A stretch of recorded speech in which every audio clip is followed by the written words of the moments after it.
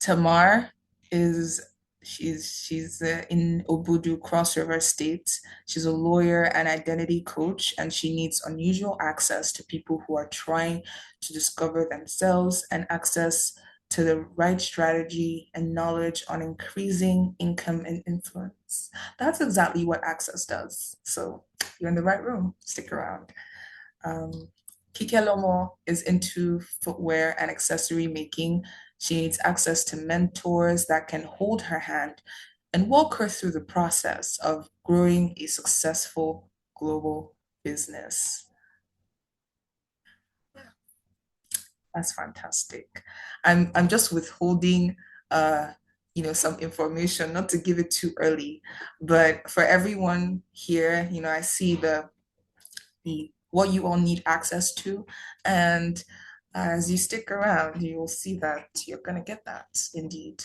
I see, okay, gonna speak, Angel. So I'm just going through the chat now and reading your responses. Ayokanmi, hello.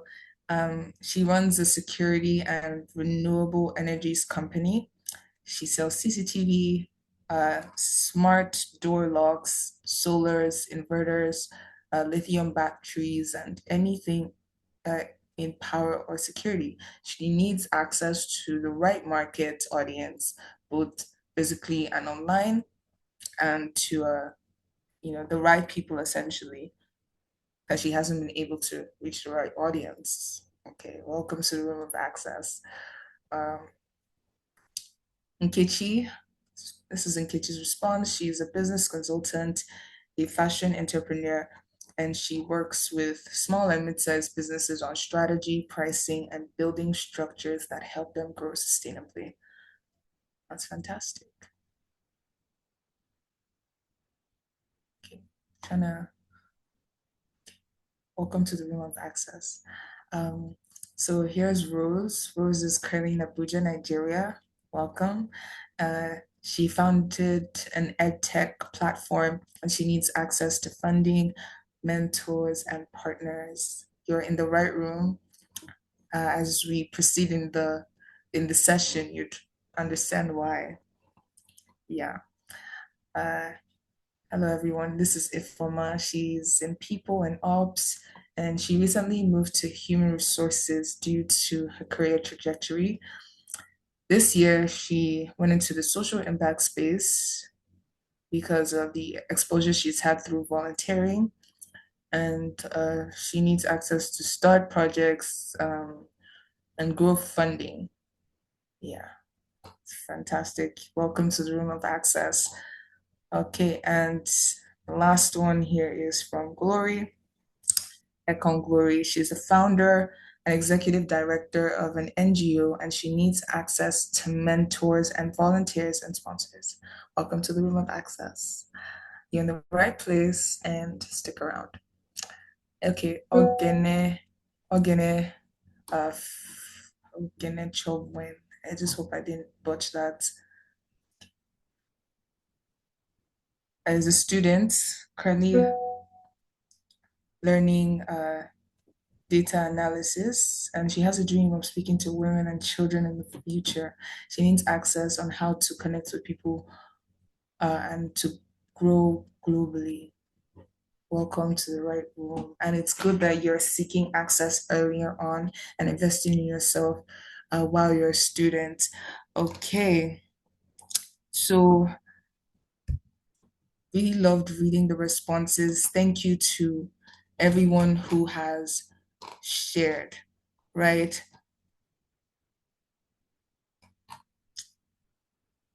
As we explore new pathways today, I'm excited to hint at a bold initiative that we will be launching later, which is why I've been saying stick around, right? This program is designed to elevate your impact on a global scale, and I can't wait to share the details soon. So get ready and continue to invest in yourself. So, yeah, we're heading into, okay,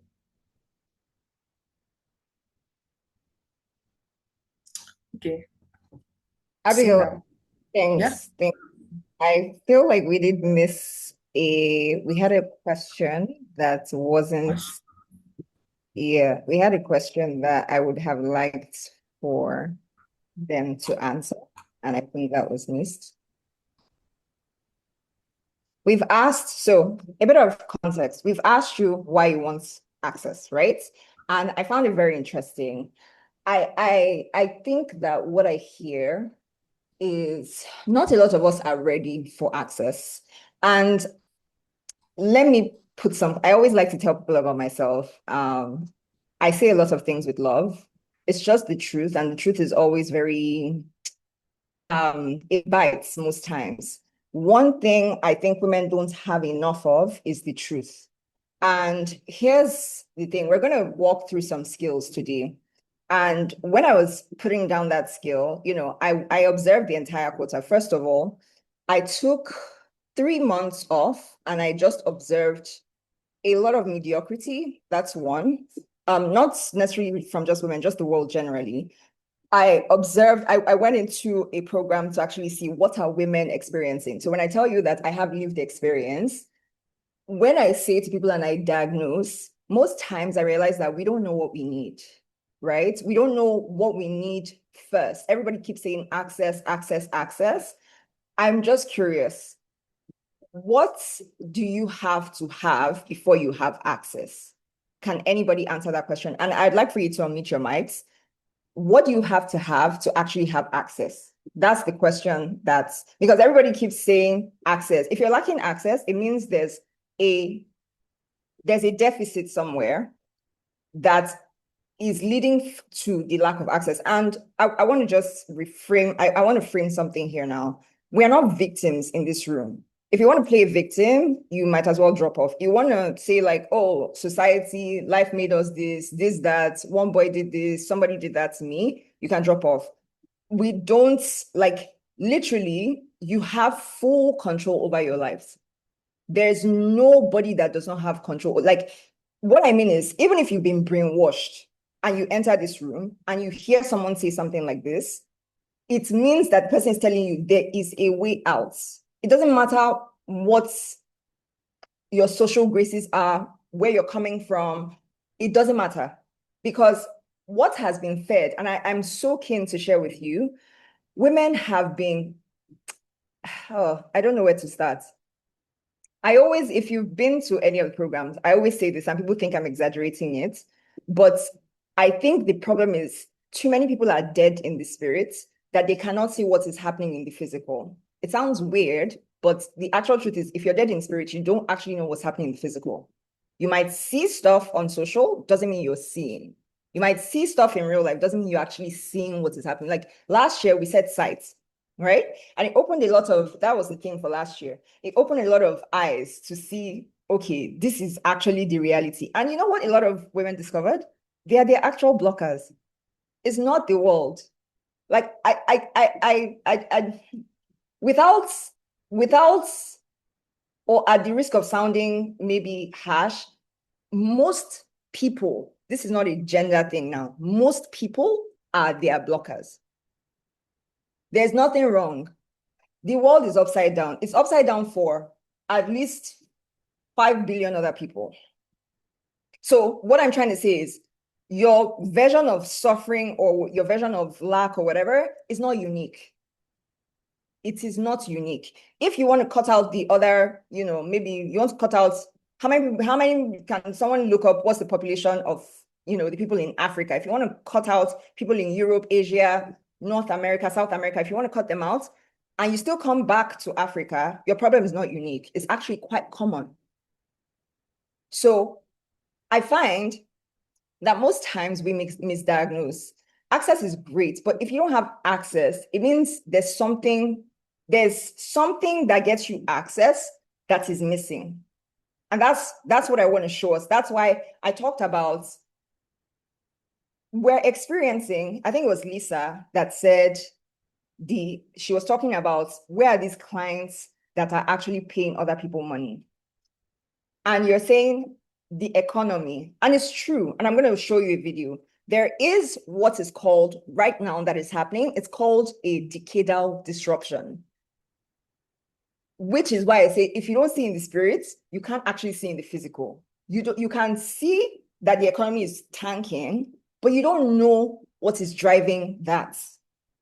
You can't put language to it because, and if you've not been to any of our programs are, they follow a three-tier framework, which is spiritual, strategic, and practical, which is pragmatic, right? For some people, they lean towards over spiritualism. For some people, for some women, and this is coming from bad advice, you are overly strategic. For some other women, you are too logical. Human beings, as we are, we're too extreme. And that's the problem. You need a healthy balance of everything because everything is interconnected. Now, if you pray and you don't go and do the logical thing, which is work, you're going to fail. I say this and I say it and I stand on it. And if you're Christian, I want you to hear me. If you're Muslim, I want you to hear me. Whatever denomination you belong to, if you pray and you don't follow principles that are logical, pragmatic principles, you are going to fail. You are not going to get the access. You're not going to advance. It's not going to work for you.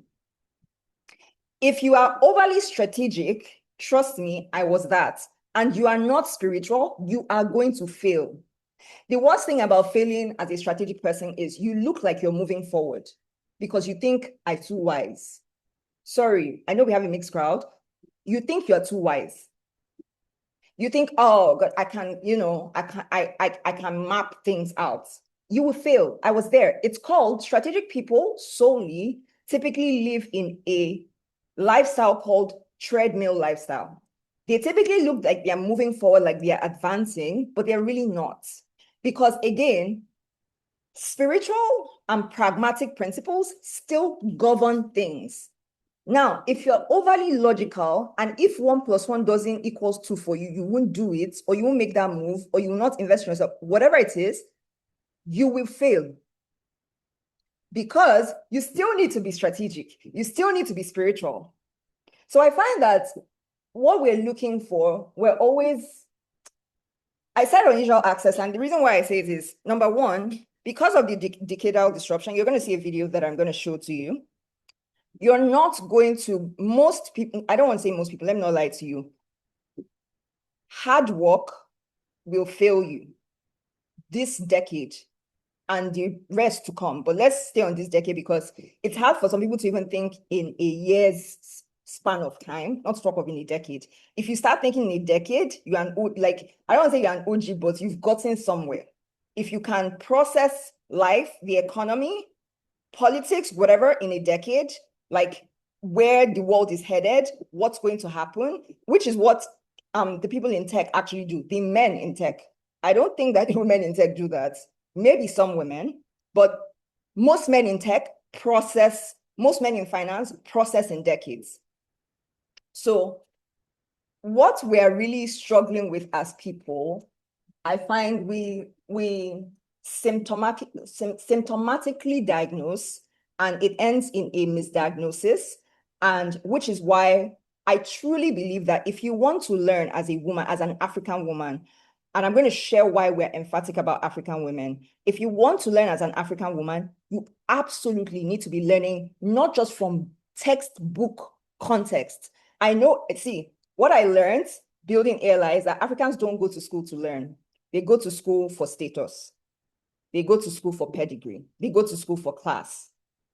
We are classists, we're arrogant, we love status, status show-offs. That's why we go to school. So that's why we don't actually learn. That's why we don't actually know that's why you can sit in a class and the person who's your counterpart from somewhere else, maybe Asia, has clocked some things, which is why you see their continent the way it is. They've clocked certain things that you've not clocked because why? Most times our motives are wrong. It's like, oh, those people that thought I would never be anything in life, like I will go so that they can now see that I'm now sitting with white people. I'm like, what? First of all, everybody knows that, you know what, let me not say anything. But if you are a woman an African woman, you must be learning from lived experiences. And I argue we are too obsessed with mentorship when we should be obsessed with prototyping. There's too much obsession with mentorship, which mentorship is great. I have a mentor. I have mentors. I have mentors across different categories. I think you should have mentors. But the obsession, again, extremism. So we don't know how to balance things out. And that is the problem. So when we say access, access, access, I have a question. What do you think you're missing? And please don't say it's because of your background. Please don't say it's because of, you don't have the money, or you were not born into something, or you didn't have a leg up. Please don't say that. Don't say that. Because most times when we don't have something, there's just ignorance in that area. That's all. Your age does not define. There are people who are, I don't know, 16-year-olds who have access. It's not an age factor. It's not a sex factor, like gender factor. It's not a background factor. All those things contribute. But when you come to a state of awareness, which most people are not in, then you start to realize that those things don't actually matter. It's your ignorance. It is coming outside of a place of ignorance that actually changes things for you. And your gender becomes null and void. Your background becomes null and void. Everything doesn't matter after that. So I want to take a few responses. Why do you think you lack access right now? And I want you to be honest, and I want you to reflect. Why do you think you lack access right now? Why do you think you don't have the access that you need right now? Why are you saying that it's access that will solve your next or move you into your next level? Do you even understand it? Because I wrap up here. I typically address, so a lot of people don't know the work we do with B2B, government, all of that. They don't know that side of whatever it is that we do, I do as a consultant. And that is because as the person who started this company, and you see it a lot as a pattern, really, if you're building anything of significance across the world, you need a dual muscle, which is the Shipra and Power muscle. I can't be feeding you knowledge and not be addressing structural issues. So if you ever see me and be like, oh, Onyeka is too much, like, why she, oh, she thinks she's all that. The reason why is because, yes, I'm going to teach you what I know. I'm going to bring people to teach you what they know. But if we don't go in and fix politics, if we don't go in and fix government, if we don't go in and fix certain things, the education system, you're not going to move forward. Yeah, so that's why there's that dualism. So why do you think that you lack access? Anybody that wants to go? Abigail, I think I'll let you moderate this. I'm listening, and I'm gonna just interact as you share. Okay. Hi, Bertha. See your hand up. You could unmute your mic. Okay. Hi, everyone. So I introduced myself as a PR manager, a filmmaker, and a talent scout. So I don't think, if I'm going to speak from a point of self-reflection, I don't think I lack access because of, proximity. I suffer because, people like, for the individuals that I'm targeting at this moment, what I suffer is, perceived value. When they look at me, they want to see somebody what's responding to, sorry. And most of these high profile individuals, they like to respond to visible results. So if my portfolio is not bulky, then they feel like I'm not worthy. If I have the skills, if I show them that this is what I can do, this is the value that I can provide, as long as my portfolio is not bulky, they don't want to, be associated with me.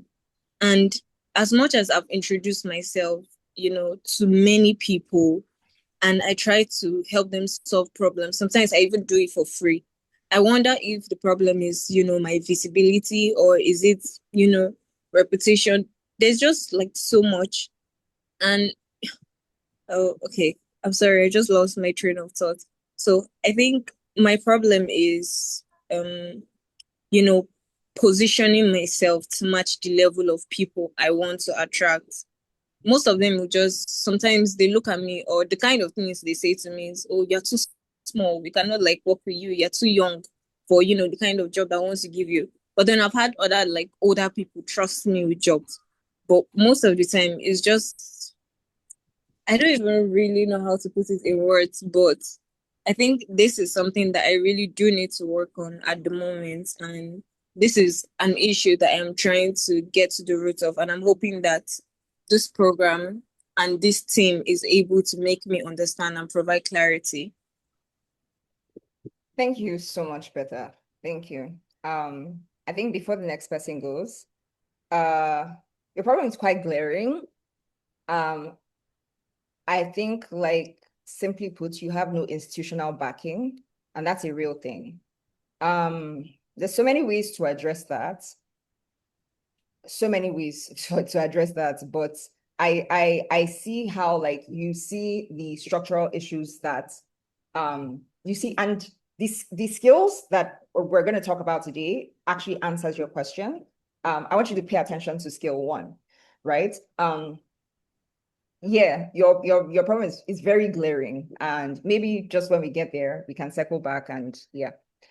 All right, thank you. Who wants to go next? Gonna time series. Hello, good morning, everyone. Good morning. Hi. So what I need, or the thing that I need access, yes, but what I really need from the access is the right information. I know exactly what I want to do. For like a while, I was trying to follow people, or when information is too much, I don't know where I'm going and all that. But I know where I want to go. I know the path I want to take that would work for me, so I can build from a place of rest. So I really just, what I want or what I need is the access to the right rooms for the information that I could use to build myself and build the value I want to offer people and the world, because value is not something that I can just talk about. I have to build it through myself and through my company, and for years, and through actions and all that. But for me to be able to tell people or show the value I want to bring, I need the right information on how to build it and also how to market the value. Thank you. Thank you. That is great. So what you have established is there's just a lot of noise and there's a lot of like information out there. My question to you is, if you saw the right information, if someone brought you the right, since you're able to discern the wrong one, if someone brought you the right information, would you be able to recognize it? Yes. Okay, cool. Thank you. Thank you.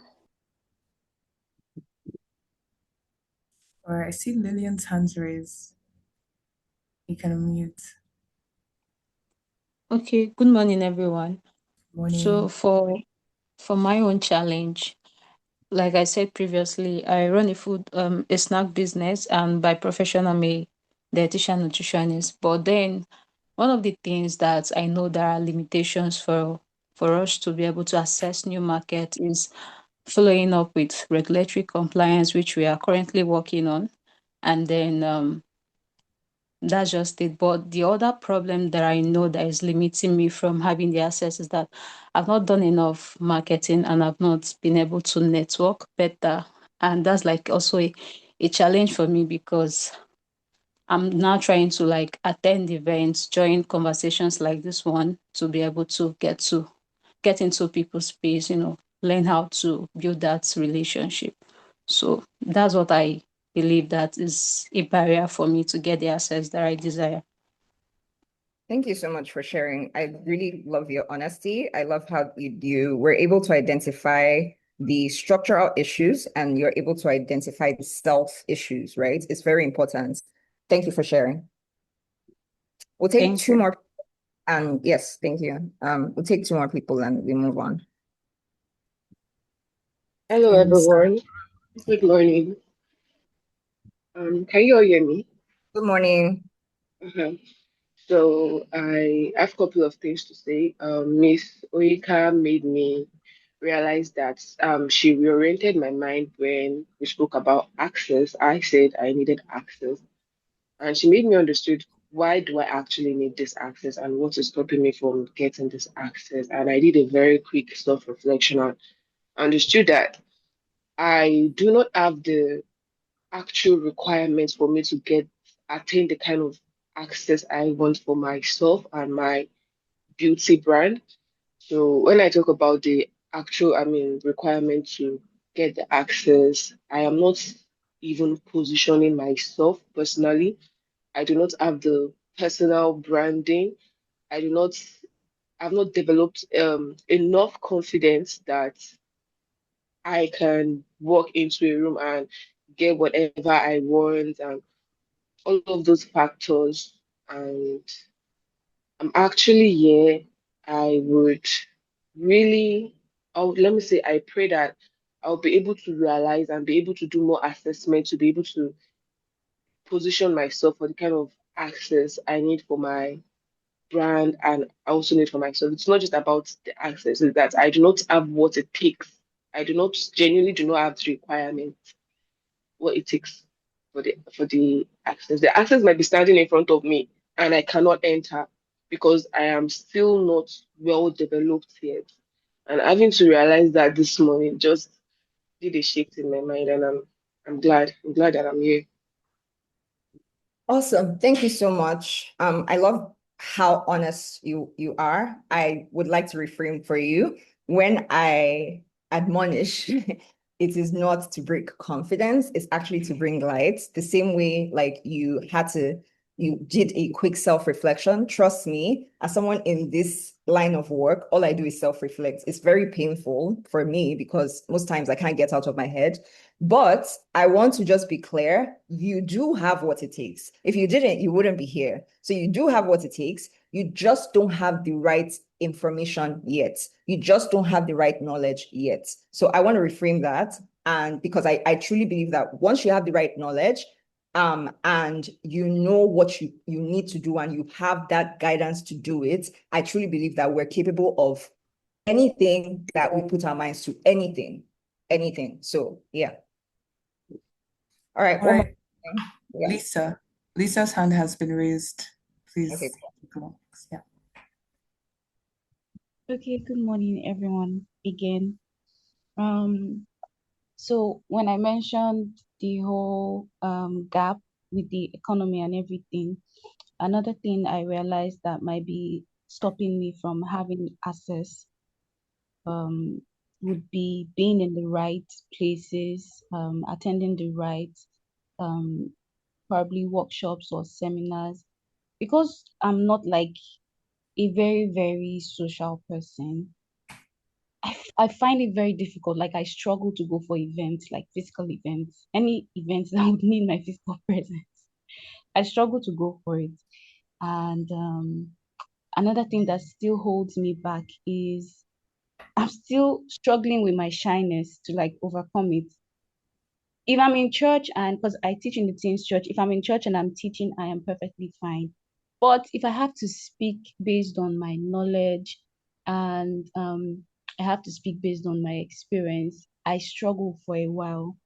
I struggle with stage fright first. So meeting new people and getting into new spaces, I think that's something that I've been struggling with. And if I'm going to get to those places, I really need to break out of my shell and come out more. So I'm hoping that this session will also give me that nudge and push I need, because when this year started, I was very confused on the path to take because I knew the economy was changing. I already knew at the end of last year that okay, things were not going to be the same, but I was really confused. And all I heard from God from the beginning of this year was rest.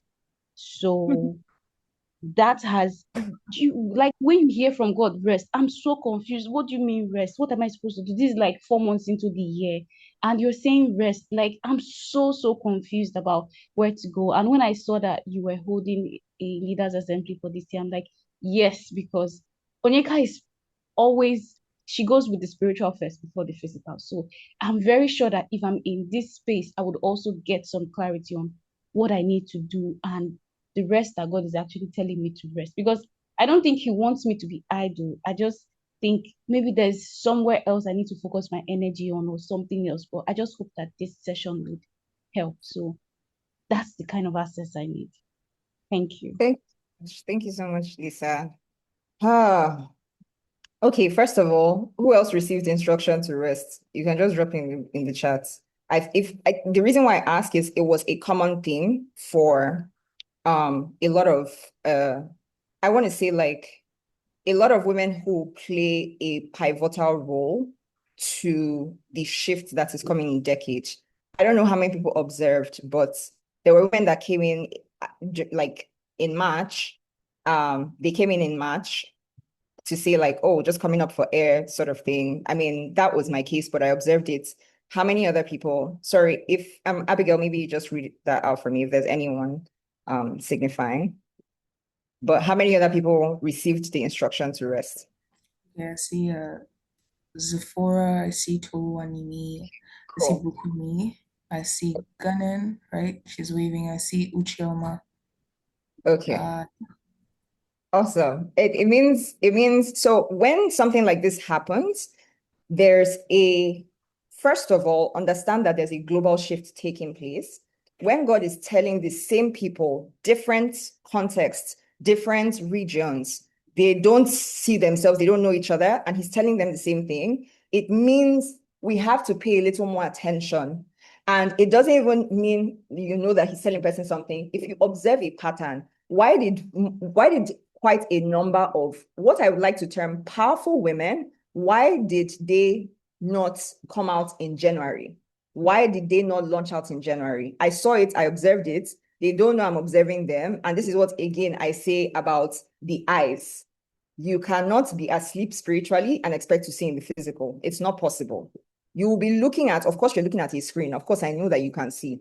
Whether you have glasses or not, like, of course, I know that you can actually see. But what I'm talking about is discerning when things are like undercover things that have not yet come out in the open.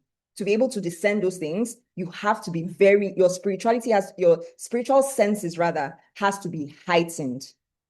So I received that call to rest, and let me just explain it to everyone who went through that and maybe was wondering like, what the hell is happening? Why would God tell me to rest? The world is shifting. I had that same panic. How many of us panicked when you saw rest, but maybe it just didn't align because you're like, I don't know what's going to happen. There's so much uncertainty. How many people felt panic?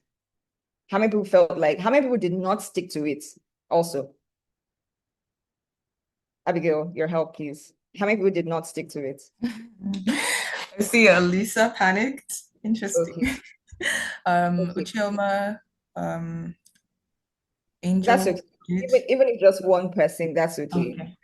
Okay. That's okay. The one person is representing a lot of people from what I know. So now, if you panicked, the first thing you have to understand is that rest is a strategy. Should I tell you what I do when everything's burning and like, going sideways? I take a nap. Sometimes I go off. It might not be a nap. It might be just an away time, and I don't do anything. We cannot, with the world being uncertain, what you need is not more doing. What you need is a voice. The only way you can hear the voice of God is in the quiet. So when you hear rest, it's a call to intimacy. You're being called to intimacy. You're being called so that you can actually hear, this is what you need to do that would make you exempt. We are now in the Noah generation. Sorry, if you're not Christian, what that means is that the flood has already arrived. The economic flood has already arrived. And it is only people who took that rest that will be able to understand what to do in this time. It's only people who rested that will understand what comes next. The Noah generation means you have to start building arcs right now, if you've not already. What is your arc? If you don't know what your arc is, and all of this might seem very woo-woo to some people, and I get that. I know that there are some things I cannot solve with ELI. There are some other places where I solve that, or there's another platform where I solve that. If you can't see or you don't understand what I'm talking about, it's completely fine. I don't expect you to. It's not in one call. The Holy Spirit can actually open your eyes, but You may not get it, you may get it. Life may flood you, may not flood you. So we're not going to dwell on it because this is not the place for that. But the point is, this is the time of arc building. And arc building means also what you're doing right now. So if you decide, I'm going to log off this call, what's going to happen is there's wisdom that you're going to miss. Again, I don't say this because I'm being proud. You have to understand that. First of all, let me give you some context about how my days are. Number one, I have 1000% full control over my day. How many people can boast and say they have 1000% full control over their days? How many? Abigail, if they are, please, you can share. If they're not, how many people don't have full control over their days? If you don't have full control over your day, there's some things that I do that you cannot do. I can wake up, be working, bust out into a praise fest, which I do very often, start talking to God, start reading the Bible, start downloading insights. A lot of people don't have the privilege to do that. That's why we actually have pastors. That's why I have spiritual leaders. That is why it's a job. They sit down and they listen. So it's not a function of like, oh, this person thinks like, oh, is she better? Like, no, it's a function of if God has pushed you into another field or somewhere like something else to do, you may not have the luxury of time. What you need is an intercessor. What you need is someone who's going to stand in the gap for you. What you need is someone who is watching your blind spots. How did I get here? The point that I'm trying to make is we are in the days of Noah. If you say, oh, I'm going to log off here. If you say like, oh, this is a lot of whatever, yapping, blah, blah, blah, or you say, oh, whatever we tell you, this is a next step, you don't follow through. That's arc. You don't know what arc to build. Somebody understands what arc to build. And I know the arc to build for women. Why? Because it's my mandate, it's my mantle, it's my mountain. And more specifically around how lots of people do lots of different things around women's empowerment. We're not all the same. The problem with us is that we think everything is the same. You think because you see, for instance, you can name a community, a female community you love and you're a part of. You can easily assume that what we are doing, what happens in ALI is what happens there. Nobody does the same thing. Not one person. Each person is giving a unique factor that I like to refer to as your core. Even if you do female empowerment, that is why I can collaborate with just about anybody. You can't, if there's nobody I can't collaborate with. The only thing that'll make me not collaborate with you is if we don't share the same values. If you like being the same, if you be doing female leadership, I can collaborate with you. Your spirit just has to be right. Everybody has a core. We don't share the same core. So we don't do the same things.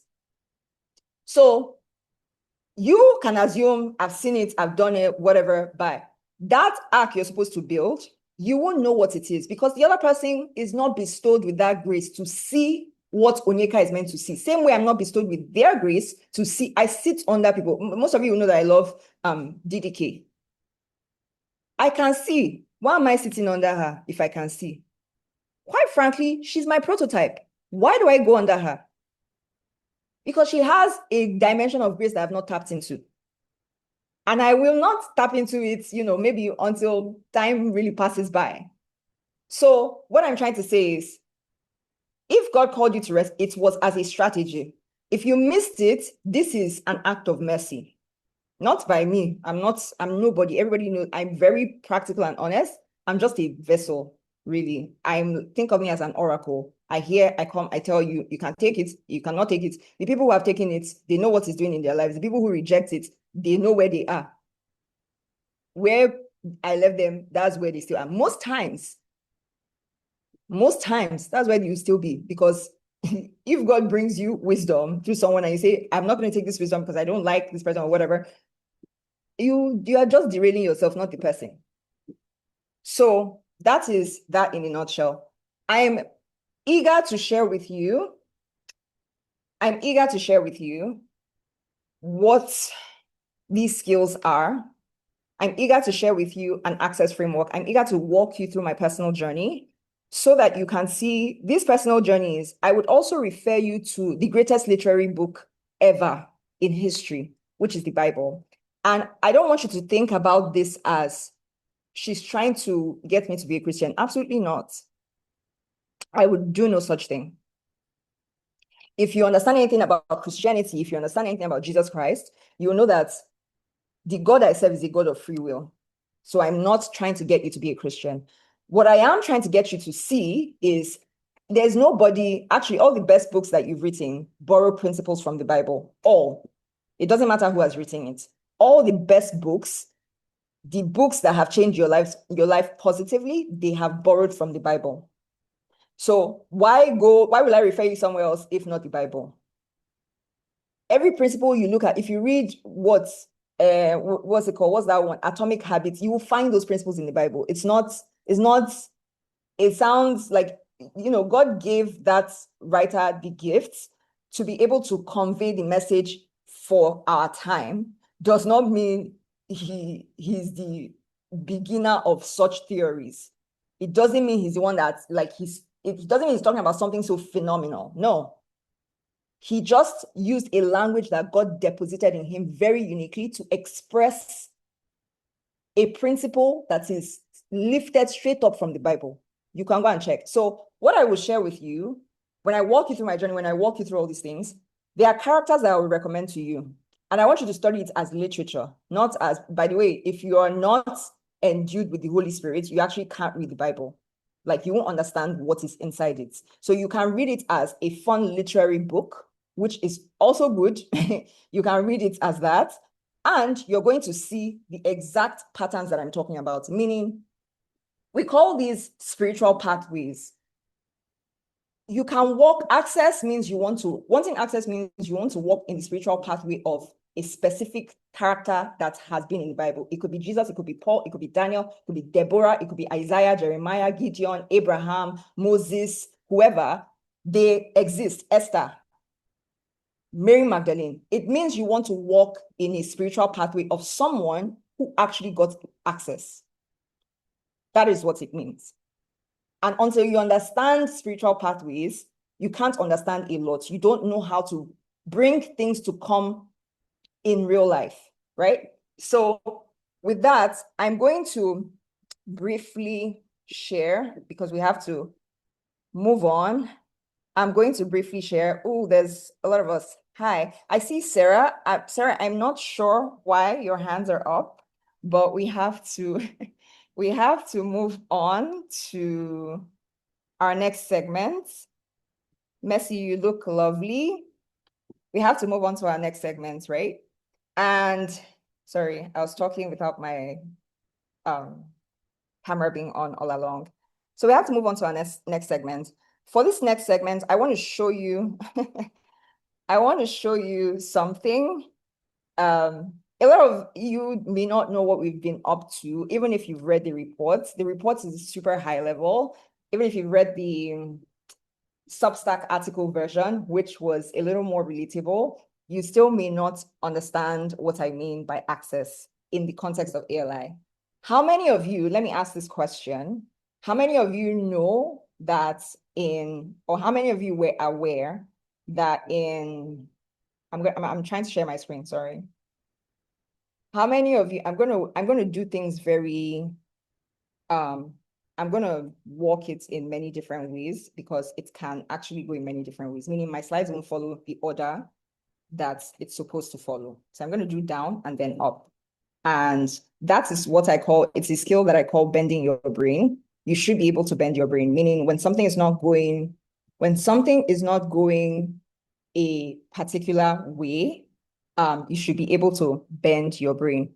I think that I think I'm sharing the wrong screen. 1 second, please. Okay, found the right one. Okay, so how many of you know that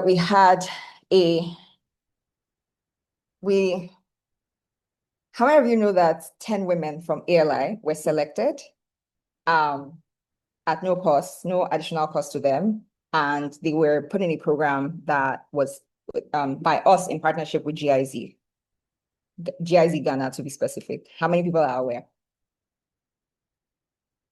If you're aware, let me know. If you're not aware, let me try. Let me see.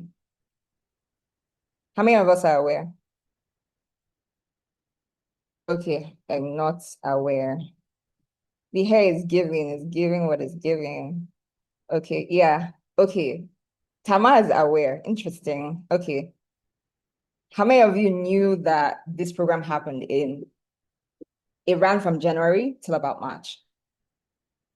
Okay. So if you're not aware, it's okay. Mercy, of course you'll be aware.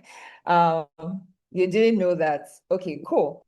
Now, if you're not aware, that's because you were not meant to be aware, right? And I don't like in ALI, we're not classes where we very much just respect your decisions. That's really what it is. And let me give some context. These are women who they had invested in themselves. For us to make a recommendation in any capacity, whether it's we want you to have that speaking opportunity, whether it's we want you to, get that funding, whatever it is, for us to actually make a recommendation, you have to have been trained inside of ALI. How else do we know that you know what you're doing? We don't know. You could be anybody. You may have bad character. How do I know that you don't have bad character? How do we track your progress? How do we know that you are actually moving forward and you're fit for the purpose in which they're calling you for? How do we know that you can speak? How do I know how to guide you? I can't know if you're not inside of a program. I can't know if you've not been trained. I can't know if when I think about the members, your name does not come to mind. I can't know. We talk about visibility. This is visibility. I can't know you if you're not inside the program. There's over 2,000 women inside of this community. It grew pretty fast, 2,000. I was thinking about it. Pretty fast. If you check the WhatsApp, you're just going to be seeing numbers. I don't know who is who, except that person approaches me and says, hey, Onyeka. Or comes into a program and says, I'm here, I want to learn.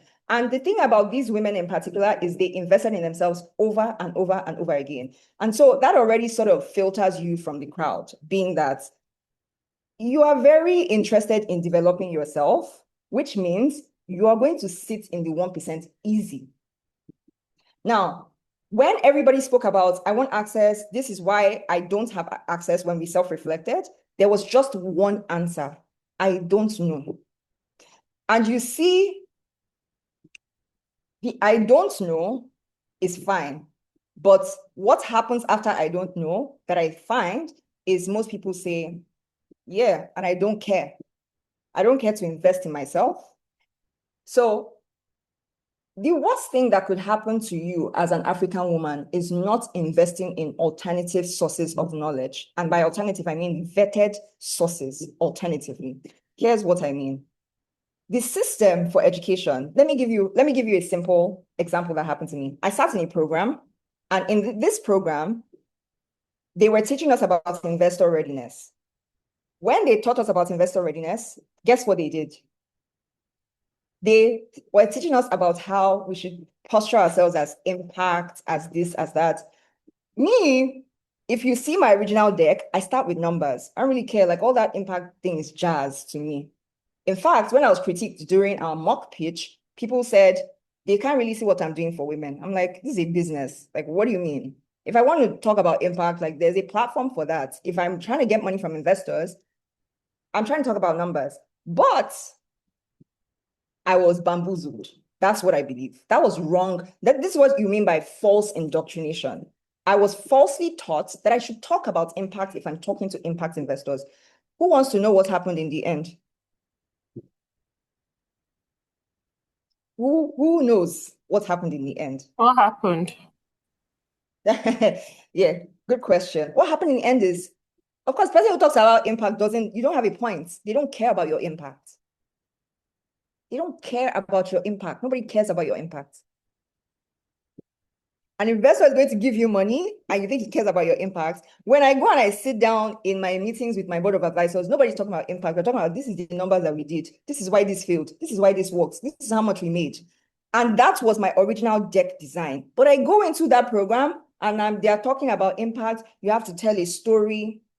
When I went to ask the people for feedback, the judges, he said to me, your product, like you didn't, your numbers, you didn't.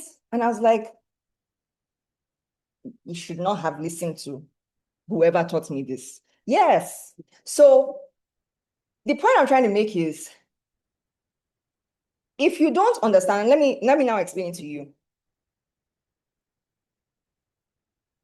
When the world is consciously designed to eliminate the woman's agency. If you're not aware, you would think everything is just everything. No. How many of you here have an iPhone 17, or maybe you've upgraded your iPhone, like maybe as it comes out, you upgrade your iPhone? How many people? You upgrade your iPhone as it comes out? How many people here have bought at least 1 wig or 2 this year? How many people have bought wig? Okay, fantastic. Mercy saying nah. How many people, Priscilla says, okay, Deborah has, good. How many people here have bought makeup or have gone every month, fine dining? I'm like, how many people? Okay.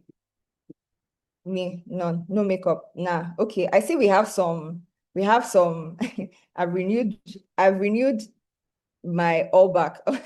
Okay. I bought a wig. None. Cool. I think the country is even like, if that's what you're doing, right? No wig, no phone, no icon, no. I renewed my all back 3 times. Good, right? Now, majority of women, this might not be your case, but majority, because the data shows it. When you go on Piggyverse, you're going to read their reports, or you read what are people spending on. They're spending on food, they're spending on wigs, women are spending on wigs. Like the data is out there, right?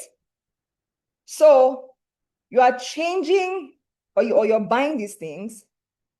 First of all, the design is actually to make you want to buy. It's all, see, I want you to think of this world as this, as a woman. It's a fixed simulation. You're in a fixed simulation. It's design. I'm not talking to scare you. I'm talking because I am friends with, I have access to the people that in the background. They're not actually like, you see all those impact programs? I'm not going to say all are bad, because I'm not going to make that generalization. More than half of them. Are you even asking who designed this program? Who designs your program is very important. If one woman in Europe, some white chick, because she's on the board of something, is the one authorizing the design of your program, prepare to fail. Prepare. Just as in be packing your, you know how they prepare to travel? It's like that, you prepare to fail. Who designs your programs matters. Who is funding your programs matters. So the point I'm trying to make it, and I'm going to go back, no, it's really by design. I'm not going to know who you are except you're in a program. I can't know. Except you make yourself known to me, I can't know. If you're one of those people that likes lurking in shadows, like, it's not cool. You might think, some people think I'm looking. Even if you're coming and you maybe like what I'm doing and you're watching it, come, let's collaborate. It's better for you. It's better for me to come, let's collaborate. I'm telling you now, come for collaboration with sense, but come. But if you're lurking in the shadows, we can't know how to say, this person needs to speak, this person needs to be in this program, this person, that's it. I'm giving you a plain example of how it happens. This is how people get selected. This is what happens. That you're wondering, why won't people pick you? Why won't this is a classic case study of how it happens. So with that, we're actually launching something called Class of Her Own. If you read through the impact reports,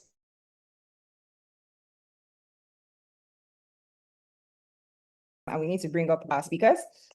One thing, sorry, 1 second. 3 things that we do.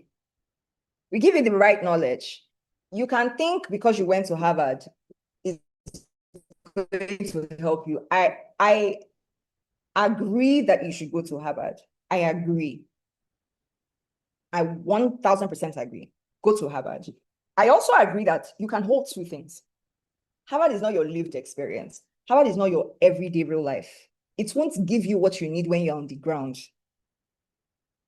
When you wake up in the morning and you can't make a sale, you won't call Harvard. Harvard doesn't know what to tell you. Quite frankly, when I listen to people from some of these places, like, I think my curse is like, when you know so much, I don't want to interact with people because I'm just like, I can be an intellectual snob. Like, I'm looking at white men, I'm just like, this person is just like talking trash.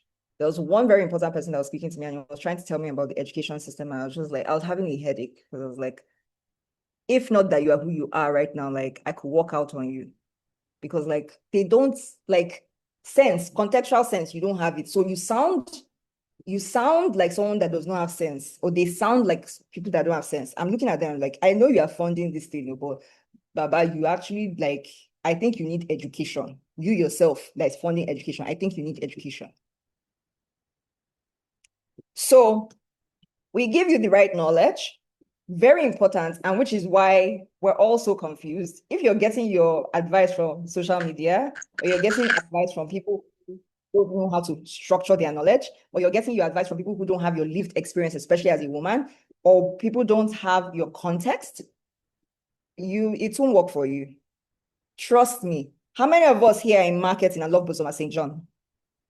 How many women here are in marketing? You love her, you know her, whichever one. Wonderful.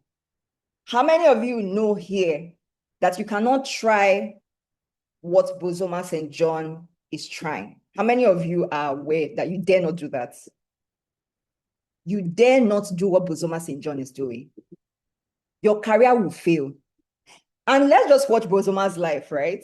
It's constantly a thing of haters, they hate me, the haters, the haters.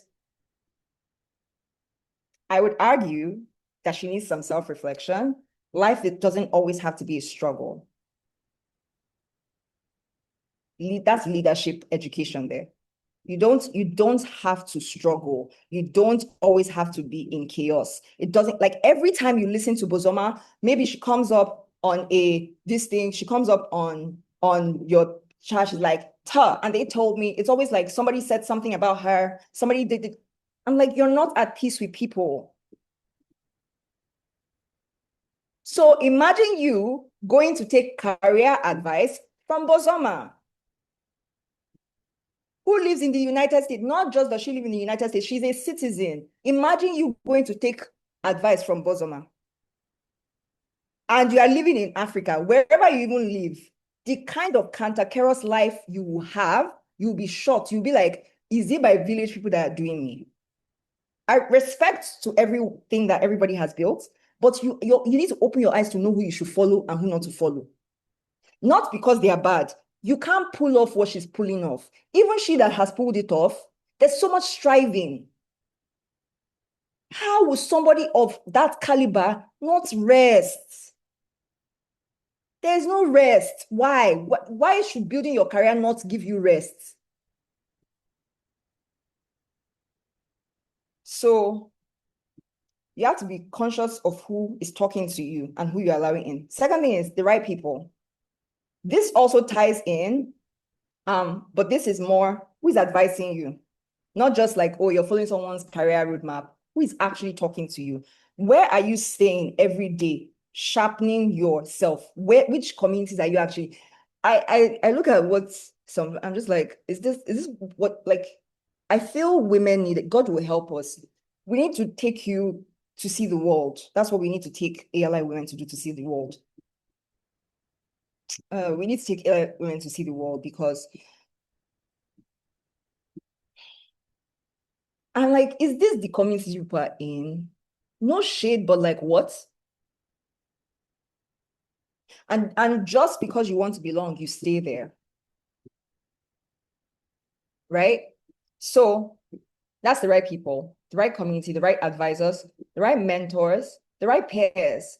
People underestimate this one, but you see that one of the right peers. You think you will have a mentor and your life will be sorted. When you need a mentor, and something just happened right now. We need to fix it. Is make or break. Who are you going to call?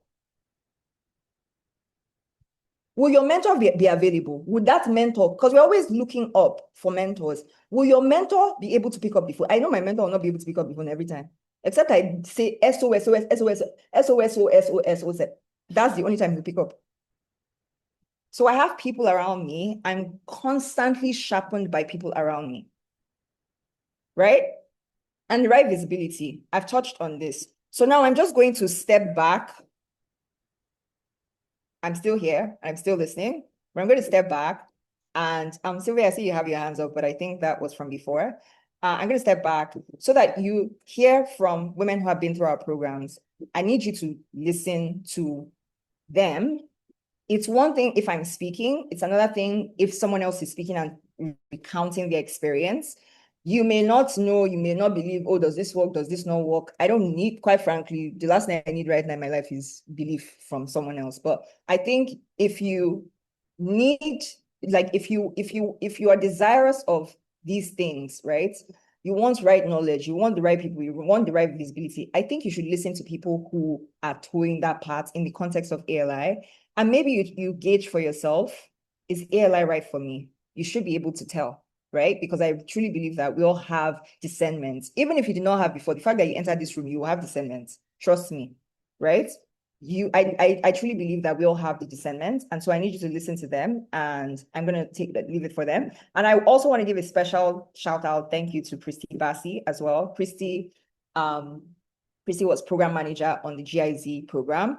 It was not an easy program to pull off, because one thing, if you don't know about our programs, is we don't stop at the programs. People enter into action labs. So it's one thing for you to have been trained. It's another thing for you to actually see the results like in real time, because you're working towards it.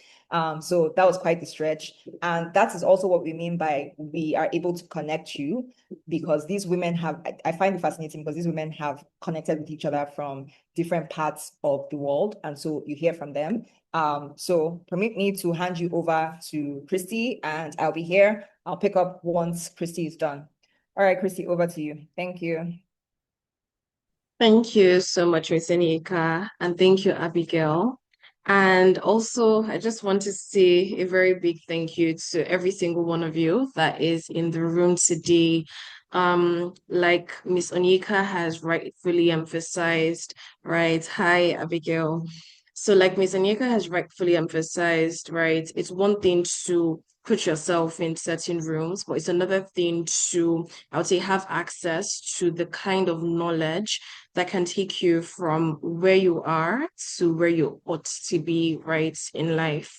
And just making the decision to be part of this leaders assembly says a lot about how much you value yourself to be able to invest in yourself. So it's such an honor for me to be moderating this conversation. Ms. Onyeka has mentioned that at the start of this year, we had the opportunity to execute, I would say, a very high level program on confidence for storytelling for African women and even some women beyond the continent of Africa. And this confidence for storytelling program was executed in partnership with GIZ Ghana. And today we are going to be having a conversation with 3 of these women that were part of this transformational program. And if I haven't said this before, I would say this now, that this conversation is a very important segment in this leaders assembly, because for a lot of you ladies in the room today, it's going to be a picture of possibility, right? For so many of you, you're going to be listening directly from these women, and you're going to be seeing what can be possible, right, in your life when you have access and you're in the right rooms, and you also have access to the right knowledge, right? Because and there's a very high cost for ignorance. And not just ignorance in the sense of not knowing anything, but just not knowing what you need to know, right? The contextualized knowledge that can advance you, whether it's in business, whether it's in career, whether it's any aspect of your life. Okay, so we're going to start off this conversation very quickly. I want us to meet the alumni very quickly. So today in the room, we have Grace Idiare, the co-founder and COO of Varsity Scape, joining us from Lagos, Nigeria. We have Cynthia Kimbongu in the room today, a social media specialist, IT project manager, and founder AMJA, joining us from Paris, France. And we have Nancy Narte, a chartered accountant and tech founder of Cash, joining us from Ghana. All right, ladies, are you with me? Hi, Grace, Cynthia, Nancy. Just confirm that you're in the room here. 15 years.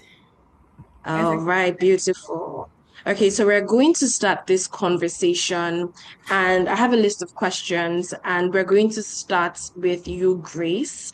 And I think it's really important because just listening in from this conversation from the start, I know that there are a lot of women in the room today that are currently in the shoes that you were once in. So my first question to you, Grace, is you've described a persistent pattern of self-doubt, questioning whether you experienced enough or qualified enough to be in certain rooms. But what was that specific shift that happened inside ALI Global that broke that pattern of this persistent self-doubt? And what became possible in your life as soon as that pattern of self-doubt was broken? All right. Good morning. I hope you can hear me. All right. Yes, I can. I can't seem to see you, but I can hear you. Okay, I can see you do. Thank you very much for that question. So, um, I would always say that I have moved from that feeling of self doubt to self confidence. And I think I would want to tie it back to the confidence for storytelling, which was the last training program that I went through in ELI. I went through a couple others before confidence for storytelling. I think the first one was about relationship building in late 2024. But yeah, the last one I did go through was confidence for storytelling. And I remember that we were given this sheet to feel like it was a self-reflection journal thing, right? And we had to go back and ask ourselves specific questions about what our fears were and what our identity was rooted in. And I attempted to fill it the first time, and I noticed that I was still writing the fact that I was scared and that I had self-doubt, even though I had like experienced some streak of win in 2025. And when I submitted it, because there was a deadline to submit the document, I put myself back and I was like, why am I still doing the same thing? Why does it feel as though I'm still stuck in this loop of self doubt when I can actually move away from it? Like, I just went through the training, they're telling me about my identity and how it's rooted in a source. And I'm still thinking about my experience, my abilities, my results, which is really not the right basis for anything identity.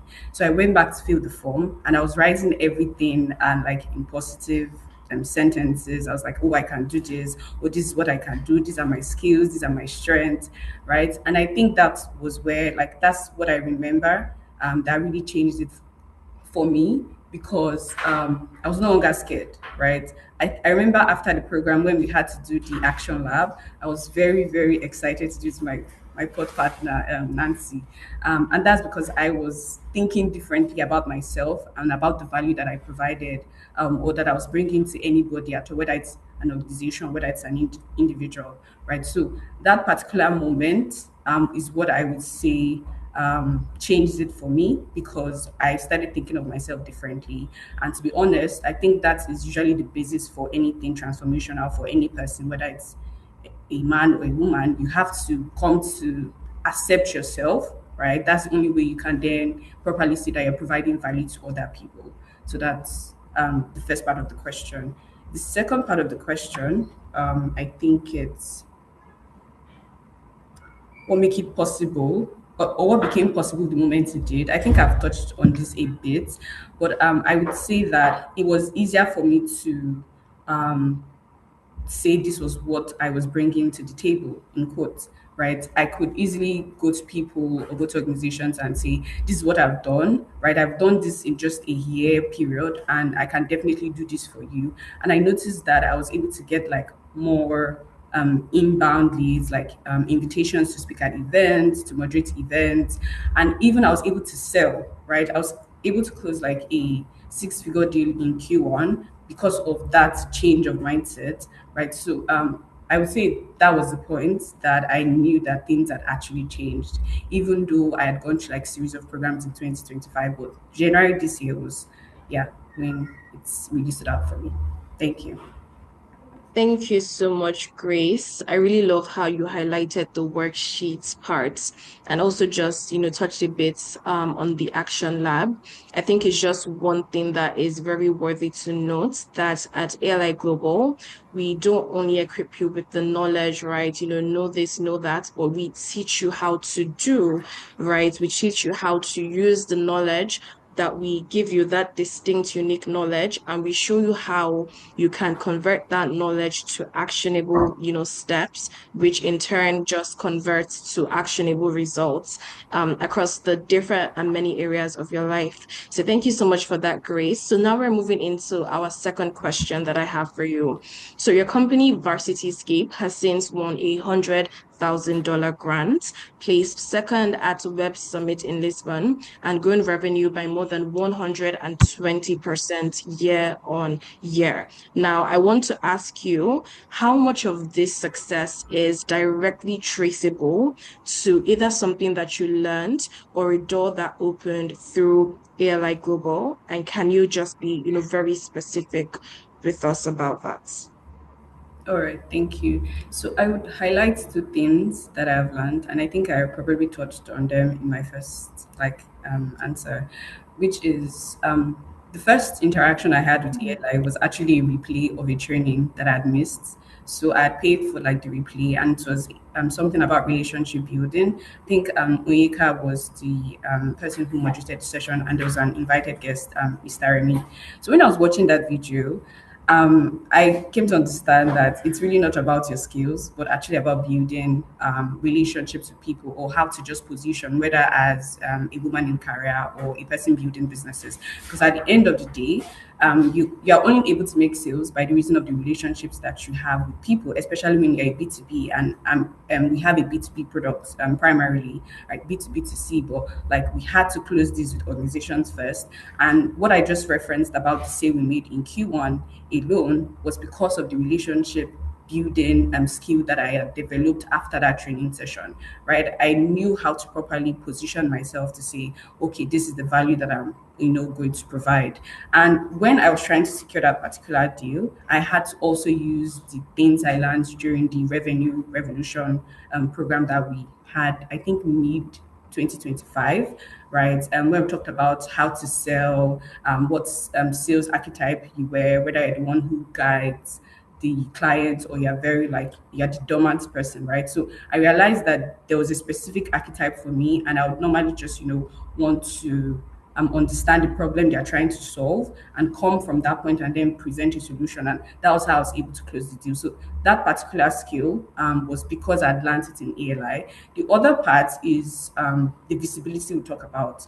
So it's not just about posting content consistently on any social media platform. It's about the intent, right? And for me, why I'm very passionate about education and the fact that I want people to get skills, and specifically the African youth to get skills, there's a way to say it, there's how to sound, there are the numbers that you have to pull up, right? And that skill I had to refine in January when we went through the Confidence for Storytelling training program, because then I was able to tie both my story and also what it relates to like the industry and put it into different multiple posts. And then like there were several interactions that I had.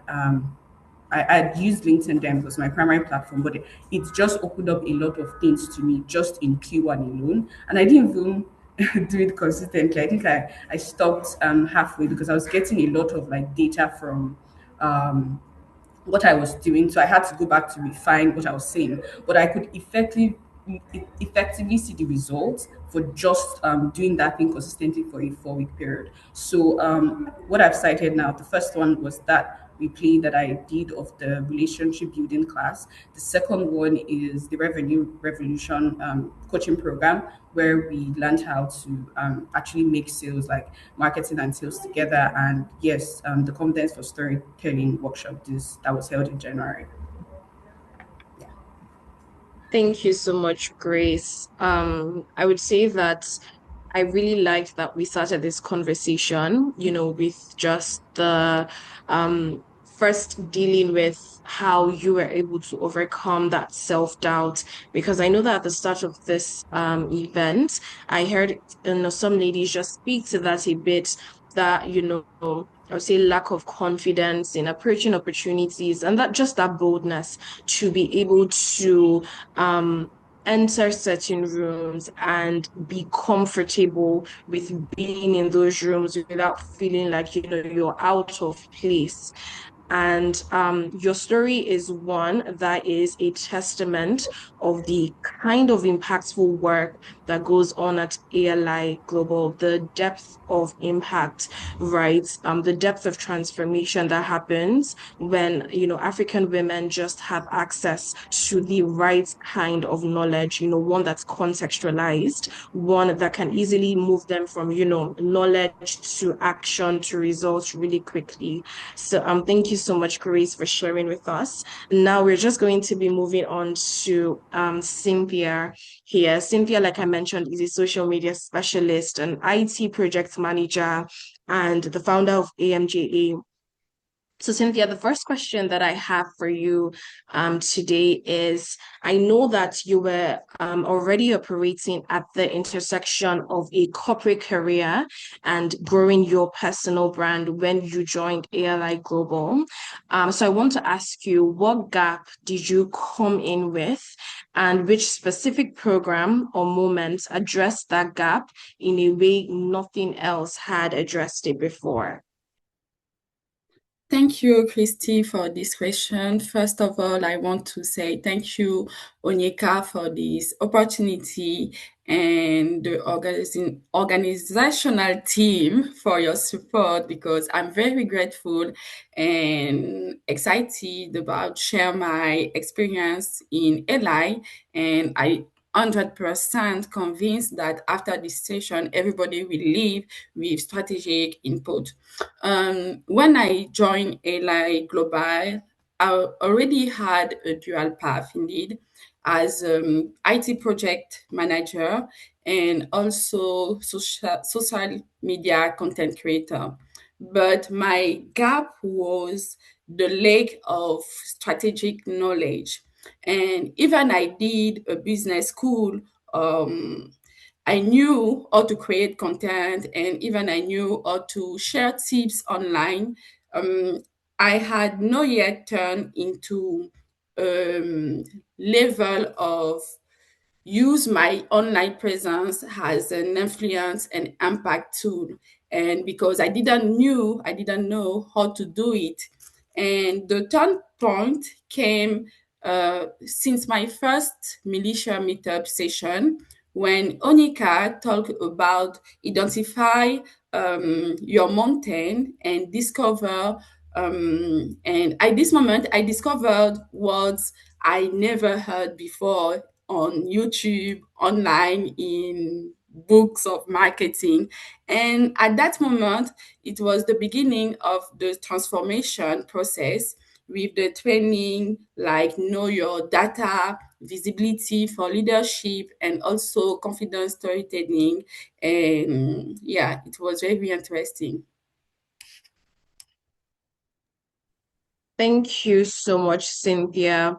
So I just want to follow up on that, and I want to ask, while navigating your personal brand and also your corporate career, was there any specific gap maybe gap in knowledge, gap in relationships, just something that, you feel that you lacked at the point of joining ALI Global, and probably was addressed either by the Malaysia meetups or the Confidence for Storytelling program. But I just want us to just, double down on that gap. Is there any you can think of that you can share with us? I want to share with my heart. I did a business school and I already had a notion in storytelling and marketing. So when we talk about, oh, did you know what is visibility? Indeed, I had a notion, but there is a difference between the operational notion to use it to post online and set up a clear strategy for your brand and how to use your business as something to impact other people. And the gap was really the knowledge, because I knew how to post as an employee for a big company, but I didn't know how to create my own vision.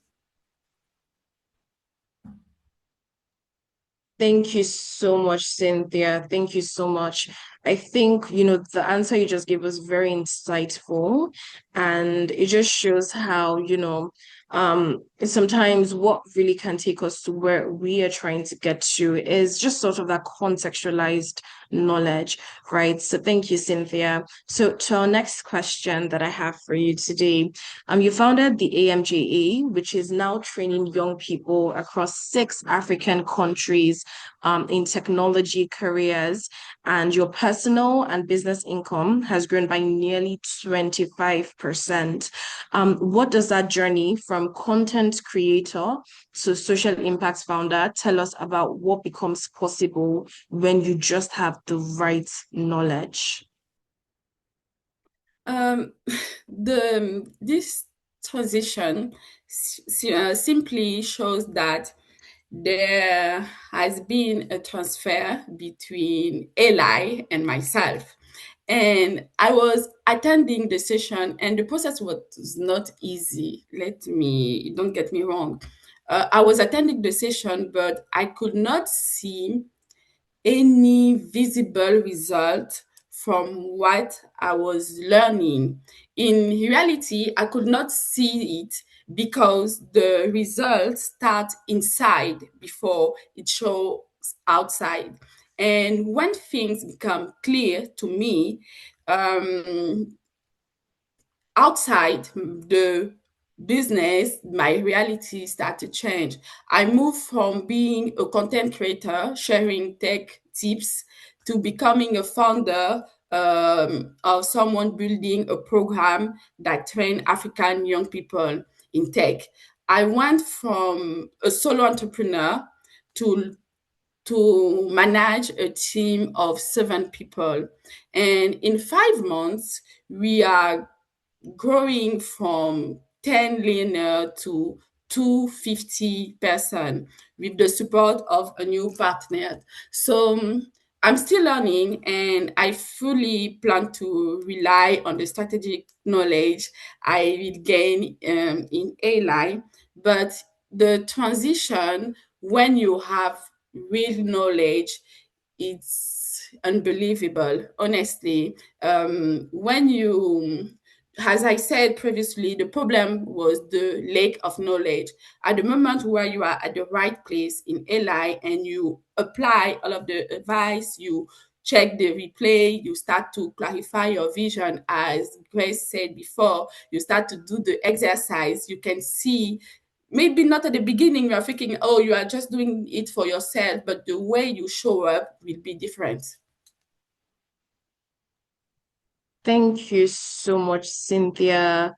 Wow, like these responses were so lovely.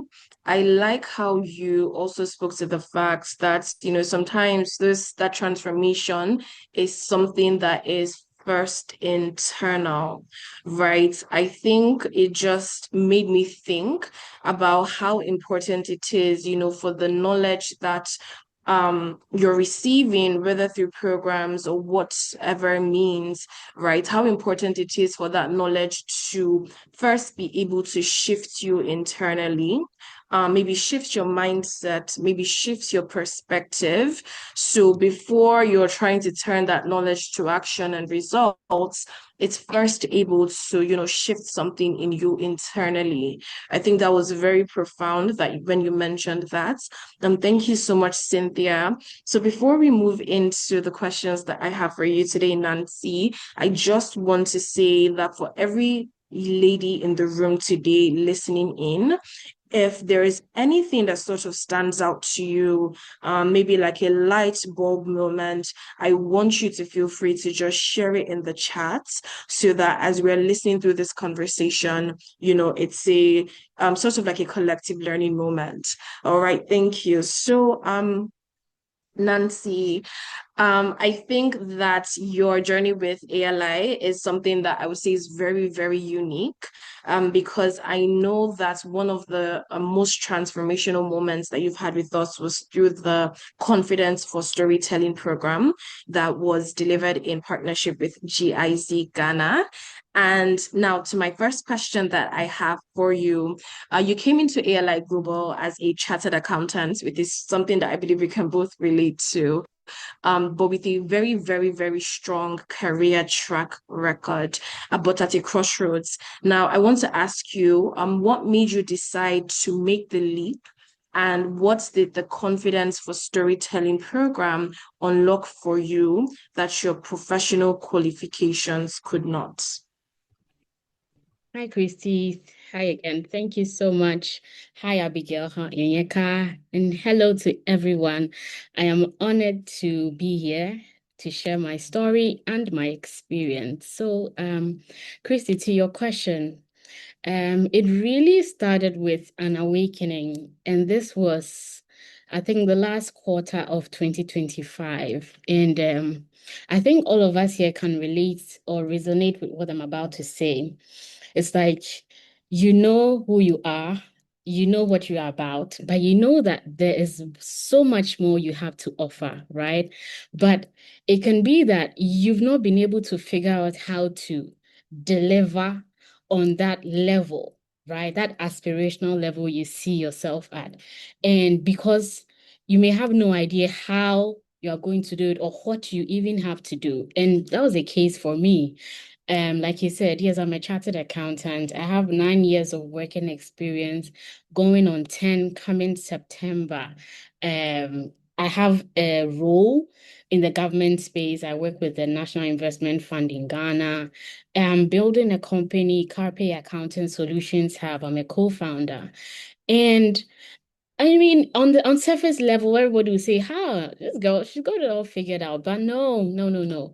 I knew that something was missing, and some way, somehow, I came to understand that the issue was how to articulate my value to all the stakeholders I interact with, clients from cash, other business owners, other collaborators, stakeholders in the government space who I work with, right?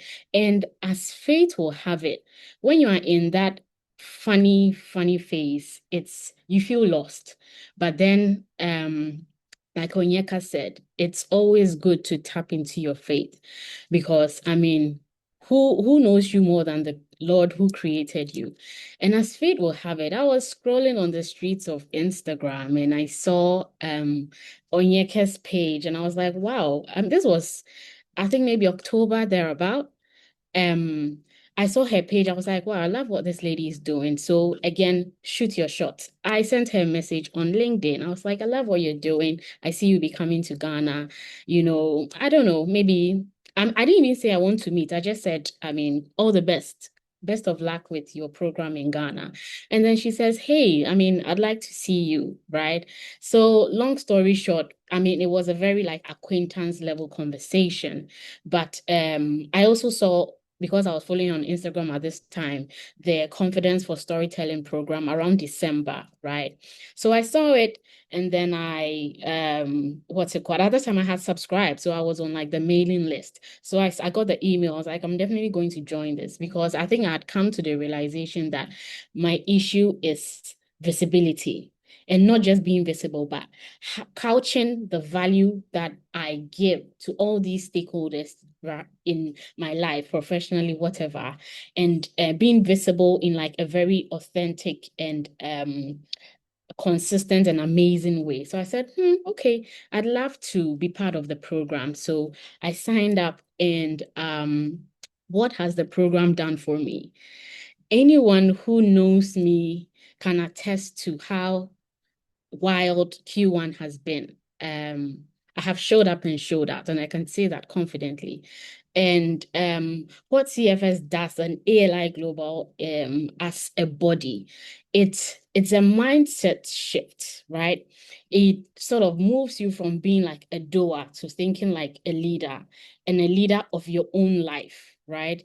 I am someone's employee, but I'm also a co-founder of my company. So it's like, it's funny. You enter an office and you work for somebody, but once your mindset is tuned that you are in control of everything that surrounds you, you move differently. So how now I communicate to clients, to what's it called, other stakeholders who are also doing business. And through being visible, we actually receive proposals from tech firms to collaborate on an accounting software. And I mean, this would not have happened if we're not delivering our value, right? For people to see that I would want to partner or work with these people. So that has happened. We are building a financial management platform. So I will not claim to be a tech founder, but sort of, some way, somehow, right? I am. And that's what ALI has done for me. I mean, the proposals, the clients, the pipeline of clients, it's been amazing. And I mean, I'm confident now to even be in a position to say, you know what, I'm going to pitch this platform we have to GIZ, right? Because that's one of our aspirations, to work with a development agency. Yes. Thank you, Christy. Thank you so much, Nancy. I really, really, really love how you responded to this question. When you mentioned the thing about being a leader of your own life, I know that there are some ladies in the room that actually needed, to hear that, especially if you're navigating a career, but maybe you don't want to be constrained in the boxes of career titles, job titles, and you're probably seeking for more, maybe a different expression. Yeah. Seeking expression of another area of your life, ALI Global is the room for you. So now we're moving into the next question that I have for you today, Nancy. So you're building a technology product, Cash, and while still building your career in the government space. Now I want to ask, like, what does that look like in practice to hold both? And what from ALI Global is actively helping you navigate that? Yeah, thanks again, Christy. So, yes, like I said earlier, I sit in a room where I have, somebody leading me, being an employee, and I'm also building a company, right? Which I am the leader of. But like I said, not long ago, I am still the leader of my life. So that mindset of knowing that, even at my job, I am the CEO of whatever job description they've given me, right? And how do balance these things? It's not really balance, right? But it's more of prioritization and relevance. Finding out, okay, what needs my attention now? What can wait? What can I defer? What can I delegate? Mind you, I have a co-founder, so the roles are split. Do you understand? Maybe I'm in charge of, telling the story, but in doing the work, I'm not the only one involved. We are building the tech product. There's a what's it called, a technical firm that we are working with, right? So once they do, we go in, we are testing it, we share, okay, fix this, because it's a financial management program, sorry, software. They are not accountants, we are. So after they have built from that accountant perspective, now we need to go in and test from being an accountant and also putting ourselves in the client's shoes. What would they like to see? I believe in excellence and I like very pretty things. So I always put myself in that point. Okay, I mean, what is amazing that people will want to pay for? And I use that also for my life, right? Will people want to associate with me, right? Because of what I'm putting out there. And let's bring ALI in. How has ALI helped me do these things? Three key things. ALI has given me community. On this point, shout out to my pod member, Grace. And we are the trailblazers, just putting that out there. And at this point, I literally feel like Grace and I were part of the astronauts who were on the Artemis 2 mission, because it's amazing to have, I mean, two peas in a pod being here, doing amazing, meaning we did so well in our pairing. So having that community, Grace is a co-founder. Grace is a proper tech founder. So I go to Grace, how can I do this? What can I do? How do you run things with your co-founder, right? Okay, Grace, let's set some goals. Okay, I mean, some of them we are slacking on, let's be very honest, but it's so amazing to have somebody who has the same foresight as I do, right? The second thing will be the professional framework. That retuning from ALI, know that I am a leader and not just a follower and not a doer. I'm leading my life. So it sort of guides what I do. When I wake up in the morning, fine, I go to work, I work for something, but once I'm there, my time is there, all right, but systems and processes are in place that I'm not losing track of clients coming in from cash. Do you understand? So that's also another thing, having systems in place, having a structure, you know, the content you are going to record, what you're going to do to be visible, the stories you want to tell. Sometimes when you're sitting down, you just get, I mean, insights like, okay, this is what you plan to do. But I mean, the Holy Spirit is our counselor. He will just say, maybe instead of doing this, do this rather. Do you understand? And the third thing will be how to actually tell the story. We had sessions where we had people come in to say, I mean, it shouldn't be so hard. It shouldn't be so like a hard and fast rule. But at the point where you find your voice and you know who you really are. Like I said, I like pretty things. So, I mean, when I'm recording content, my brows need to be drawn. I'm sorry. I mean, I need to, put my pink lip gloss on. And at that point, like I'm in position and I've already planned, this is what I want to record, this is what I want to put out. Do you understand? It will flow. So finding your voice, being authentic to you, and the voice that your audience would want to hear. I'm a chartered accountant, but when I record videos, I'm not about to be talking jargons. Nobody cares about that. But telling us, like, I think I've made my point here. So yes, these are the three things ALI has done for me that I'm so grateful for. And thanks again, Onyeka and the team. Thank you so much, Nancy. That was so very well put, very beautifully put, I must say. I think that one thing that really stood out to me from your response was the power of community. And I think that I just want to use this opportunity to say that every program at ALI Global, every community, everything that is done here is so intentionally and excellently done and executed. So we're not just equipping you with, the right knowledge, which is important, the contextualized knowledge, but we also give you access to the right people. We give you access to, people that could go on to become your co-founders, accountability partners, all of that, because we really believe in the power of community. And we really believe, in the value that other people have to offer, especially when it comes to, navigating our different life journeys. And I also just want to say, yes, on that whole topic on accountability and community, that sometimes as ambitious women or women with like really big goals, really big dreams, you may tend to struggle with, finding the right people that can, understand all the things, all the dreams in your heart, the things on your mind. And ALI Global gives you access to those people. Now, I have one final question for three of our panelists today, and we're going to start off with the same order we started this conversation. So, which is Grace, I would love you to answer. Then we go to Cynthia, then Nancy. So the question goes thus. If you could go back and speak to yourself the day before you joined ALI Global, what is one thing that you would tell that version of yourself? All right. Thank you, Christy. I hope you can hear me. Yes. Yes.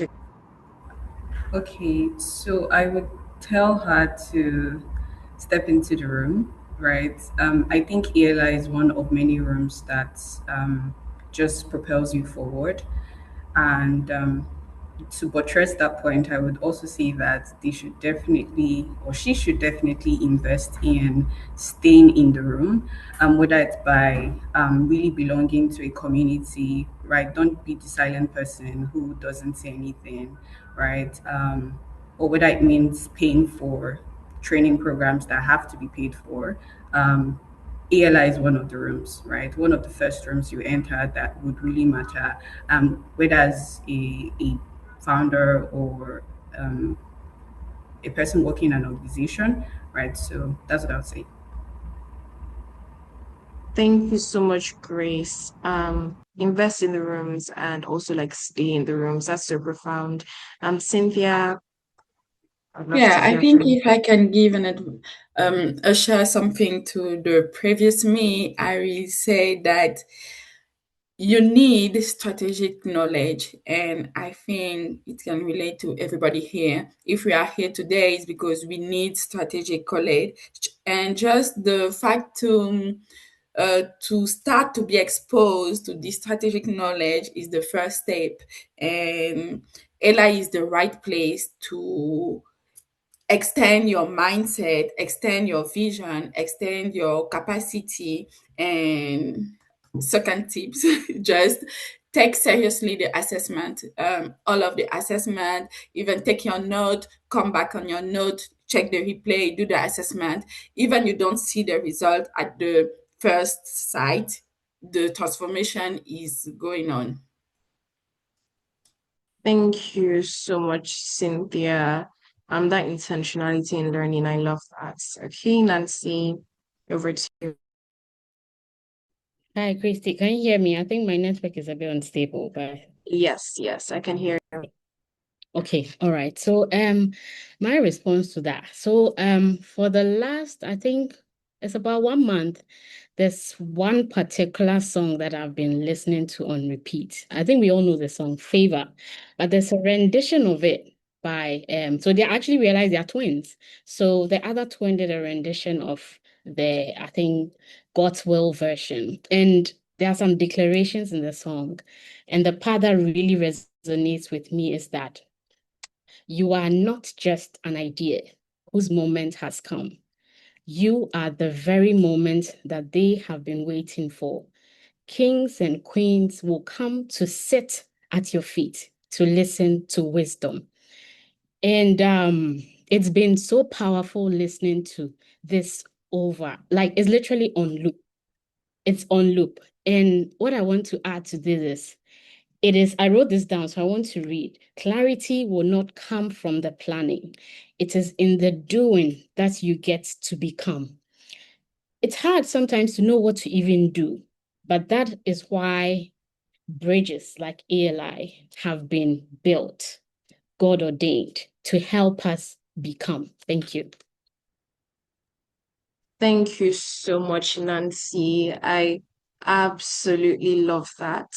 And I can see the chats, the responses are, just also showing how important this segment is, how important this conversation we just had actually was.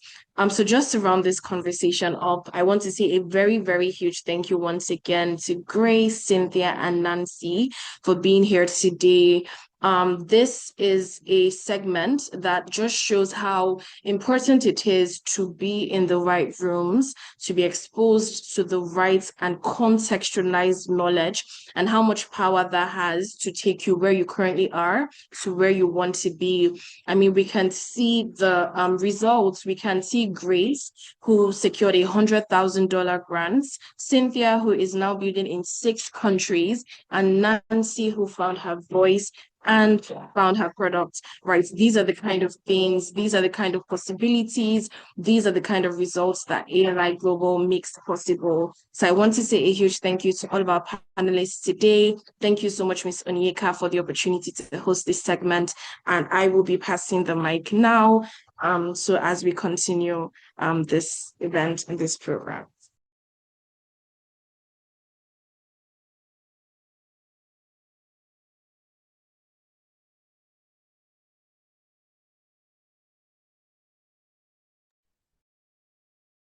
Hi, Ms. Onyeka, are you speaking? We can't hear you.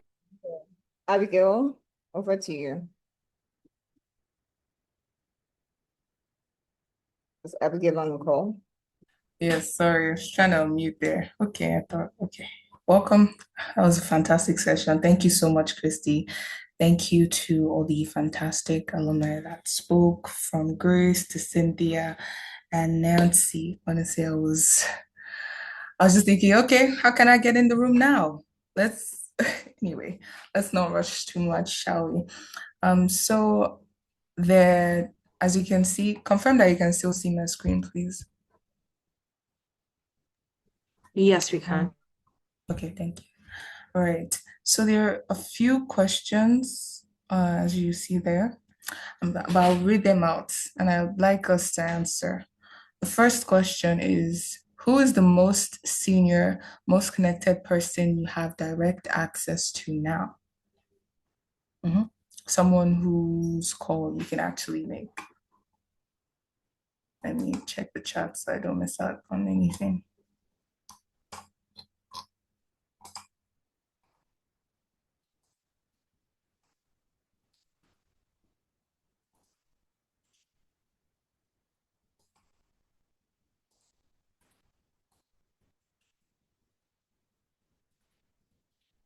Waiting for your responses.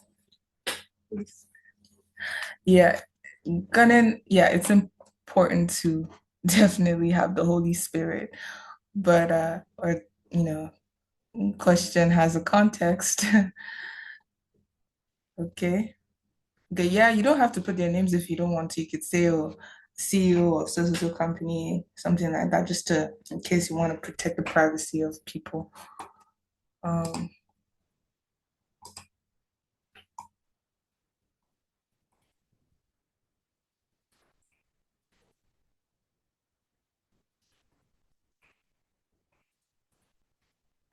okay.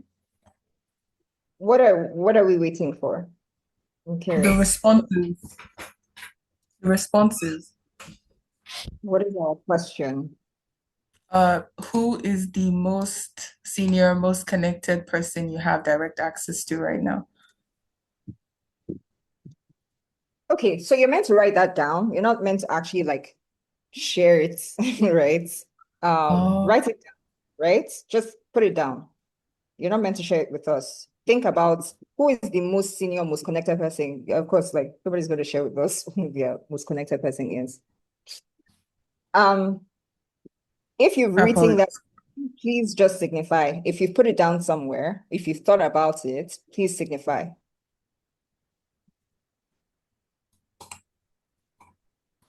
You can raise your Abigail. hand. Sorry? Okay, cool. Yeah, you can raise your hand with the reaction button when you put it down. My apologies, everyone.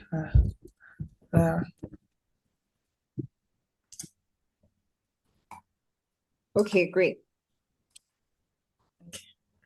Yes, so the second question is, go ahead. Thank you. So the second question is, write this down as well. You don't have to put it in the chat.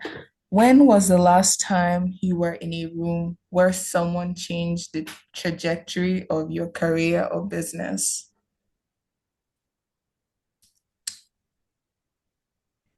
Yeah, you don't have to put this in the chat. When you're done, you could just leave a reaction or write done in the chat. Yeah.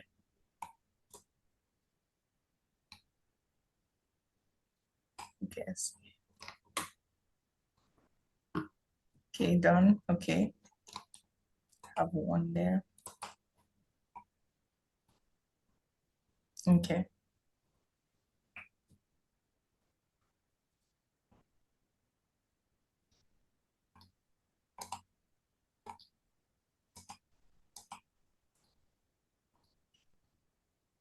Done. What Okay.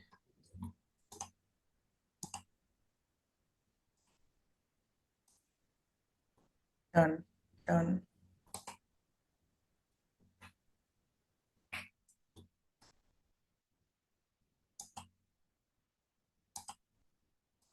Yeah. also can't see my screen, so I thought I need you to echo for me. So I didn't get that clearly. I Oh, Can everyone hear me fine? on my end is breaking up a bit. It's okay for me. Oh, Okay. If you're tracking with this exercise, please just signify. Maybe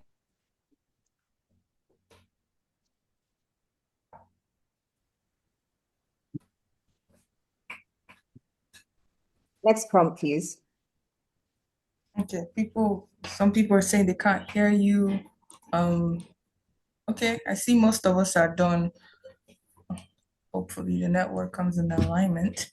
So the third question is, if a major opportunity landed in your industry tomorrow, would you be close enough to hear about it in time? So when you answer this question, you just write down in the chat. You don't have to share the response. It's a private exercise. Yeah.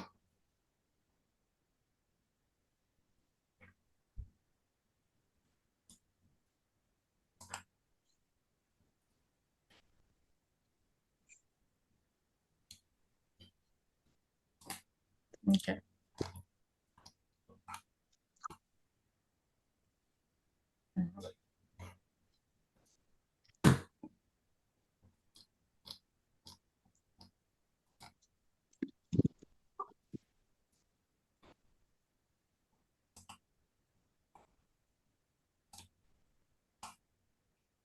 Done. Still waiting for, a sufficient amount of responses to ensure that we were all tracking. Done.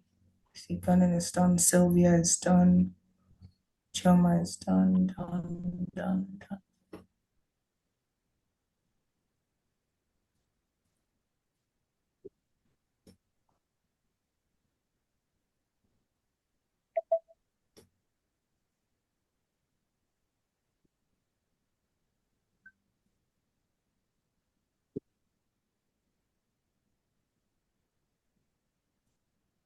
All right. So whatever you wrote, okay, you can't see what's on the screen. Whatever you wrote, that is your access gap. And what is launching today, if you've been tracking, you'd already have like a hint of that.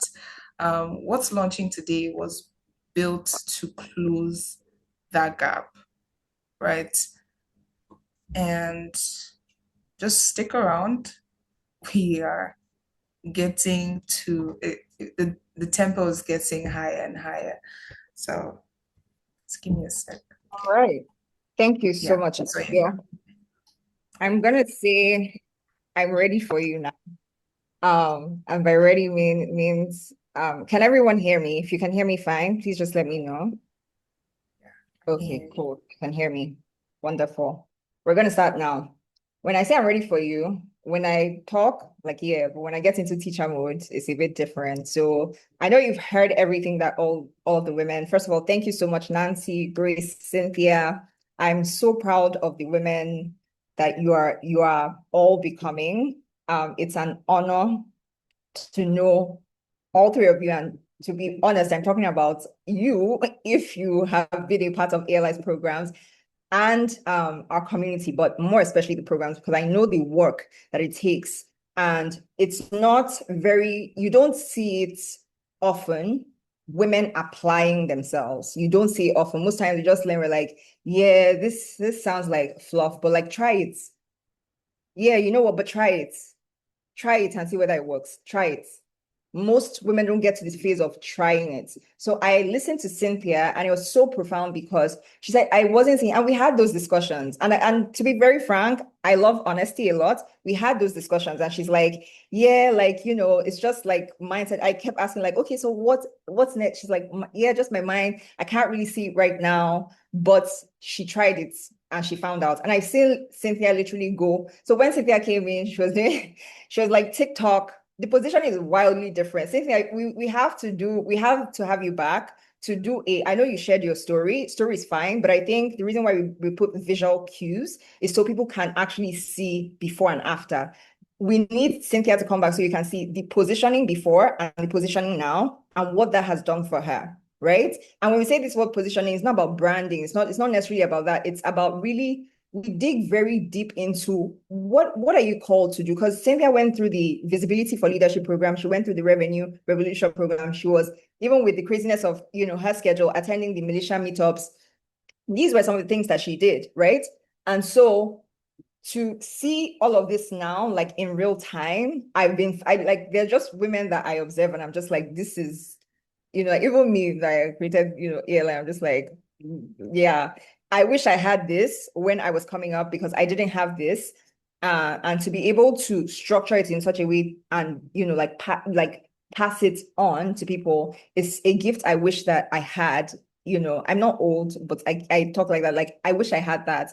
And now my responsibility really is to make sure that you have it, and you don't have to, if you have to scramble for all of the knowledge that I've gotten, real life experience knowledge that I've gotten over the past 12 years, you spend longer than 12 years, because today's economy is much worse, right? So we're going to be talking about access now. Thank you, Cynthia. Thank you, Grace. Thank you, Nancy. I appreciate you all so much. Thank you so much. What I'm going to share, Abigail, I think you can stop sharing now. I'm going to share, but I'm going to tell you a bit of what is happening today, right? Of course, I'm going to teach you, but what's more important than me teaching you is actually equipping you.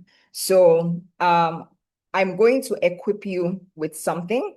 You have ultimately the final say. Like I said, we don't force anybody here at ALI. You don't have to do whatever. You just have to know that you're making a conscious decision, and you have to live with that decision going forward. And if you're fine living with that decision, it's not in any way to psych you to do anything. You've heard from the women. I've experienced what I'm teaching in my life, so it's completely fantastic. But what I'm going to share with you is a tool, right?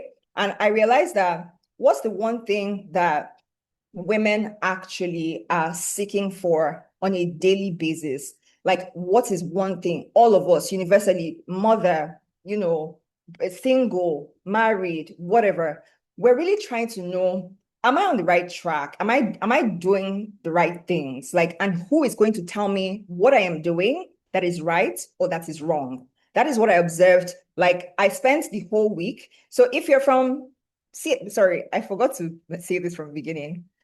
We have a mix of people here. If you're team CHFI, please signify. If you are team ALI, please signify. If you are team Set Apart, please signify. I've been in lots of communities, and all I'm doing is like, I'm actually just like interacting with women. I spent my week at the CHFI community this week, and it was just very, women just need to know what's the answer. What is the answer? Team ALI, team set apart. Okay, what is the answer, right? Like, what am I? Okay, so it's clear I'm not doing something wrong, or maybe I don't know if I'm not doing something wrong. Maybe it's actually the structural setup of things. What is the problem? And there's nobody to really answer. So the thing is, I'm not gonna lie to you. A lot of you, I showed you an example of what access looks like. We are giving access, right? Most people won't give you access, and I can tell you that for sure. There's a protocol for access. You're not going to get it if you don't know certain things. Now, I don't recall who specifically was saying this. I think it was Bertha. And you were talking about how they're just like, maybe you're too young. You can do the thing, but you're too young. There's ageism, right? And we can talk about that. There's ageism, but it's not really an ageism thing. It's that they don't trust that you know the protocol to actually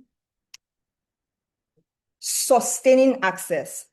The getting access is not the problem. Sustaining access is the problem. And because people know that sustaining access is the problem, they don't give access. Let me give you a clear example. Every time I'm about to let a woman into my life, just random or whatever, especially if she's on the younger side, I already know she's going to be very insulting to me. And the crazy thing is, she doesn't know that she's doing it. That's the worst part about ignorance. And let me tell you the thing about the world. The world is unforgiving. The world does not forgive. Leave that we're talking about Holy Spirit and all of that here. The world doesn't forgive. People will ghost you and you will never hear, why did they ghost you? Why did this person never let me come around them again? The worst thing that can happen to you is not knowing the number of missed opportunities opportunities that have come your way that you've actually missed. That's the worst thing that can happen. And which is why above every other thing, you should be seeking knowledge. Above every other thing, you have to stay so enlightened so that even if the person says, I'm cutting off access, perhaps this was what happened. You know how mind-boggling it is for someone who's talking to you, probably feel like, oh, some crazy opportunity is going to come your way. You're going to get some help. Someone's going to mentor you, and they ghost you, and they don't tell you anything. I'm sure you've experienced something like that. They don't tell you anything. The world, people that sit, and the truth about it is that a lot of us as women are not very exposed. So when we sit on social media, I'm going to share an advice. Get off social media. It's not real. Get off social media. It's not real. And even when you get off social media, there are spaces and there are species. There are people and there are people. Our fascination as Africans with being too showy, especially if you're Nigerian, you're being too showy. First of all, if you're always posting on your WhatsApp group, there are certain people you cannot have in your life. I'm telling you, these are things you have to lay down. It's unspoken rules. There are certain people they won't come close to you. They're like, it's a bit too much. And these are powerful people, right? So to want access to a powerful person is also the equivalent of, do you understand principle of discretion? That is just one aspect. Do you understand that there are certain skills? I know we're all obsessed with AI right now. Let me ask you this question. Do you call Instagram a skill? I want to ask that question. Is Instagram a skill? Like, is that what you call it? Anybody? Anybody? Do you call the internet a skill? Okay, good. If you don't call the internet a skill, if you don't call the .com a skill, if you don't call Instagram a skill, I don't think you should be calling AI a skill. It's a bit weird because in short, it is, but really for women that are going to where you're going to, it's not like, I don't know how to explain this without contradicting myself, because you've heard of paradoxes. It's a paradox, right? I know there's that obsession, and I know it's very vital. In fact, part of what I'm about to teach you is the AI is there.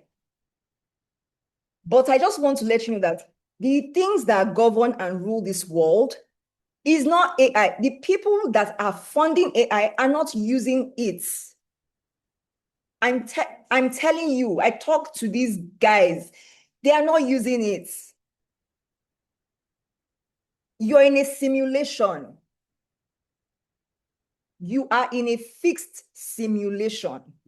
The plan is to get you to focus on that, because with AI, of course, they can control you.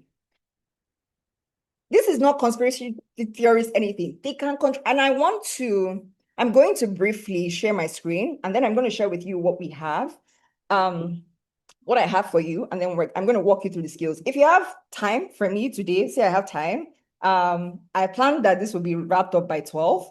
Hopefully we can wrap it up in another hour. If you have the time, say you have the time. For me, I'm not in a hurry because I see that what needs to be taught most times, where we're starting from a lot of the time, because as people, we're so busy, you're not reading the room. Where you start from with your knowledge is typically from the back, and it's not an insult. If you don't have like I said, if you don't have full control of your life, it's hard for you to understand things to the depth in which certain people understand it. It's very hard. You don't have the time. My life is designed just for me. Also, I'm not married. Let's factor that in. Also, I'm not doing boyfriend up and down, because there's some people that are not married, but they're acting like people with married problems. I'm too laser focused. And it's not that people that are married are not, it's that the distractions of life have taken over. I have that luxury. So when I say these things to you, don't beat yourself up. Take it as, thank God I'm in the room. Thank God somebody is dedicating their life to do this for me. Why would you want to do something that you can outsource? That's the whole point. I'm here, when people ask me, I work for you. I want you to understand that I work for you. It's just some of you don't put me on a payroll, but I work for you, right? So I want to show you, I'm not seeing my screen, so just FYI, I'm not seeing the Zoom screen because I'm trying to get the link for you, and I'm going to play two things, right? I'm going to play two things, but I'm going to play the first one. I'm going to play the first, I'm going to play the first one, and after I play the first one, I'll show you what we have, and then I'll play the second one for you. If you are in the room, if you're ready, if you want to know what's this babe all about, what she's been on some P, like, just drop it in the chat. I want to see that you are ready. you are hungry for what I'm about to give. Just drop it in the chat. Drop it in the chat. 1 second. Okay. If you are ready, drop it in the chat. All right, awesome. I feel like something huge is about to hit you. You are so attuned that yeah, you wrote that and you're very attuned. And I want you to listen to this. I don't know if you can hear it, but listen to she just, hold on a second. I shared this video on the group chat and nobody got it right. To do. Can everyone hear? Can you likely hear her? to see the rise of much more of a skills-based economy. So you don't really hold a You have how's it going to change dollars for marketing. job title, but you offer your skills. But over the longer term, How do you get 10K? changes the way we all work, how we work. So what we're starting to see in the data in the short term is, yes, a lot of the jobs that we see and recognize today may either disappear or become unrecognizable. Explain that to me. So name a job that isn't some high level category. That is the point. Name a job that isn't some high level category. Please, if you understand what just happened here, drop that I understand. If you don't understand, say I don't understand. Say I don't understand. If you understand what this means, say I understand. If you don't understand, say you don't understand. I'm reading through the chats. I don't understand. I understand. I don't. I understand. Okay, cool. Very, very easy to miss, right? So let me finish the video. And it might not exist. The idea of a brand manager or a financial analyst, these are the types of roles that AI is being trained to do. We're also likely to see the rise of much more of a skills-based economy. So you don't really hold a job title, but you offer your skills. But over the longer term, we're going to have an economy that rearranges around intelligence being abundant. So right now we have an economy where the internet communication distribution is abundant. And then we saw the rise of podcasting and people making money filming. Okay, she's gotten to the point. What she was trying to share that I need you to understand is she said, except for the high level categories. The people who will not experience such disruption are people who advance into the high level categories. Do you understand what I'm talking about? The people who will not be disrupted are the people who are not doing bottom barrel work, who are not middle managers. They will take your job. I'm telling you. I already work with AI very aggressively. They will take, so if you were, oh my gosh, I don't want to do leadership. Leadership is for some, too much work, selfish, just me. You will be out of options. Can anybody connect the dots as to why you need access now? Okay. Do you understand why you need access now? Because to get to high level role, good. To get high level roles are not put. See, they can post it. Let me tell you, this year alone, I've been offered nothing less than five roles. In fact, there's one pending, and I just don't feel like responding. Nothing less than 5 roles. Foreign companies. And in one, I went for one that I thought like, oh, like that's a great opportunity. Let me try it out. I was in the running with people from Harvard. As in, the people that were my ops were from Harvard. They posted that job role, but nobody came in without referral. Nobody. Actually, go and look. If they're trying to hire a country director, especially when you're looking to like foreign companies, they will ask a question like, who in your network referred you? It's there.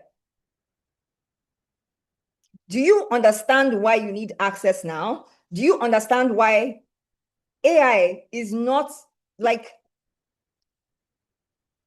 learn it, but let me tell you what you need. If you have the power to get someone to set up your AI systems, set it up and forget about it.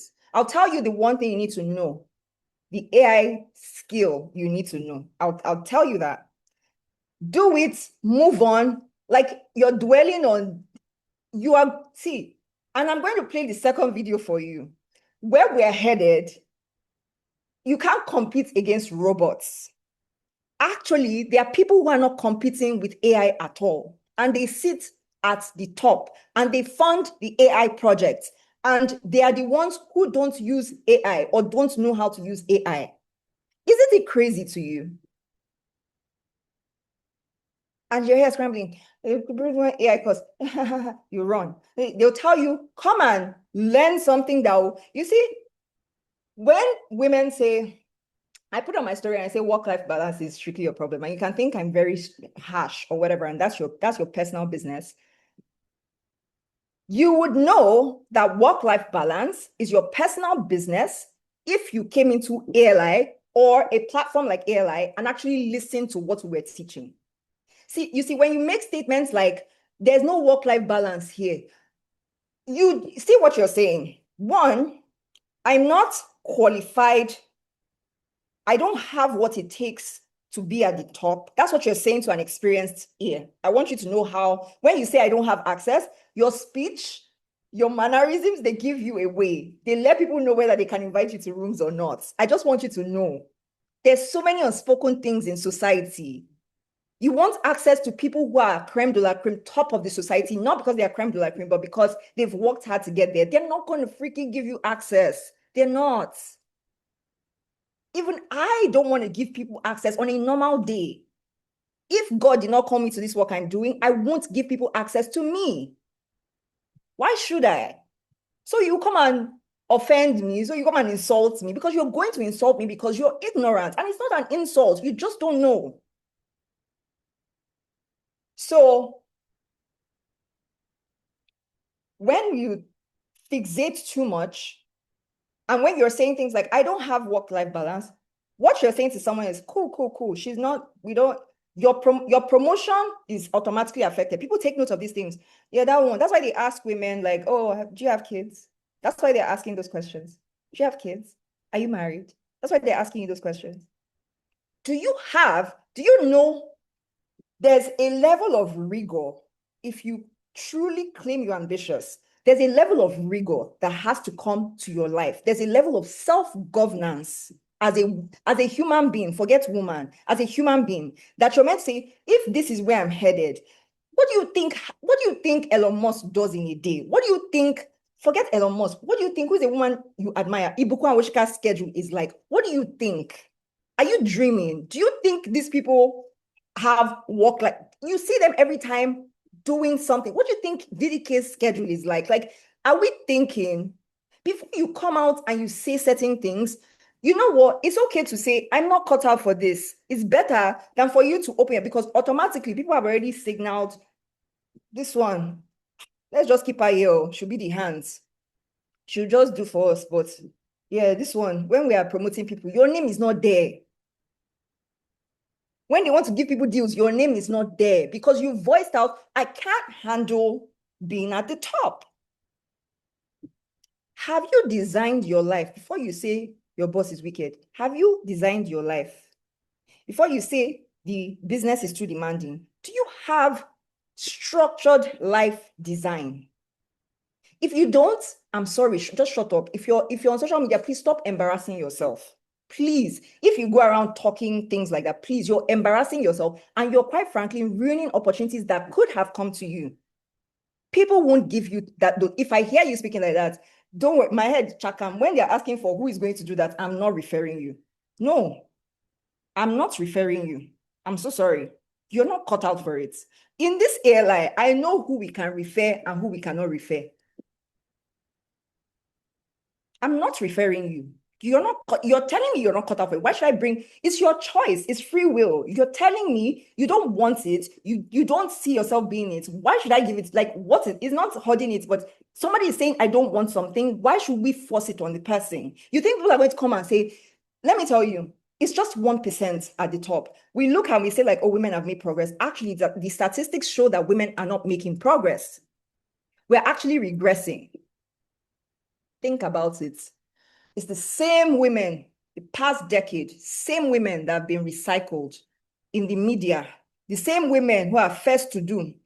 Same. Why? Because, well, women don't want to step up. And quite frankly, Africa has made women selfish.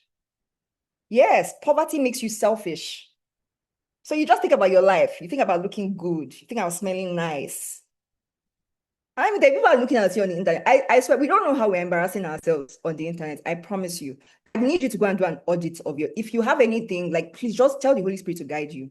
We're embarrassing. I watch something, I'm just like, oh my God. This is why they will say women. So when Onyeka is now championing women, they'll be like, I should shut up. It's all you. It's all you.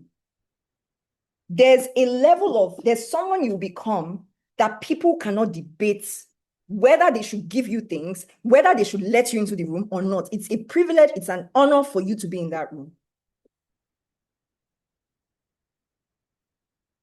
It's all you. You can be an anomaly.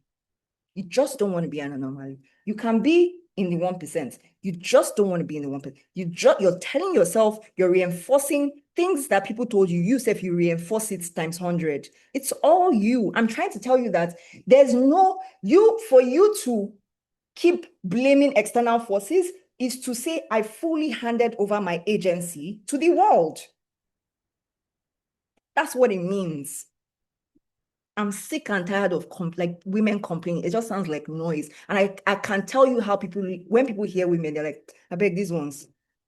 They will soon start with this, their gender rubbish. In fact, they group all of us as feminists, gender activists, all of us, and we're not the same. I genuinely, let me tell you my mandates, just in case you think I'm doing feminism. I'm not a feminist.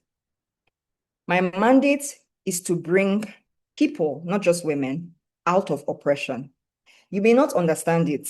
Women are the most oppressed. The level of oppression is crazy. It's oppression I'm fighting. I'm not fighting your, like, if you think I'm doing feminist wokeness, like, no, I don't. I'm not a feminist. I'm telling you, if you like, log off. If you like, hate me. If you like, unfollow me. I'm not a feminist. Go and ask the people that are feminists how their life is going. If their life, they're enjoying their lives, come back and tell me. I'm not a feminist. I just have a burden. People who are oppressed, I cannot unsee oppression. I can't unsee it. I can't unsee oppression. So when I come and I sell you something and you think she's just trying to make a quick buck, like what? One B2B contract can pay for, like, actually, I have subsidized everybody's tuition. Every single person that's paid to ALI, I've subsidized your tuition. This ALI can only work if women cooperate. That's the honest truth. ALI can only work if women cooperate. If women don't cooperate, let me tell you, I cannot be stranded. So if women, I will do it until God says, stop doing it. So I'm trying to tell you, you're distracted. We are not taking responsibility for our lives as much as we should. We think the people who do are a bit too intense or too ambitious or think they are too much. We are seeing what you can't see. That's why. I've been saying it. How many of you know that the Nigerian government launched a fund for research, digital economy? How many of you are aware? How many people are aware that a fund was launched? Good. We're not even aware. Like, it's just Tolu Wanimi's hand that is up. You're not aware that he launched a fund. Okay. Don't quote me outside of here. If you quote me, I'll deny you. I will say it's AI. This person is AI. That fund for digital economy is to mine data. What is the only thing that Nigerians have right now? The only thing you have right now is the digital economy. The only thing you have right now is the internet. Once they take that away from you, they are launching a fund for research. They're going to fund, as in your government that won't give you lights, wants to fund digital economy research. Huh. How exciting. Trying to tell you that there are things happening right in front of you that you're missing. When you see me come with an energy, just on that, I want you to have some context. There are things happening right in front of you. Oh, I'm talking about Nigeria and Africa.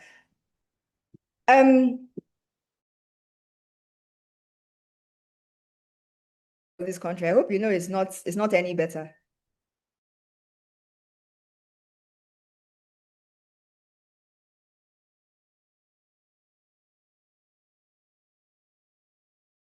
The biggest funder. The UK is the biggest funder, development funder in Nigeria, the UK. People are collecting money. You think it's sweet, right? Yeah, that's why there's so much suffering. And do you know who bears the brunt? Women. Why do you think there's so many women programs? Are we stopping to, like, it's in front of you. Why do you think there's so many women programs? Second, Germany. Do you know who's funding your continent? He who controls the funds controls the outcomes. This is a spiel that I'm going on to say, I'm going to share something with you. You have the deciding factor. Your life is in your hands. Whatever you choose to do, please don't come and say, oh, the world is just the system. You can break a system. You actually can. I argue that if women revolted and said, we had things like about women's riots. If women revolted and said, we're not giving you our data anymore, do you know things will crumble? Do you know how things will shut down if you stop passing your data along? Things will shut down. The world will literally shut down. Don't give people your data. The world is going to shut down. I'm telling you you just need to do some research. That's why there's 1,000,001 programs for women. Where are those women? At least when you come inside ALI, we can see you move from point A to B. How many people are inside those programs? Where are they? Who designed the programs? Wake up. That is all I'll say. Wake up. There's fire on the mountain. I'll tell you about the second fire. But before that, we want access. I've given you context now, why you need access. I'm not saying access where people think, oh, I like being brave. No. The same way you're scared, I'm scared. I'm scared too. No. The same way you're afraid, I'm afraid. Like I said, I'm just an oracle. God, when this year, like access, like what's access? Why am I teaching people about access? Because people be like, oh, it's so what? I Googled access. I want you to Google access. There's no course on access. There's no teaching on access. Maybe outside of like the church spiritual teachings, there's no teaching. There's nobody teaching about access. Go and Google it. If you find a concrete, structured outline about how to gain access into high level space, if there's anything like that, come and tell me. If it's I stand to be correct, like I would love to be corrected. I Googled, I looked for like access. When I Googled it actually showed me how it actually started talking about a woman saying, like, allowing a man toast her or chase after her. That's what it started talking about. That's what Google was talking about. Go. Why does that not exist? Why has nobody created a program for you to give you access when they know it's in their statistics? Women are complaining only about 2% or 3% of venture capital funding went to women last year. Is it last year or 2024? They know that you need access. Why is nobody teaching you about access? Why is there no structured curriculum for you to learn how to gain access? Why are people not telling you that your bad character maybe could be blocking your access? Why are people not telling you that, oh, it might be the way you're showing up online that is blocking access? Why is nobody teaching you this? Why?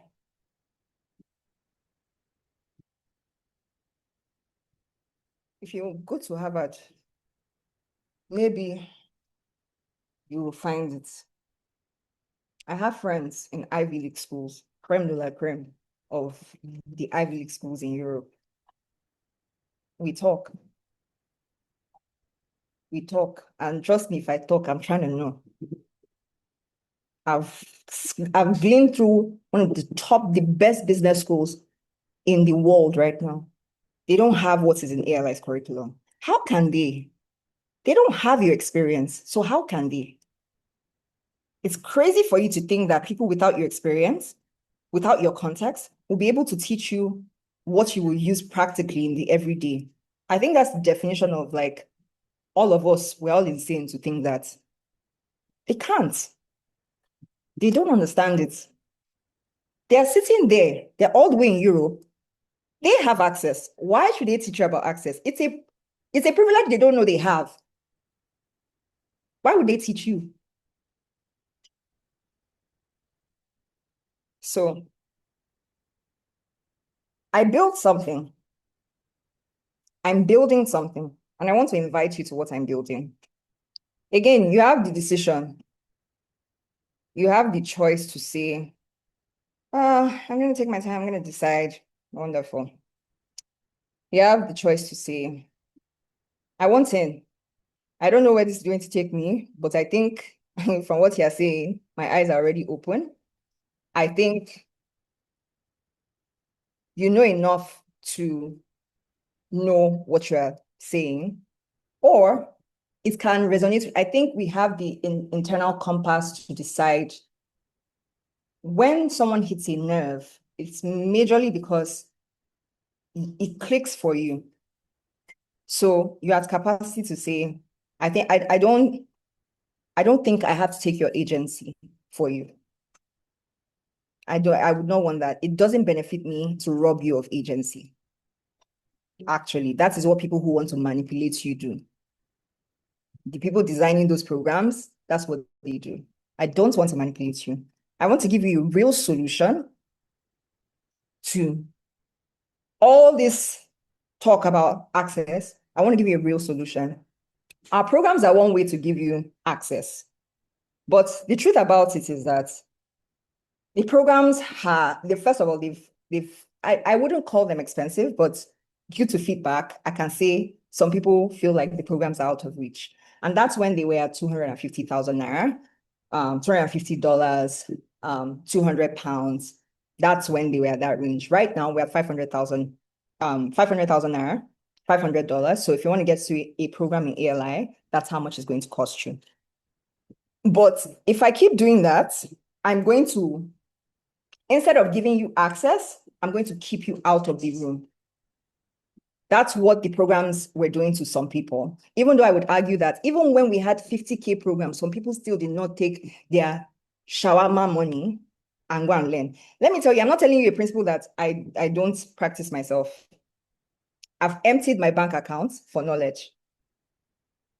If I know that that person knows what they're saying, I'll empty my bank account. I live very freely, and my friends know me. Like, I live very freely. I like to make money.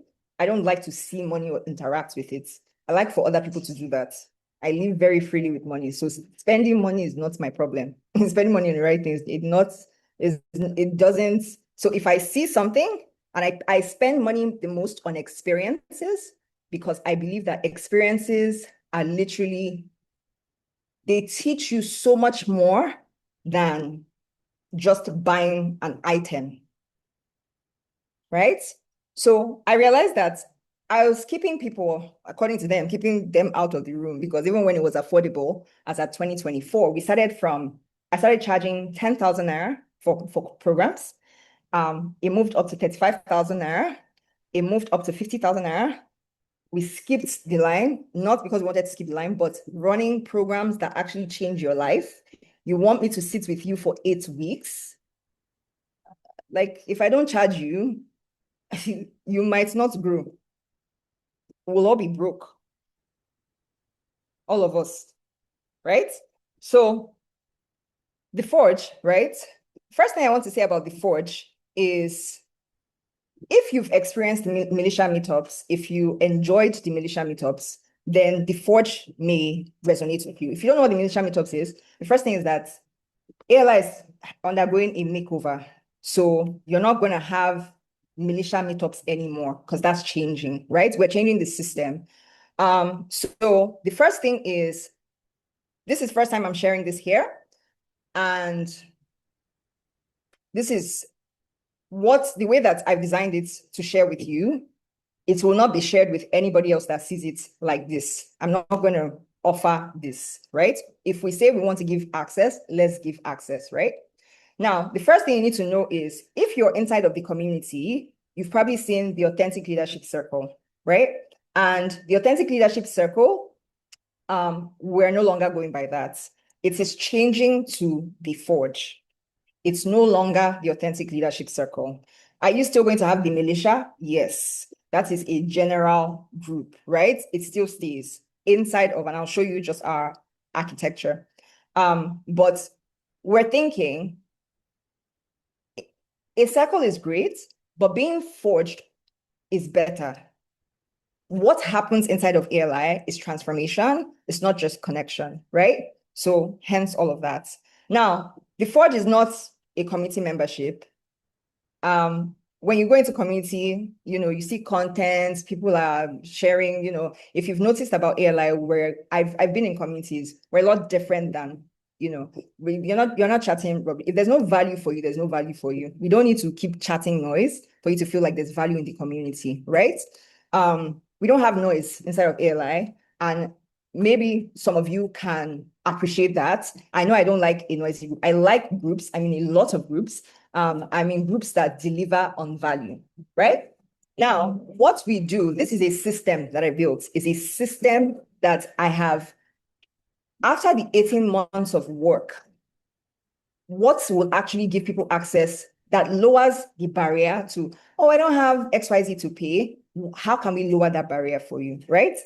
It gives you a system that contains your context. It contains relationships. You have seen actually Nancy, Cynthia, Grace. Grace was Cynthia's partner for Revenue Revolution. Grace, so that kind of connection, right? Those relationships. But beyond that, it also gives you connections to key influencers, right? Key decision influencers. And that is what the Forge is meant to do in terms of the relationships that you will build, is that there'll be people you build relationships with. I kid you not, there are many powerful people that you don't know are powerful. I'm going to show you those people because they are powerful, right? It gives you a structured way to actually access people. And because we're there with you, we know you will finally learn, how does access actually work? You will see, by the time you look at yourself 1 month from now and 6 months from now, you will see, oh, this is the difference, right? You will spend time reflecting a lot. You will see yourself grow, right? And not just like, oh, woo, like you actually see yourself grow. We give you access to, this is how you're going to take back that agency that you have dashed people freely. You're going to be able to make decisions for yourself because you have clarity, you have structure, you have the strategy, you have people who are in your ears that are actually vetted voices. That is one thing that we don't know. It's not everybody's vetted voices. And then you're going to be able to execute, which is most important. If you're not executing, it doesn't embody the spirit of being a member of ALI, right? So it's a deliberate system. And 3 pillars is to expose you, is to connect you, and is to help you accelerate. Those are the 3 pillars. Now, 3 reasons why women are actually not moving. If you're not moving as fast as you should, you're isolated. It doesn't matter how much WhatsApp groups you're in. If they're chatting, quite frankly, balderdash, you cannot move. If people are not where they're talking about the weighty matters of the world, you can't move because everything is connected to everything. You can't move forward. If you like soft topics, gossip, man meets girl, you cannot grow. Don't be confused. There's nothing wrong with you. Your village people are not doing you. You're just not in the right network, right? Invisibility. I think we've all expressed this one. And I said I will not teach people about visibility this year because I quite frankly think people abused it last year. But inside of the Forge, we will address this visibility thing, right? And if you've been through the program, you will see that we don't address visibility the way that the world is talking about visibility because that's not actually visibility. I can tell you how we got people into this room. It's not by social media followers. So just in case you are thinking social media, you are confused if you think visibility is social media followers. That's a heightened level of confusion. The final thing would be information asymmetry. If you don't have knowledge that is life knowledge means it's happening on the go and people are collecting experiences. If it's not structured, if it's not put together for you in a curriculum, you will be confused. How many of you here know about prototyping? I've mentioned this, but how many people know about prototyping? How many people know about prototyping? Okay, Miriam. Cool. Uchoma, Ladi, okay, cool. Cynthia, yes, you should be prototyping, right? You should be prototyping just as hard as you are being mentored. Because your mentor will not always be your prototype. Most times, it won't be the case, right? Now, I want you to know that it's not your personal failure, none of that. So don't internalize any of these things. Like I said, it starts from, we were programmed. It's a simulation. Before you were born, it was happening. They broke the education system on purpose. So don't wonder, no, I don't know this. Yet you weren't meant to, even I didn't know it. I had to live it and experience it and then document it. So the system is broken, but you can undo a broken system when you have lights, right?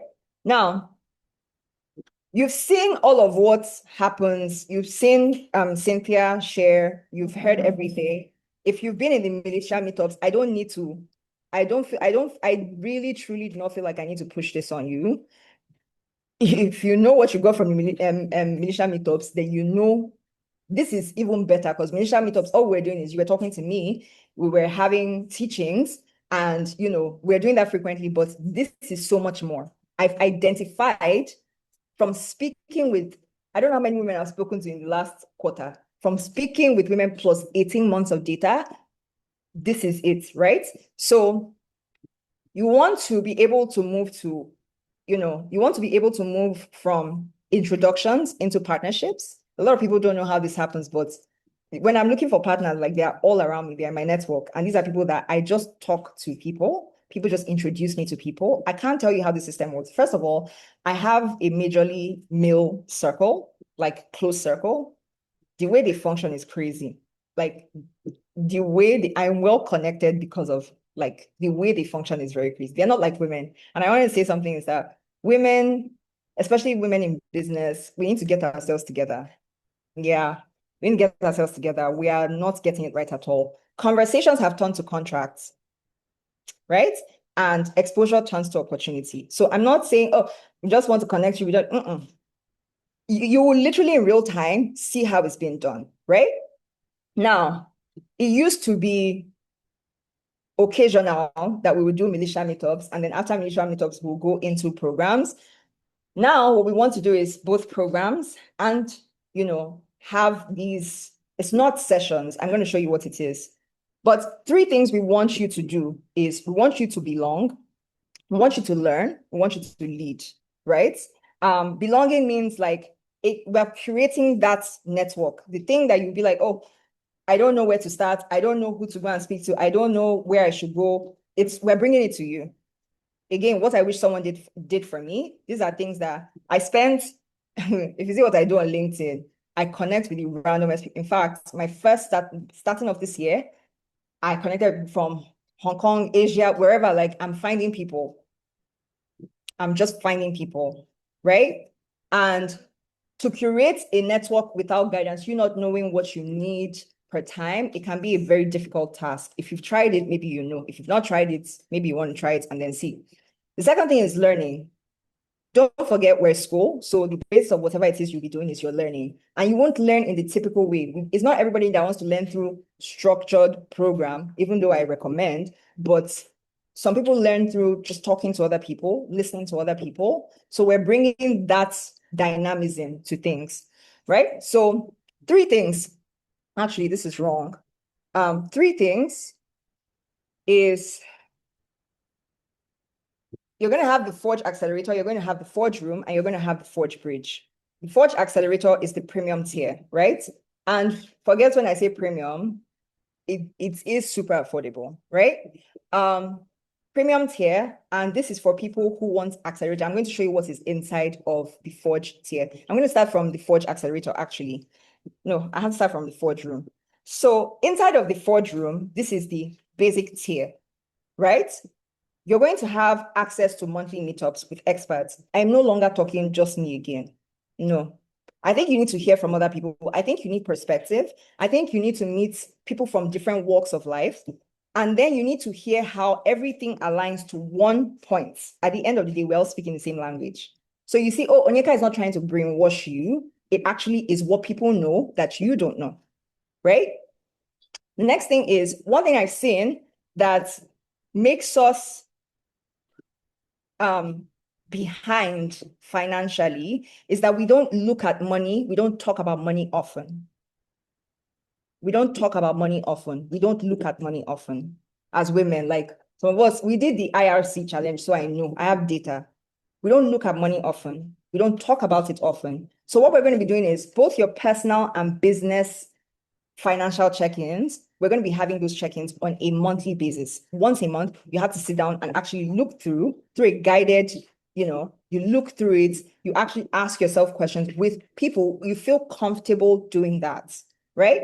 The next thing is, one thing I do every quarter, and I have decks of my life. So if you see me on social and you're like, oh my gosh, I love this, is actually designed. Like this is what my life is going to be like, not a mood boarding session. It's actually a visioning session, right? So on a quarterly basis, things shift. You have to refresh that vision. Is this really where I'm going? I thought I wanted to do this, but I don't think this is ideal for me. The next thing is you have your dedicated group. So you want to be in the right room with right people. Right now in the militia, you don't know who is right. You don't know who is the wrong person for you. Everybody's great, but not everybody's right for you to speak with per time, which means you will be inside a group with people who you can have those conversations freely. If you want to call them, you call them. If you want to say, hey, let's meet up, you meet up. If you want to talk about the things that interest you, you talk about things that interest you, right? So that is the Forge room. Now, everything you see in the Forge room is inside the Forge Accelerator, but the Forge Accelerator is the Forge Accelerator for a reason. Because of that experience that I had, I spent some time also looking through things, talking to women. And I'm like, women are very like gullible and stuff like that, because we're always, Emma Gray said, we're taught to pitch purpose while they teach men to pitch profits. And guess what? The woman who actually won that pitch competition, all she talked about was her numbers. That's all she talked about. So mock pitch sessions, I realized that if I had the privilege of pitching my sessions randomly at will to a group of people who I trust their hearts and they could give me advice, then I would actually, I believe rather, that I would get so used to talking about my business, everything would feel like a pitch. If you join this tier, you will understand what I mean. You don't talk about your business enough in a way that is investor-centric, and it's hard for you to talk about it in real life when that's not your natural default setting. That is what this is meant to solve. If you're a career woman or a woman in the career path, your portfolio review, we have to check where are you really headed? How could you tweak this? What has happened over the quarter? What are some of the changes?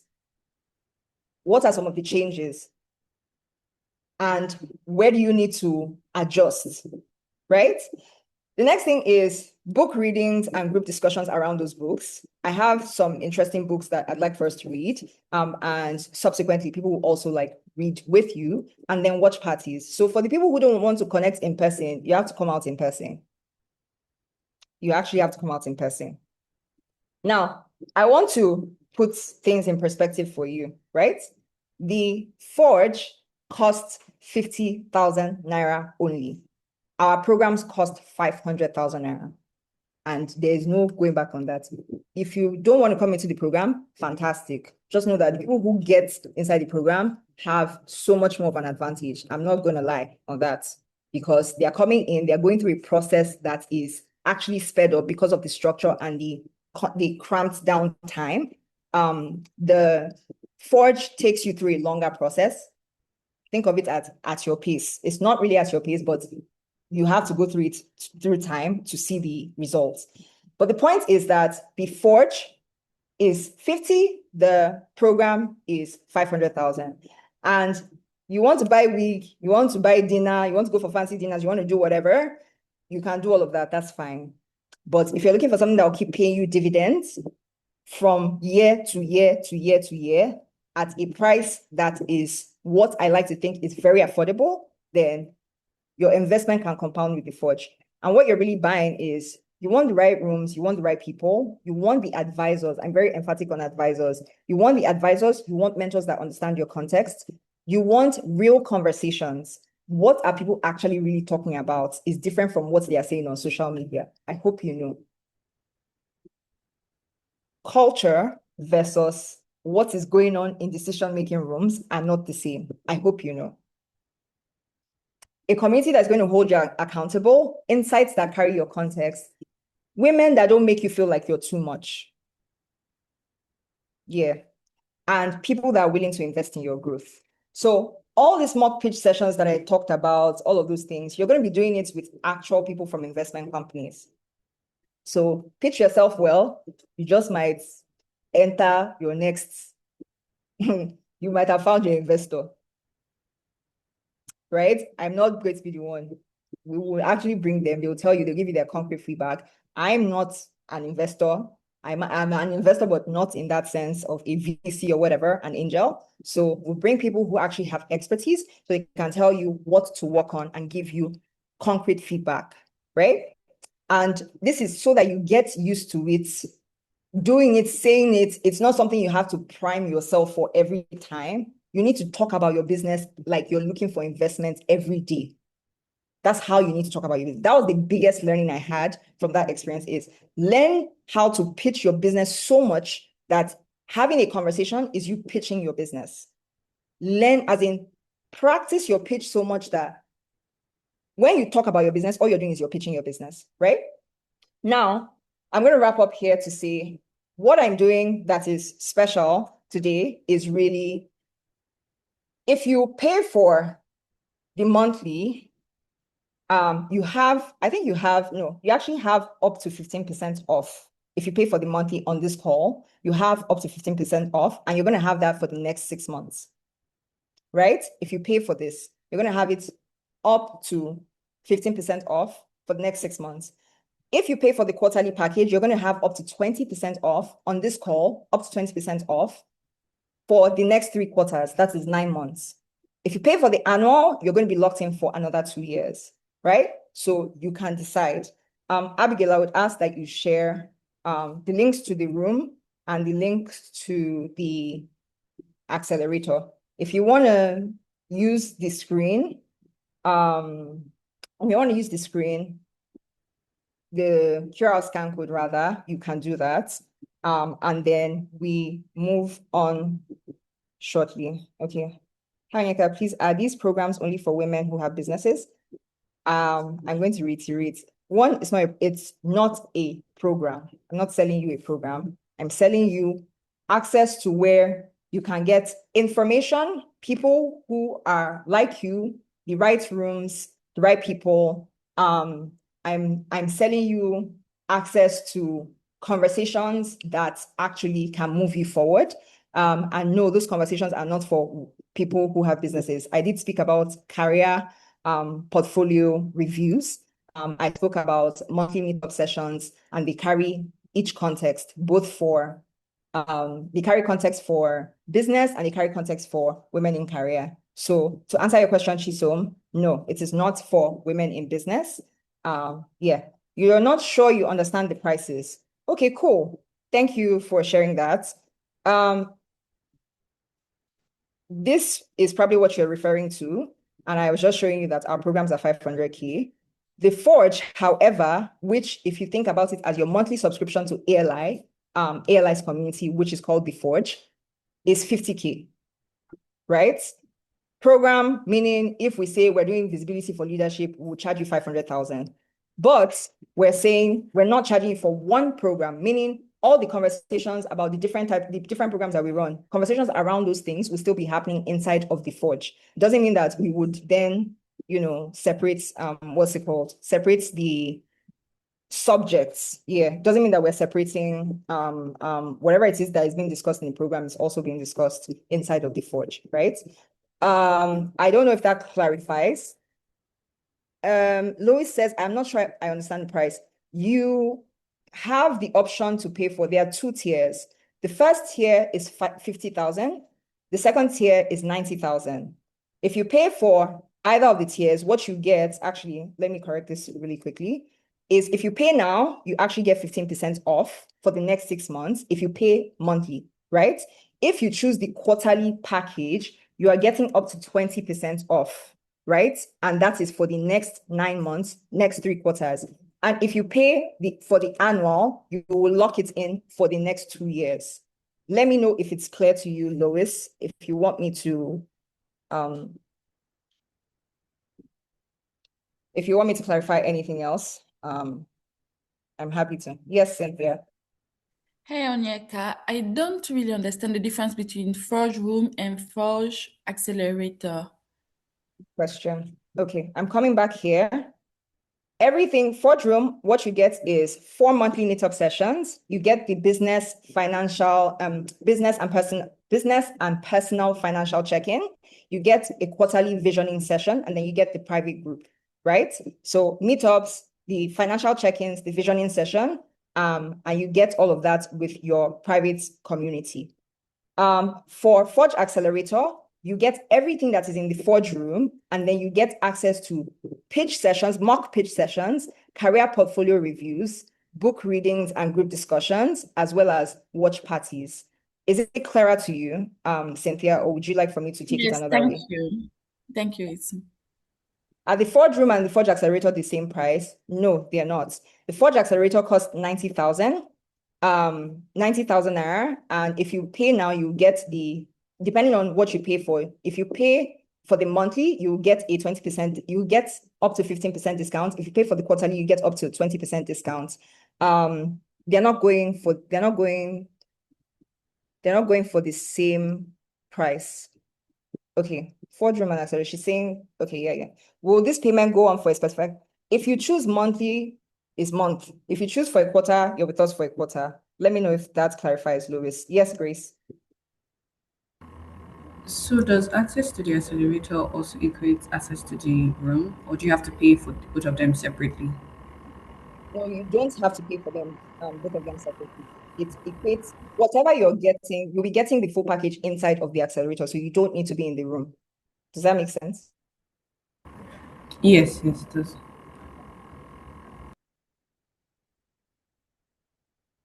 Any other questions? For both room and accelerator at the same price? I doubt that.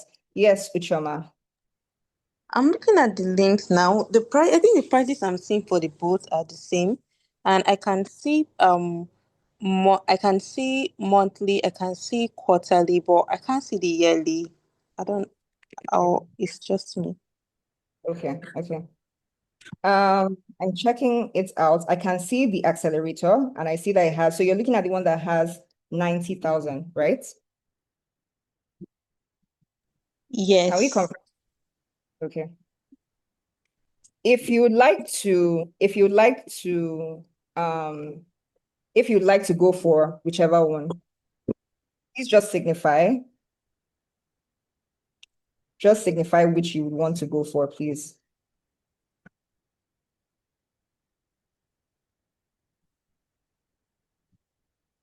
Just drop it in the group and signify. Okay, I see what you mean. Just drop it in the group and signify. Okay. Adezi says she's lost. Excuse me, Onika, please. Yes. Can you share again the QR code? I just scanned one. Okay, 1 second.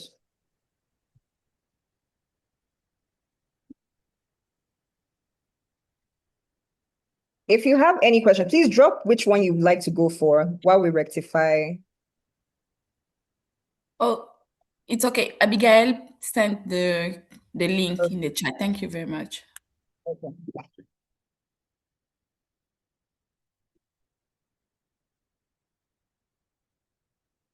All right.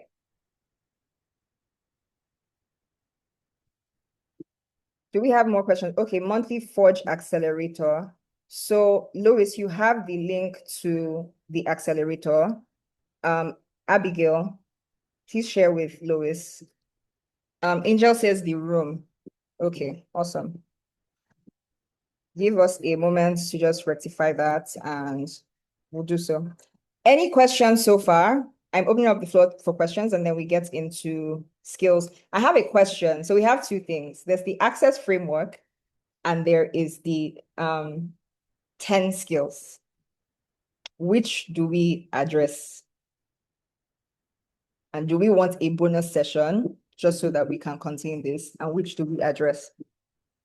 If you have time, you share that we have time. If we don't have time, which should we address?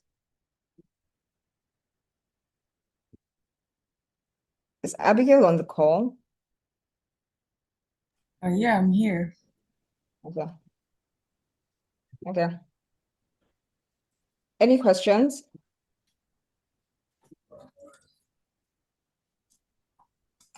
Okay.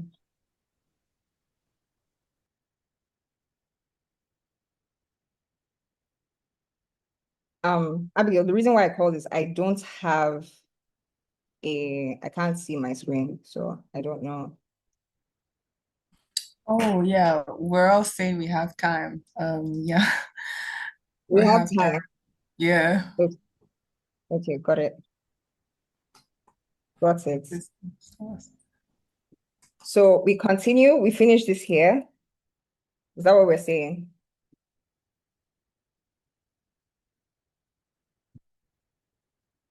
Okay. Continue. Please give me a moment. Pull up my slides. All right.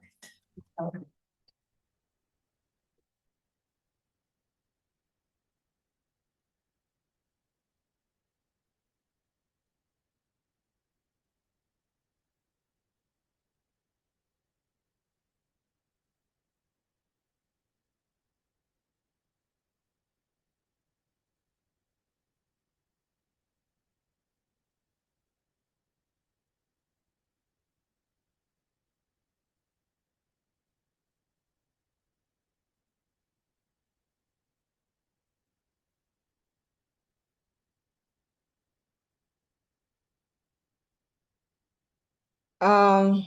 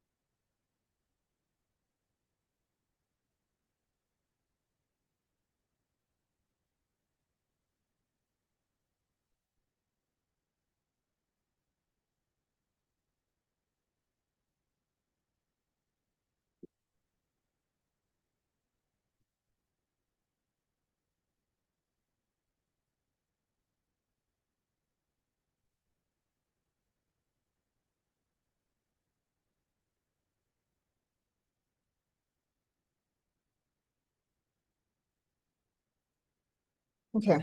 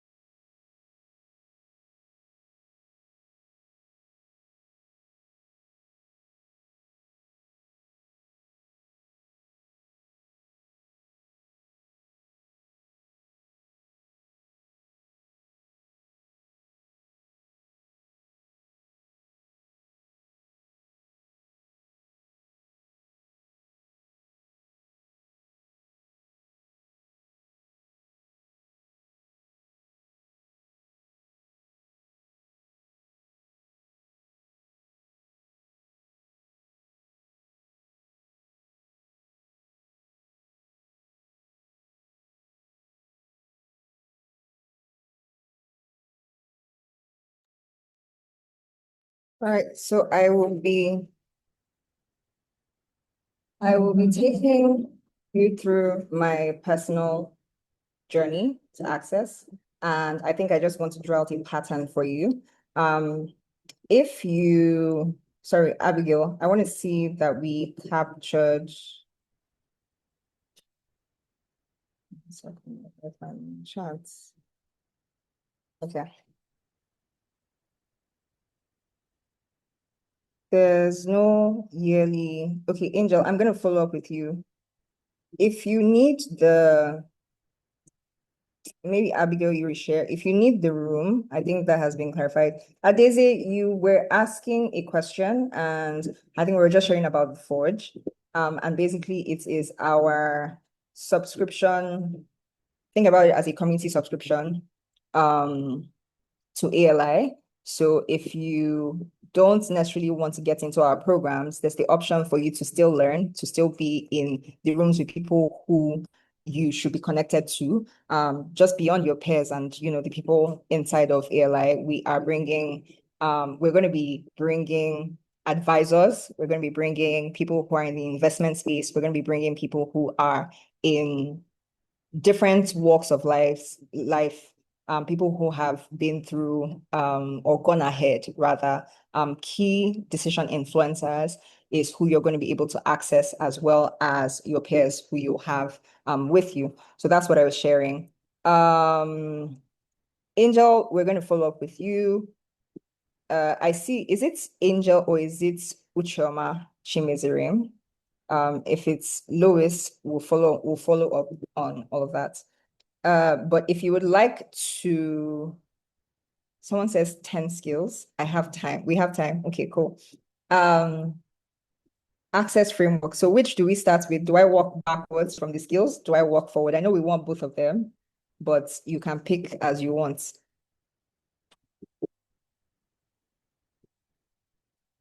Which do we go with?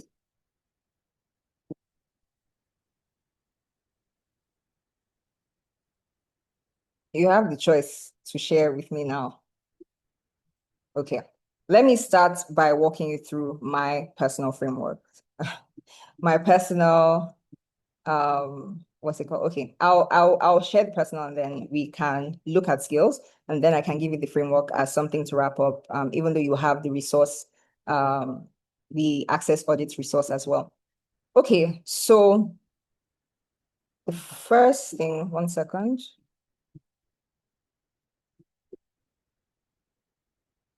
Okay, so I document my life quite a bit. It's a very painful process, but I think it's necessary. And that's because typically when you ask people, what did you do that got you these results?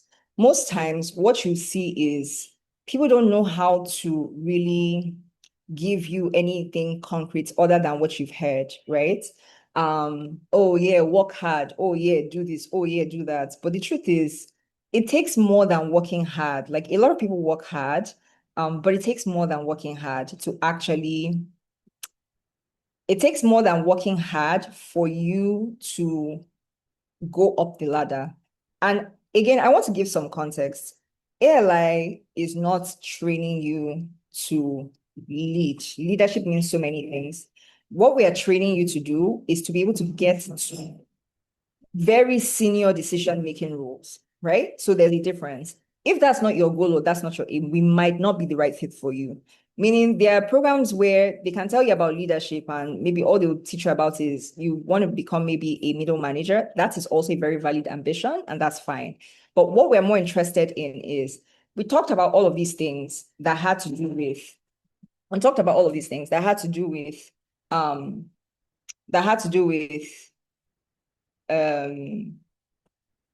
this is what is going on in the world. The people who are creating or funding the AI are not using the AI. And quite frankly, the only thing there is, if you don't have any decision-making power, you can't really do a lot. If you can't really influence decision-making, you can't do a lot. All you can do is observe from the sidelines. That's all you can do, right? So I'm going to walk you through something that I observed, and I believe it's a pattern, really. It's a pattern that I observed. It's also I spoke about spiritual pathways. It's also a pattern that you observe in the life of two very interesting characters in the Bible, right? And there's many more, but those were the two that I deeply, deeply studied over the past quarter. Now, I went through all of these roles. So started my journey as a digital media associate, went on to become an editor for two publications, one in the UK, one in Indonesia. I started working from my NYC. I went into the bank. I became lead copywriter for another company, also a bank, also a financial institution. I led the market entry of one of Sub-Saharan Africa's largest, well, let's say largest, yes, largest and leading can manufacturers. They were trying to come into Nigeria. And so that was myself and my team behind that were able to pull that off. So all of that, this is my corporate, the streamlined version of my corporate stints, right? So you would think, okay, interesting. I never applied to any of these opportunities, by the way. Actually, this one in particular, I actually met the person who gave me the job. I met him on a shoot set, and we just ended up like talking. And it was just one very simple conversation. And yeah, like that was it. It was one conversation. And so the next time I called him, I'm like, I just left my job and I need a job and I'm coming to see you. I'm coming to see you. And he's like, you have to take a test. I'm like, fantastic. And so I took the test and that was it. Right. So there was no formal. So I've always really wondered when people say, oh, like I'm looking for a job, like it's always been strange to me because I've never gone through that pathway. And I've really, very honestly, always just had access, right? But as I went up, I saw that it was a different kind of access, but like it was not what I had. So yes, it started as I had access to executives. That's what I found. I had access to executives, top executives across different industries, whatnot. I found that yes, I had that. But I realized that when I started building my business more especially, the kind of access I have is not the regular type of like, oh, just executives. It's ambassadors are interested in saying, like, what are you doing? How do we support you? Like things like that. Diplomats, heads of programs, they really just want to know. In fact, I text these people. So it's not in a formal setting. I don't have a necessarily formal relationship with these people. Like I call them that like they're my friends. Like, hey, this is just happening, and I just want you to know that this is happening. Blah blah blah. That's the situation, right? Now, what I realized was happening here is what I call unusual access, and I had to really sit down and track like, why do I have this level of access? I don't have like any Ivy League background. I don't come from any money, nothing. Why do I have this kind of access? And it's very easy to, just be like, oh yeah, you've worked, you have track record, this, that. But the truth is, there are people who have track record, but still don't have this type of access. So there's something deeper, there's something else. There are actual things that, like I said, there are protocols that if you miss these protocols, and they're unspoken, so that's why a lot of people miss it, right? If you miss these protocols, you will most likely not be given access. And so let me explain to you what unusual access is. It is access that bypasses traditional gatekeepers, right? It bypasses qualifications, it bypasses your social networks, it bypasses formal applications. That is all of what in a 12-year span I'm a product of, right? To give you direct access. And I'm going to say this, if you're a woman, you definitely want direct access. You see, they tell women to strive more. What they don't tell you is that people are having conversations, and it's from those conversations that they are getting funded. It's from those conversations that they are receiving job roles. It's from those conversations that they literally just walk into the opportunities simply from conversations. So when they tell women strive harder, I'm like, no, like it's an unfair game to say to someone strive harder when the opportunities you want they've already gone. So by the time you're getting to that opportunity, it's gone. So let me give you an instance. When you go out and you network, most times people would be working on a project already. Before they'll tell you that, oh, it's not yet out in the public. It's just like how they sell like stocks, right? Shares. They'll be like, oh yeah, it's not yet public. Now everybody's waiting for Dangote to declare the company public, right? It's just like how some people already have what they call like OT. They already have like the insider perspective or gist, right? So now, if you are coming and they are telling you, oh, follow process, by all means, like I'm not saying don't follow process. You still have to follow process. But I'm saying if you think that always following process or just playing by the rules is going to get you those opportunities, people have already taken those. Like it's literally a thing. You're in a room, somebody tells you like, oh, we're working on this, and we're actually going to need this. And you're speaking to them. So imagine you're in the room with them and you're talking to them. What do you think is going to happen if they like you? Somebody should just drop it. What do you think is going to happen if they like you? What do you think they're going to do? If they like you, what do you think they're going to do?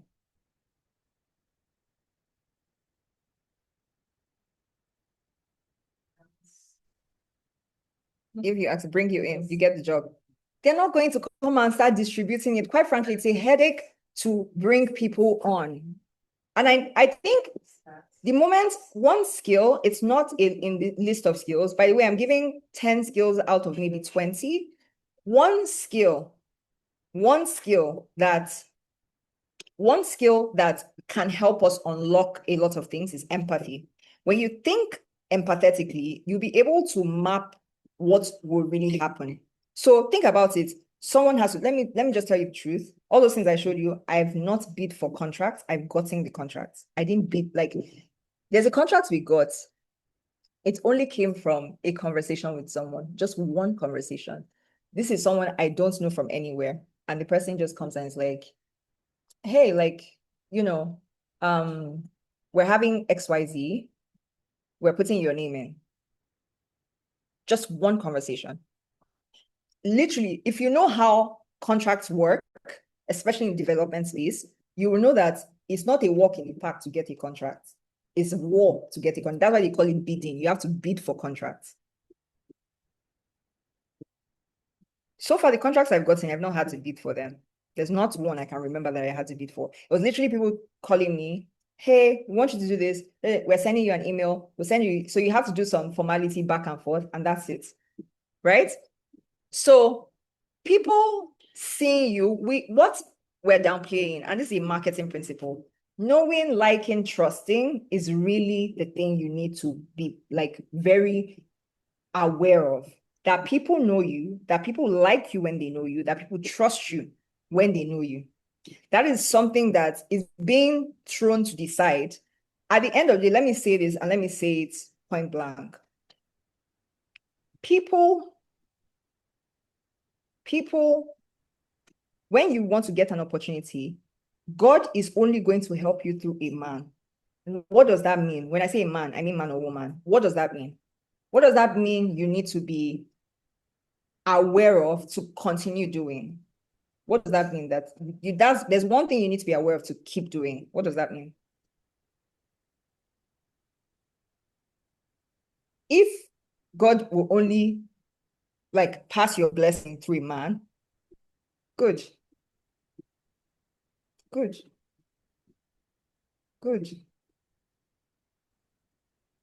Yes.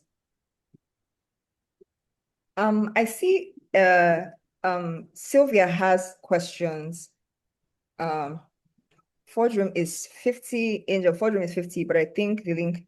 Okay, so for Angel and for Sylvia, please check that again. I believe it has been rectified.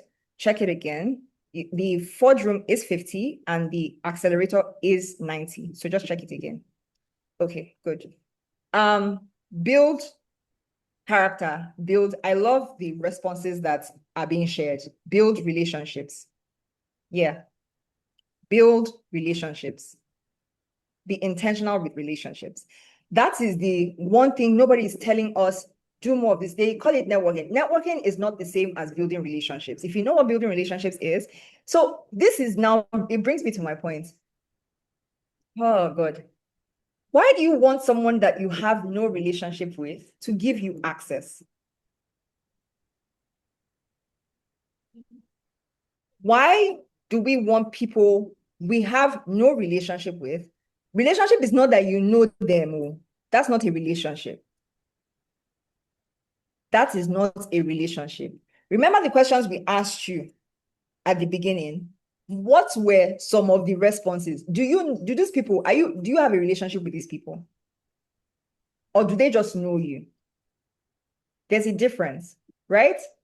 And I learned that because things that happen to people are based off of principles. And if people actually follow principles, if people are able to extract the principles out of their lives, it's teachable, it's learnable. It's teachable and it's learnable. Now, here's why in this season you need access more than ever.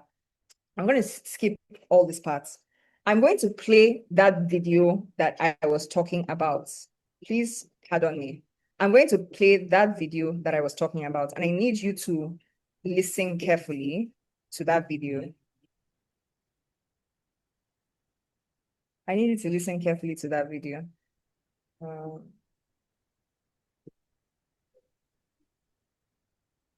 Okay.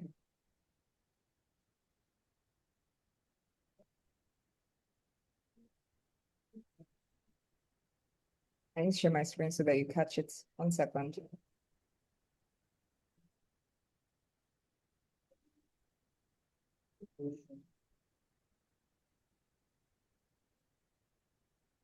Sweetie, can I ask you something? What's the song that you're too scared to try? That incredible song that you've been avoiding? The one that makes you change the key? The one... Let me tell you something so you know the need for power. For an example, how many of you know right now that the financial situation hitting the globe and hitting every nation is beyond the realm of hard work now? No matter, this is beyond hard work. This is beyond economic principle. In every generation, there is always a replica of the days of Noah.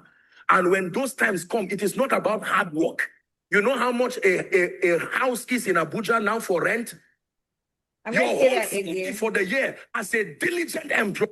Let me tell you something so you know the need for power. For an example, how many of you know right now that the financial situation hitting the globe and hitting every nation is beyond the realm of hard work now? No matter, this is beyond hard work. This is beyond economic principle. In every generation, there is always a replica of the days of Noah. And when those times come, it is not about hard work. You know how much a house is in Abuja now for rent? Okay. So I played that to share with all of us that one thing is clear. Not a lot of women actually have power. That one, let's just settle it. Many women are powerless. If you like, be talking on social media, chatting. In fact, the more you chat on social media, the more powerless you are actually. Because the people who are actually doing the work and have power don't have time to be on social media. It's a stretch for a powerful person to be showing up. Everybody I know that is powerful, actually point blank, they are ghosts online. And there are certain people who are amongst us, our peers, they carry that kind of power. And you know what they say to me? They say, I don't see how it will benefit me to come and be advising people that won't listen. Most women lack power. Yes, by structural design, but also we've gifted our power. Yes, by structural design, but also by gifting. Right? I'm going to present my screen again. By structural design, but also by gifting. We've given away our power. So that is from a prophetic point of view, why you need to take more seriously your quest for access. Because now, now what is going to help a lot of people is not the power that they don't have. It's actually more your proximity to power. You don't have the power. Can you make decisions? Can you go to a decision maker and influence their decisions? If you don't, what you need to start working on right now is that proximity, which is where the skills come in. I'm going to take the framework last. I'm going to take the skills first, right?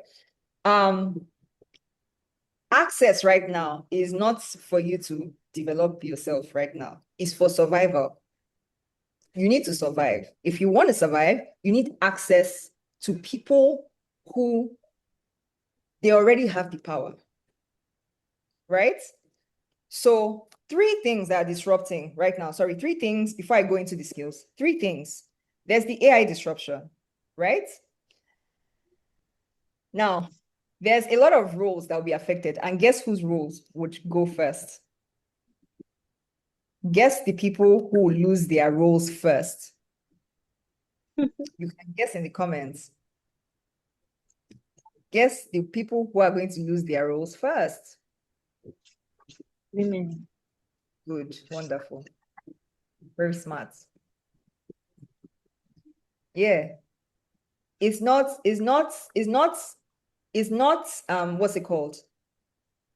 It's not balanced. So I want us to know that as we go through life, especially because we're saying women, that there's context to it. Your ranking with a white woman is not the same thing. With a Black woman is not the same thing. With an Asian woman is not the same thing. With a Black American woman, you're not on the same level. Please understand, right? So AI is already going to disrupt your jobs. Now, how many of you know that 4 of the top funders of Africa actually cut their budgets as at 2024? How many of you know that budgets are being slashed right now? How many people are aware?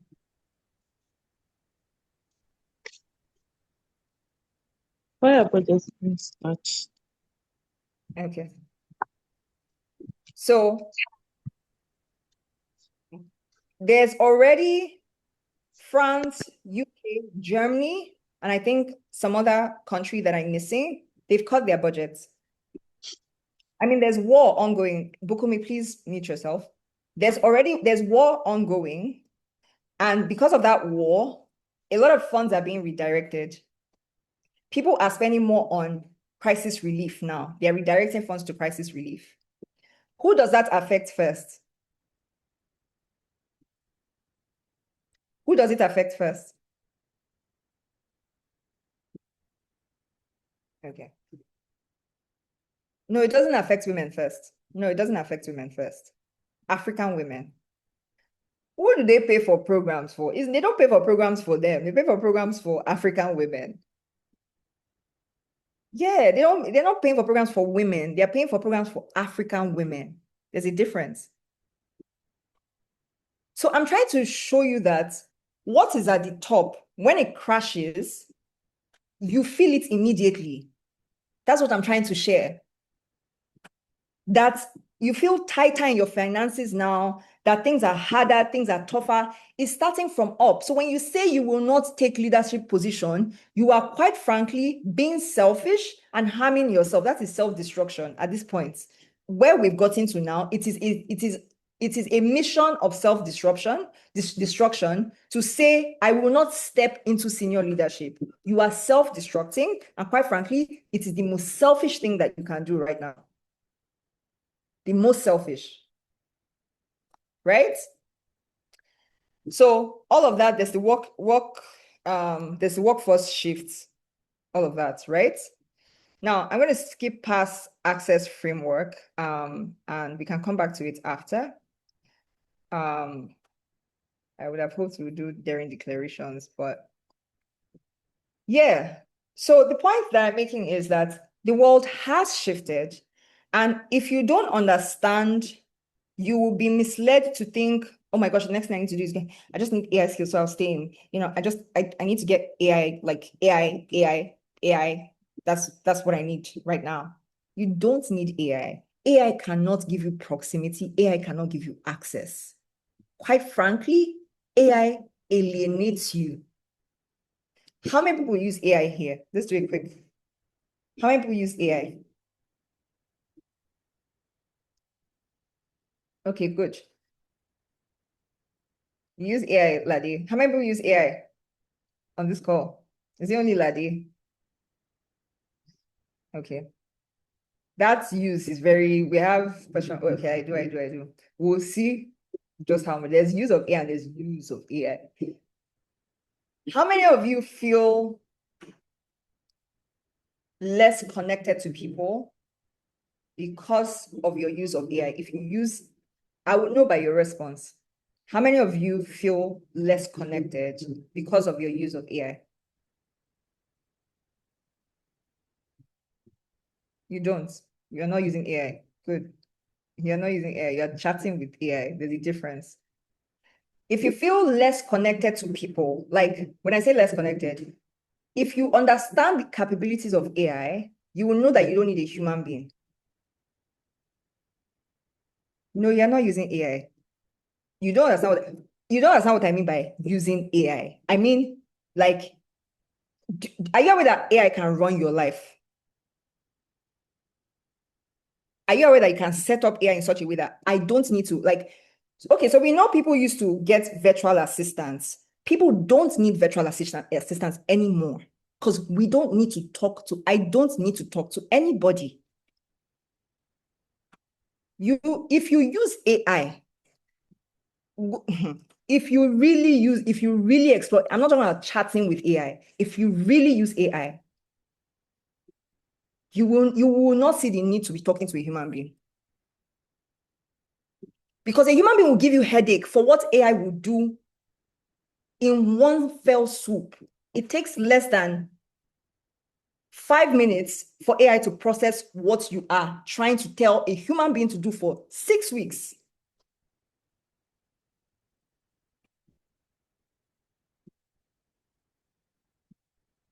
If you are using AI, you will know what I'm talking about.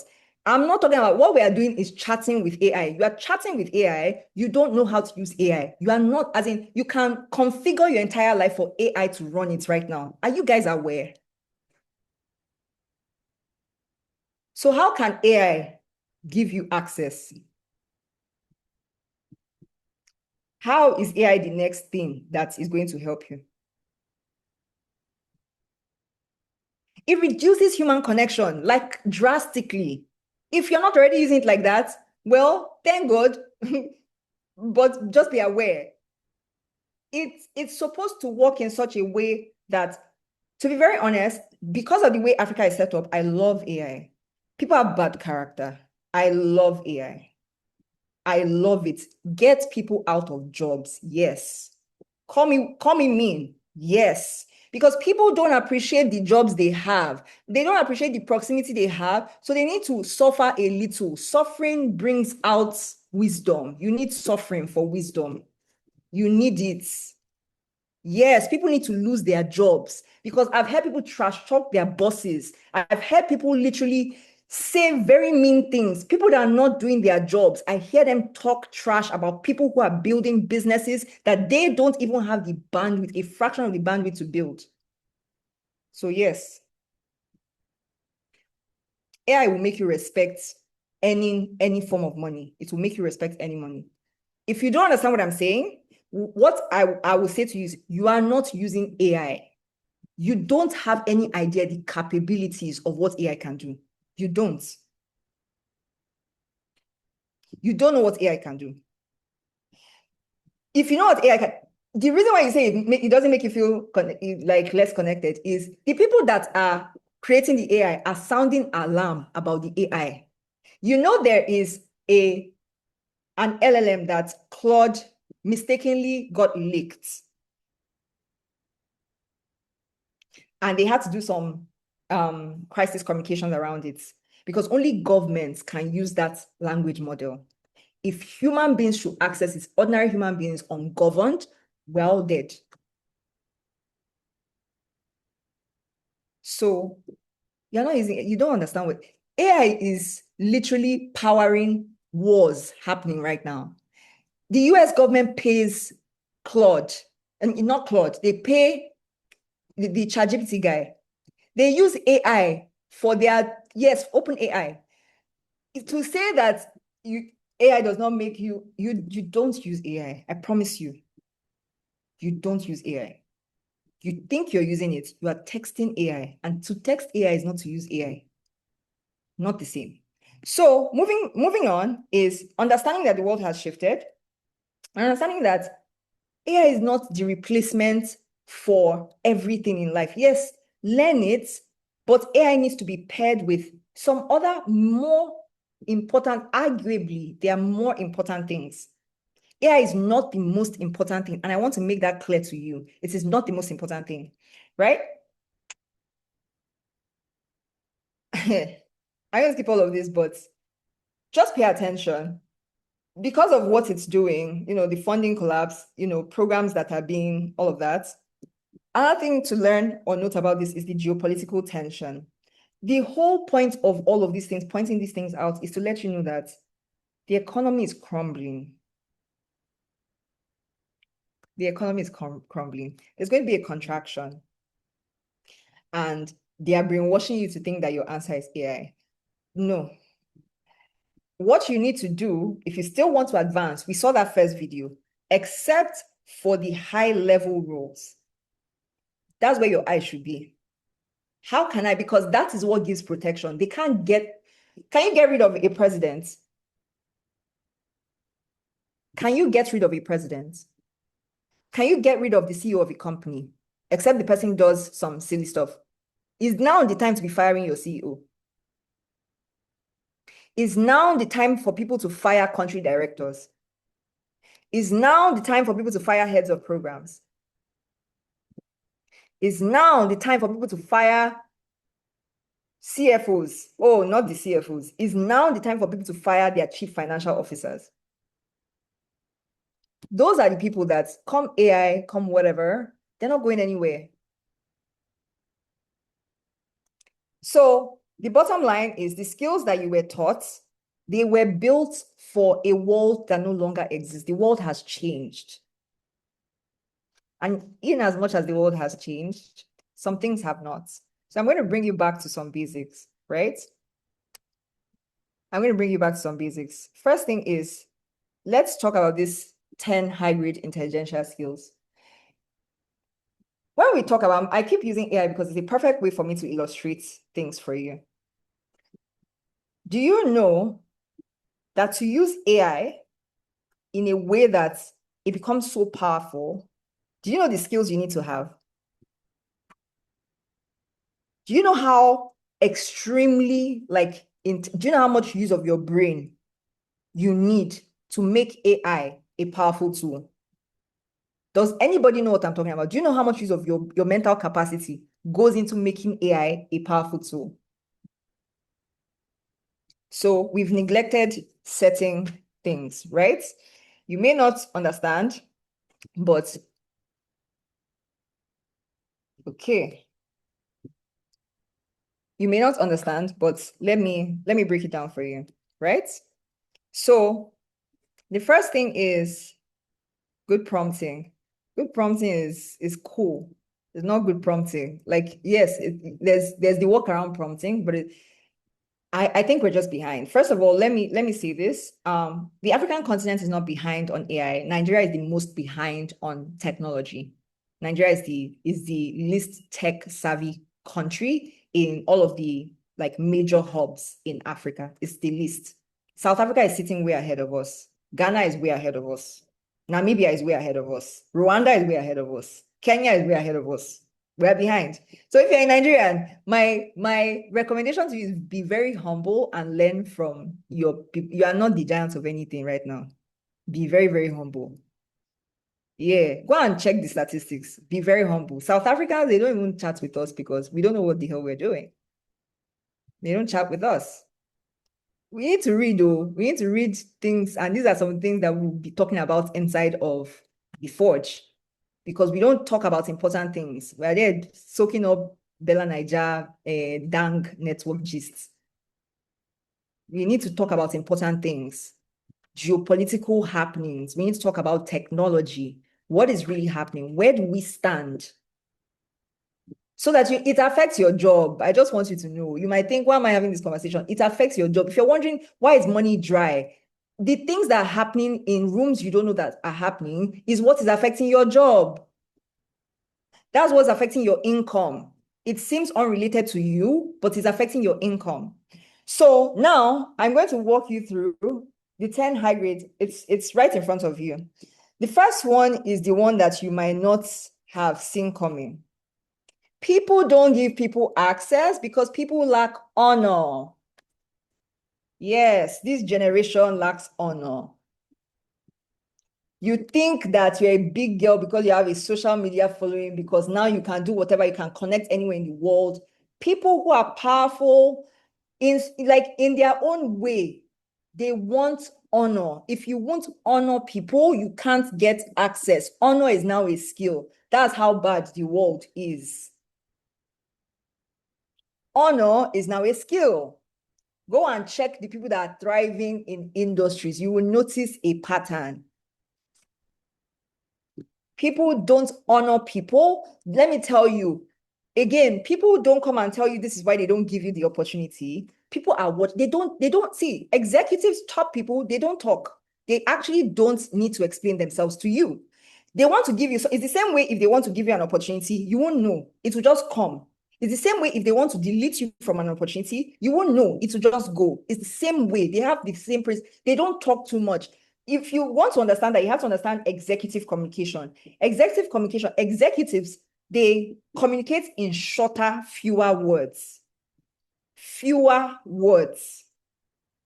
They communicate in fewer words, meaning they don't talk a lot. You can't know that you are losing. I can bet you most people, from what I've seen, it is not a function of your skill. Nobody actually cares about your skills. If somebody likes you, they will give you an opportunity. If they like you and they trust you, they will much rather bring you because they trust you. They will bring you close because they are not willing to expose themselves to someone they don't trust. The only way they will go to someone they don't trust is if they see they cannot trust you either. Honor. This is the basic, most foundational skill I can teach you about. Like, if we close here, I bet you if you honor people more, this decade that we're in, you're going to see that when people are suffering, you won't suffer. If you honor people, you're going to see that in this decade that we're in, when people are suffering as a result of the meltdown economically, you will not suffer. Learn to honor people. Women are very disrespectful. Young women are very I say this because I have said this story time and time and again. When God brought me to a stage of awareness in my life, I went back to all my former employees, bosses, and I apologized. Women are very, very disrespectful and so entitled. You are losing. I'm telling you, I can tell you for sure. I've seen many things that have made me be like, this person. Hey, I'm not holding anything. It's not a power flex. It's that I don't want you. I don't want your shenanigans around me. And that's how people don't come and tell you. Learn to honor people. If you want referrals, you get referrals by honor. Honor looks very different for a lot of people. Like what we think as that honor is as Africans, Europeans don't think that's what honor is, but they have their context for honor. Learn to honor people. Okay? The next thing is systems thinking.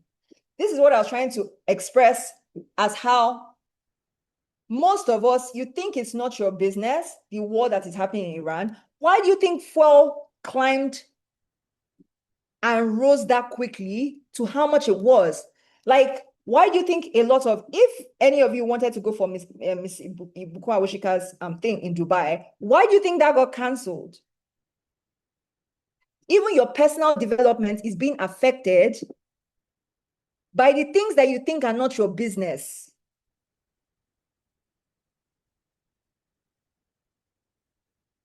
You have to learn the skill of being able to connect seemingly unconnected things. It's a skill. Everything in this world is connected to everything in this world. You just don't know. The people who are up there know. And what they are looking for is people who can think in systems. Because if you can't think in system, nobody right now wants to hire somebody that'll be like, my job is just this. So yeah. My job is just this. Nobody wants to hire that kind of person. Nobody wants to work with someone who can only do like just that. Nobody wants to invest in any business that just does one thing, just one thing. We just sell Gary and this. That is why people that just sell Gary are standing and selling Gary on the road. It's not investable. Systems thinking, right? Systems thinking. An example is if right now a woman has electricity issues, ALI will not be able to reach her. Therefore, ALI is losing out on money. So if ALI doesn't get into energy conversations, doesn't influence decision-making in the energy space, ALI might likely not fulfill its potential. Systems thinking, right? The next one is cultural fluidity. Now, if you want to play at a high level, you have to be aware that as you're going up, you're being met with a situation where you're needing to interact with people of multiple ethnicities. You see it. Multiple ethnicities. The only reason is like when you're Nigerian, the world is small. That's what happens to Nigerians, unfortunately.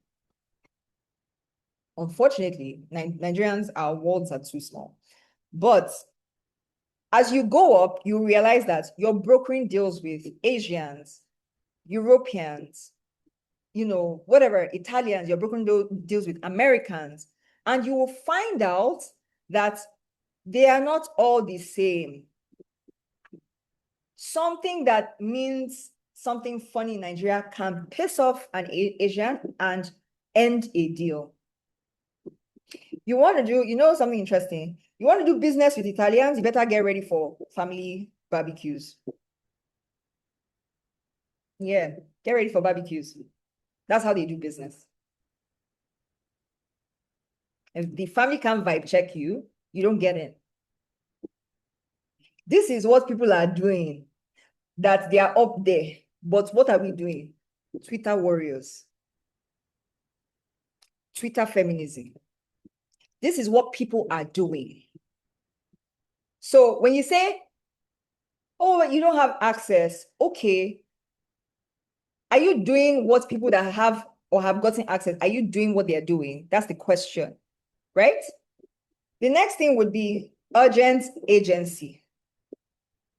Urgent agency. Now, this is, let me find a way to express this. There's too much dependency as women. We're depending on people that they don't like you. I'm not trying to be cynical. They don't like you. They don't like you. To expect that these people are somehow, somebody working something out in your interest, you have to take agency for your life. It's like a lot of, this is how I see it expressed in the workplace. You tell somebody to do something, they can't even do it.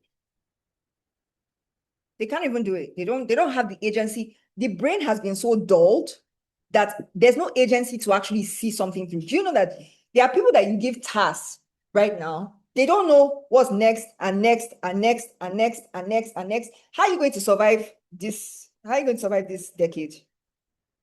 You don't know what comes next, and you don't know what comes after that, and you don't know what comes after that. How? And let me warn you, AI is now smart enough to actually do that.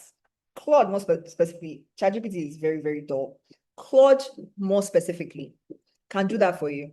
It can preempt what you need next. So please tell me why you will not lose a job. Tell me why you will not lose an opportunity. Just explain why. Tell me why. Someone should give you access to what a tool will not stress them about. Tell me why. I'm trying to show you the things that they are there, but they are not obvious, that if you don't learn these things, and what does it mean to have urgent agency? Retrain your brain. I said this, you can't use AI without agency. You cannot. You can't. That's why a lot of you, you're not using AI. I can sit down here and tell you're not using AI. If you know what AI can do for you, you will be shocked. We are not using AI because we don't have agency. Agency is lost. The brain is dulled. The brain is so dulled. We are so used to leaving people to decide on our behalf. It's too dull. You need to sharpen, rewire. It's called brain training. People train their brains. You have to train your brain in this time that we're in. You have to train your brain in this time that we're in. Now to AI. That first thing, I deliberately stacked them on top of each other. You cannot do mega prompting without agency. Let me give you a perfect example. Earlier this week, I had a spat with ChatGPT. It really pissed me off. ChatGPT said to me that I wasn't thinking well. And I was like, are you crazy? I literally told it. Me and my ChatGPT argue a lot. I'm like, are you, because sometimes it talks too much. I'm like, are you insane? And I shot it. I told it all the things that it was not. I was like, you are the one who lacks agency. You are the one without any lived context or lived experience. You are the one that is getting this thing wrong. Do you know that most people will copy and paste that thing? No, real. Do you know that most people will copy and paste what ChatGPT, and because your confidence level is so low, AI will tell you, even AI is battering your confidence. Even when the world has finished doing its own, AI will come and do its own to you. I'm telling you, most people will say, maybe I really didn't get it right though. I stood in front of it and I told you, you're a liar. You lie. And you are the one who is wrong, and you will correct yourself now. I will not advise you on something I'm a subject matter expert at, and you will tell me that I don't know what I'm saying.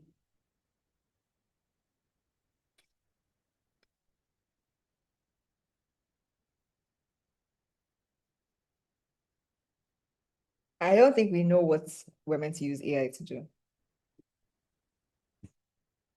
When we say it's a tool, you water it down. AI is your errand boy. AI is your errand boy. It is practically trained on your data, on your emotions. It's your errand boy.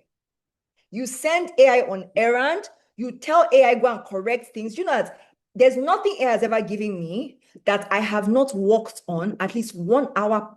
I will work on it. I'm like, Human brain is more powerful, but somehow our brains have been dulled. So we can't even do things like mega prompting. Do you know what mega prompting is? Oh God. Do you know what mega prompting is? Mega prompting means that you can spend, let me tell you, I use AI and you'll give me the output in like 5 minutes. I spend at least 5 hours talking to AI, at least 5 hours. No. We're going to do it like this. I will tell you, I will tell you, wrong. Mega prompting means that when it gives you the thing, there is no flaw. There's no flaw. It's only your human brain that can do that. So we don't know the role of AI. Your brain is supposed to be more powerful, but somehow we are making AI the power. AI is what powers our thinking now. How sad that is. You are the one that wants to go and access high level. You are the one that wants to take high level role. You cannot, AI is running your life. AI can, no, like, it's you that will tell AI what it will do. AI is an errand boy. It's not a tool. It's who you send to markets. It's who you send to go and do something for you, so you go and rest. It's who you send to do something for you, so that the other people with that bad character will not stress you. That's AI. So if you don't, this is a pragmatic skill. If you don't know mega prompting, you can't do mega prompting. You have to think. Most people don't want to think anymore. That's why you're chatting with ChatGPT. It's not designed for you to chat with it. It has too much of your data for you to be chatting with it.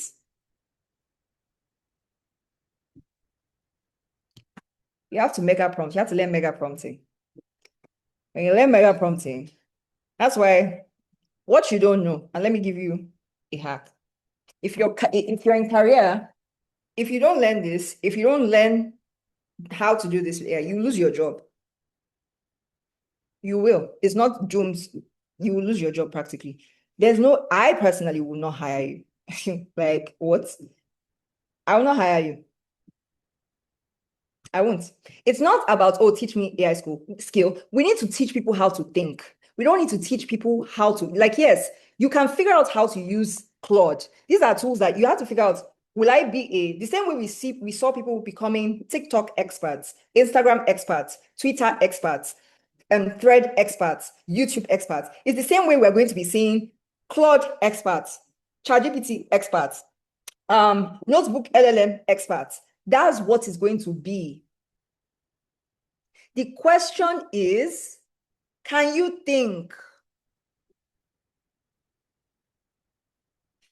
Can you think? That's the question. Do you know how to actually think? That's the question.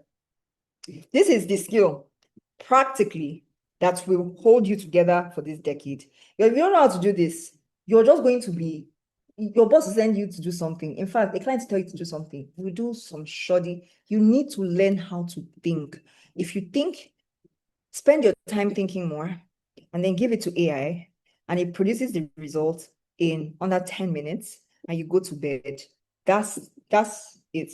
But that thinking exercise is what we're trying to skip. So now ChatGPT is thinking for you. Claude is thinking for you. That's the problem, right? It's wrong use. Next is spiritual intelligence. This one, I'm not going to dwell on it. If you believe, if you don't believe, if you lack spiritual intelligence in this time, that flood that was spoken about, it will come and wipe you away. You cannot move at such a time as this without spiritual intelligence. It's too dangerous for you to be moving without spiritual intelligence. It is too dangerous for you to be moving without spiritual intelligence. Too dangerous. Too dangerous for you to be moving without spiritual intelligence. That's all I'm going to say on that. Meaning you cannot foresee when things are about to happen. Meaning it's going to catch you right in the middle of things. That's what's going to happen. You're going to be caught in the middle of chaos, in the middle of a storm. I reject it for you. If you don't have the Holy Spirit right now, you won't know, you will be confused. Which direction am I meant to go? Lord, the world is shutting down. What do I do? You'll be confused. So the 10 skills, and let me now share this. This is what leads you to the person, the right person that is meant to give you access to them. This is the part. This intelligence is what leads you. You see how it's just like we have false people, right? How come there's 1 million people on the road and they come to one person? Have you ever thought about it? They're walking around. They land on one person. Why do you think so?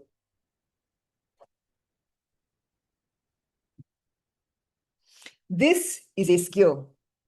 Again, we're entering into a different, I don't like using all this big grammar, dispensation, but it is what it is. We're entering into a different decade, and you have to be very, very careful over strategy, over strategizing, being an overly logical person. It's not going to help you. You need spiritual intelligence. And I'll tell you the supreme, the highest of all the highs. If you're looking for what to tell you what will happen now, what will happen tomorrow, it's the Holy Spirit. I know it's the Holy Spirit I'll direct you to. You need to be able to discern when things are shifting. You need to be able to discern. The next thing is structured communication. Now, let me explain this, right? Most people say they want to learn communications. You don't want to learn communications because I've heard people speak well, talk well, but it's painful to listen to them. Very painful to listen to them. Why is it painful to listen to them? Because I can't seem to, I have to follow a train of thought to be able to make a decision. So if there's no train of thought, I don't, people are confused. So if you ever wonder, oh, yeah, my client didn't yeah, that could be it. My boss isn't quite that could be Structured communication is what we need to learn, especially when it even comes to promoting ourselves. Structured communication, right? Very few people can structure their thoughts. It's a skill. It's not just communication. Communication will teach you how to really, like, to express, how to deliver something. No, like you're looking for a frameworked way to deliver what you're saying to people. A frameworked way to deliver what you're saying to people. So you want to learn structured communication in this time. If you're going to the top, let me now explain why this is necessary. Very important people don't, let me say this to you. If you're someone and some people are indulging you, people indulging you does not mean that they are enjoying the conversation with you. I hope we're aware. Like, people who are high level, they can endure you, but let me tell you what happens. You might have experienced this. Let me tell you what happens. They will avoid you. They will avoid you. They don't have a lot of time. If you're going to talk to a very important person, if you want to get access to them, they don't have time. You need to be able to do 1, 2, 3, get your point across, and leave it there. I'm telling you from experience. 1, 2, 3, get your point across, leave it there. Never give them more than 3. Because don't go, there's things we do where it's like word vomit. We vomit everything we're thinking. Oh, I need help. Again, this one of the things that makes for us to, one of the things that makes for us to, that makes for us not to talk in a structured way is, if you're desperate for help, you will be having like encounters where, not encounters spiritually, but you'll be encountering people and you'll be vomiting words because you just want people to help you. No, control yourself. The person that will help you. Trust me, because of how they operate, you won't know they are going to help you. You will not know they are going to help you. You won't know. You won't know they are going to help you. Leave it alone. You've made your point. Make your points, be concise, finish. Right? Now, alliance formation. In this time that we're in, thank God this is a group of women. Women in business, African women in business, please gather around. I don't know who hurt all of you. But you see that solo walk that you are on. It will take you 100 years to achieve your goals. It will take you 100 years before you see any profits, before you actually achieve what God sent you to achieve. I don't know who did anything to you, but let me just tell you, if you don't, I shall change this to trust is the skill here. People don't trust, like trust. But more practically, you need to learn the art of, see, it's like how people have the art of war. You see how in the art of war, there are people that know who to go and partner with when there's war. You are inside the war. It's always crazy. It's always very crazy. I see, and let me tell you, I'm going to share a statistic with you. They say African women make up about 80% of the informal market, and they make up about I don't know if 40% of the workforce or something like that. It is not a flex, it's an insult. And they say we're the ones that run small businesses. It is an insult because you are not partnering with each other, you can't grow. You can't. Which company do you admire? What company do you admire right now that is there that is not running based on partnerships? What, name the company?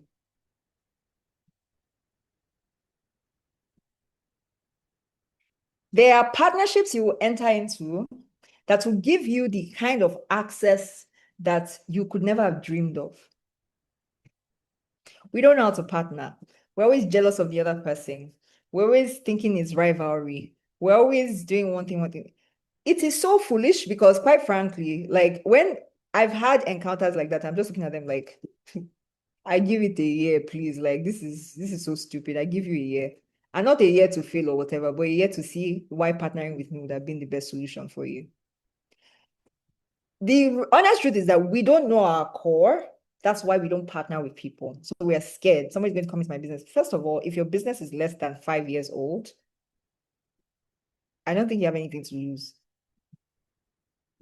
So alliance formation, it's a skill. In this climb, you're not going to be able to get into certain rooms until you form partnerships with people. We are more like, this is not motivational speech. Let me rephrase it like this. You are more powerful when there's 2 or more of you. If you keep doing solo ranger, you will suffer in this economic climb. You're going to suffer. It may not look like suffering. It will be your version of suffering, though. If all you do is just, I don't want anybody like, yeah.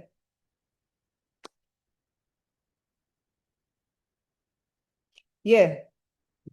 Alliance formation is a skill. Go and learn it. Go and learn how to identify who is for me. It's a real skill. Who is for me? Who, if I partner with them, will unlock a new level of growth for my business, for my career. Who do I need to do what with that will give me the level of access I'm looking for, the level of visibility that can create access for me? Who? We're not designed to do anything by ourselves. I put this example here. All the tech giants work with all the tech giants. Listen again. The tech giants that you so love and you use their AI, go to Claude. Connections, see all the connections, connect to Google Drive, connect to Jot Forms, connect to this, connect to that. Literal advertising for those companies, literally advertising the companies. You're scared that if you advertise, maybe if you advertise Onyeka will take your company from you. Small. You're scared that if you partner with somebody, they'll take the shine from you. Shine. Is that what you're looking for? Shine? In this dying hour, shine is, I always say, people that have not tasted visibility or tasted outside that always want to be outside. When you taste it, you know that what we're looking for is different. What you're looking for, quite honestly, what you're looking for is more community than it is. When you say visibility, what you're looking for is not number of people, it's not volume. You're looking for people that see you. To be seen is not to be seen on social media. You're looking for people that see the grace on your life and can say, because I see the grace on this person's life, I will make sure that I will do everything within my capacity to make sure that they advance and they grow. Whatever opportunity is theirs and I spot it, I will make sure that I send it their way. Whatever rooms I enter and I can speak on behalf of this person, I will mention their name in that room. That is what you are looking for. That's the visibility you're looking for. If that's not what you're looking for, you're chasing clouds. Clouds is different. Cloud doesn't make money. Clouds doesn't get you up there. Cloud doesn't give you access. The wealthy people in the world are the most understated in my experience. They don't chase clouds. They'd much rather let people with less money make noise. You're looking for clouds. If what I described does not appeal to you, what you're looking for is clouds. And if that's what you're looking for, that's fine. Express it as clouds. Don't express it as I'm looking for visibility. No. Right? We have landed where I need us to land. Too many of us have bad character. Yeah. Character is now a skill because, unfortunately, the world is so bad. People's moral configurations have deteriorated so badly that now somebody having character brings them in. What I've seen with my eyes, character is bad. Most women have bad attitudes, bad characters. I'm not saying for everybody. Most women have bad character, badly behaved, entitled, bratish.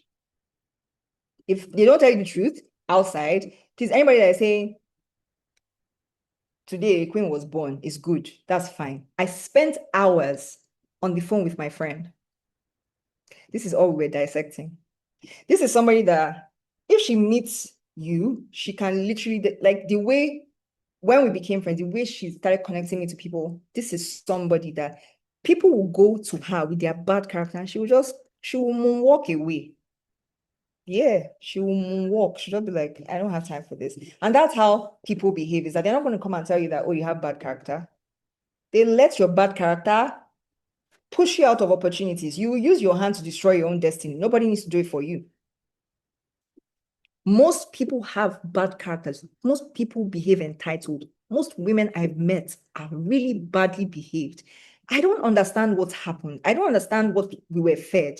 I'm telling you, as somebody who was on that lane and God pulled me out of it, I'm telling you, as someone who has had that experience, most women are badly behaved. A lot of women, African women, especially Nigerian women, are badly behaved.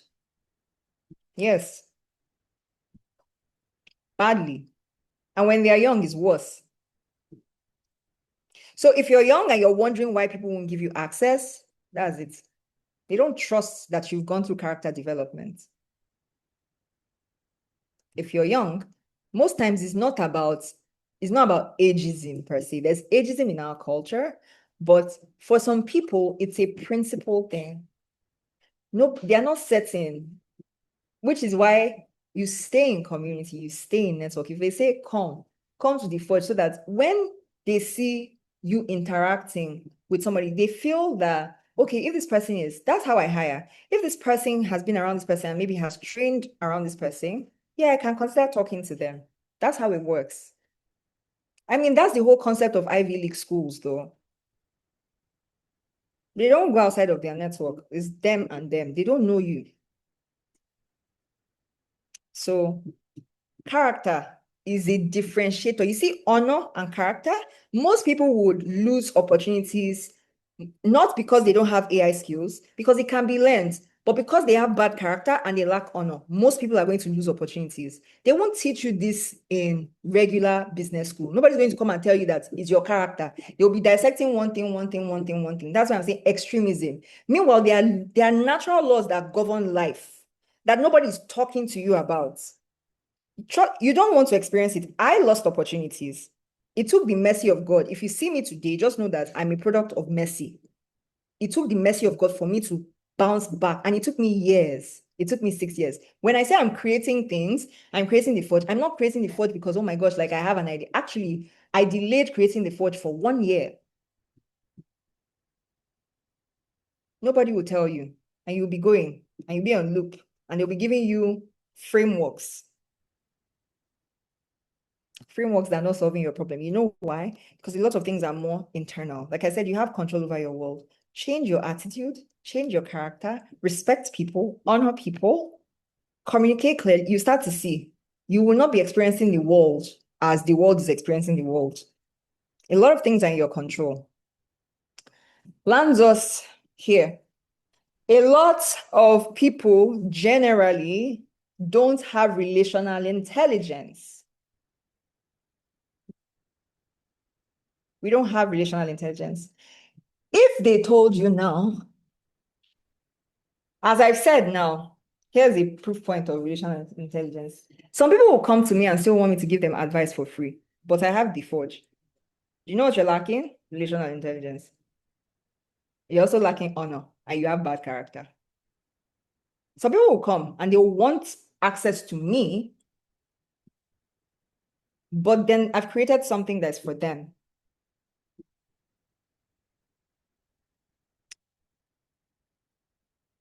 You see the people who come and like they buy people, and maybe I should not use money, but they nurture the relationships with people. This one is not relationship building. It's at scale. It's not just you build relationships. It's you build, you nurture, you manage, you maintain relational intelligence. Sustaining deep human relationships. Most people can't do it. Once that person is not giving you, once they're not giving you that thing that you want, so please, until they're useful to you again, then you come. And you wonder why you don't have access. Are we jokers? Like, who taught us this thing that life is so 1, 2, 3, 4, 5? Are we jokers? These principles have governed the world from time. Why do you think they will change in your case? Why do you think AI will replace it in your case? What gave you the impression to think that somehow it is AI that will make up for lack of honor, lack of character, lack of relational intelligence, no structured communication? What makes us think these things? I'm actually like, what makes us think that somehow we will be able to circumvent a system, an order that has been set to keep things in order? And you wonder why certain people are moving up. They're not moving up because they got that certification in Harvard. They're not moving up because they got the LBS certification. They're not moving up because I'm telling you how real life works. Social media is deceiving most of us. I'm telling you how real life, as in man to man, human to human. I'm telling you how real people function.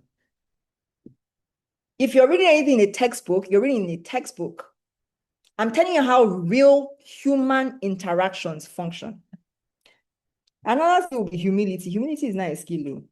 Oh, because everybody's something. Everybody's something.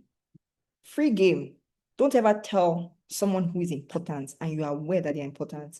Don't ever tell them you are busy, you were busy doing something. If you ever missed them reaching out to you or whatever, just say like, oh, I was away from my phone. Free game.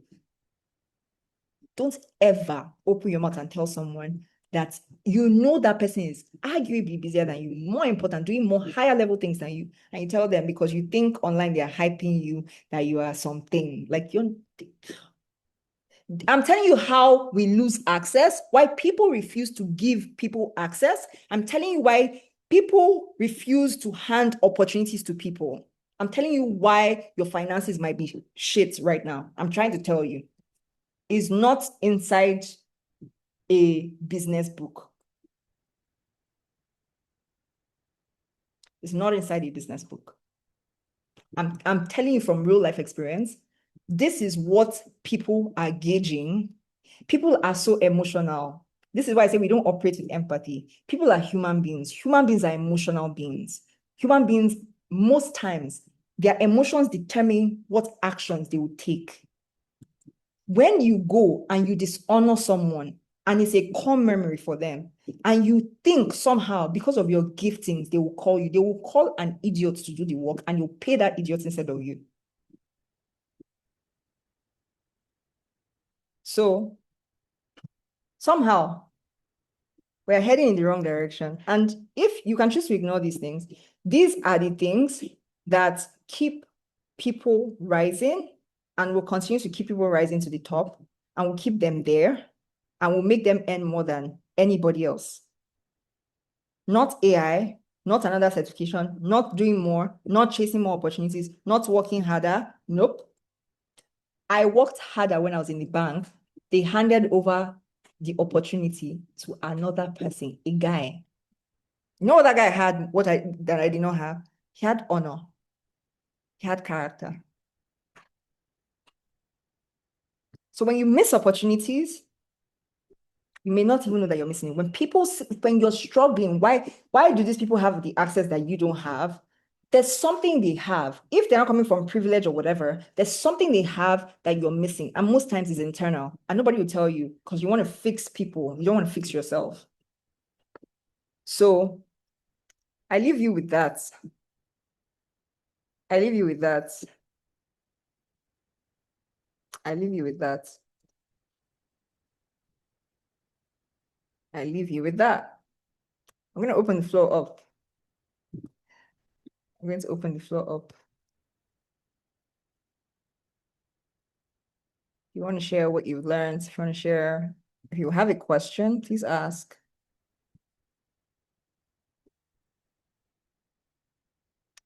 Open the floor for questions.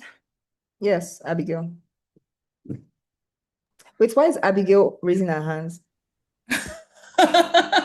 Me too, I'm learning now. Anybody else first? Mom, sorry? Anybody else before you? Anyone else? Okay. No problem. Can we get the recording to this meeting? Yes, you will. Yes, Sylvia. Yes, Louis. Okay, can you hear me? I can hear Louis. I don't know. Oh yeah, I can hear you, Louis. Good afternoon. Good afternoon, Onyeka. I hope I'm permitted to call you guys. Good afternoon to everyone that's in this call. I just want to say that it was really great to be here as a young person going into my career. And I'm currently in it, obviously, but at the beginning of it, learning, having access to informations like this is just really priceless because it begins to shape how you think and change first starts in the mind. And so it begins to, help you challenge certain parts of yourself that you never thought to challenge before. And, also opens you to the possibilities that are available and the possibilities that you might not even know you are missing because of the person that you are. So I'm really glad to be here. I hope to continue being here for as long as possible and to eventually get to that space or that place that we are speaking of. Yeah, that's what I'm going to say. Thank you so much. Thank you for sharing. All right, who else? Sylvia. Hello, everyone.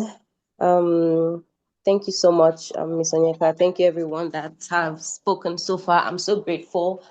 I honestly knew that this was going to be very valuable, value-packed, but I think what does it for me every time that I hear Miss Onyeka talking and every time that she just holds classes and I just draw from her well of knowledge is just the fact that it is very practical. It's not something that you hear and then you go back and there's nothing to do afterwards. There's always something to do afterwards. There's something to shift and then you become better, right? I met I got connected to Ali Global through Set Apart, and I'm grateful that I even took that extra shift and just attending today's meeting.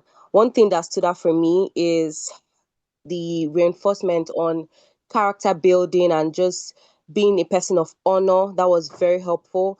And also the AI disruption, talking about how it's just a distraction and this is what it is for.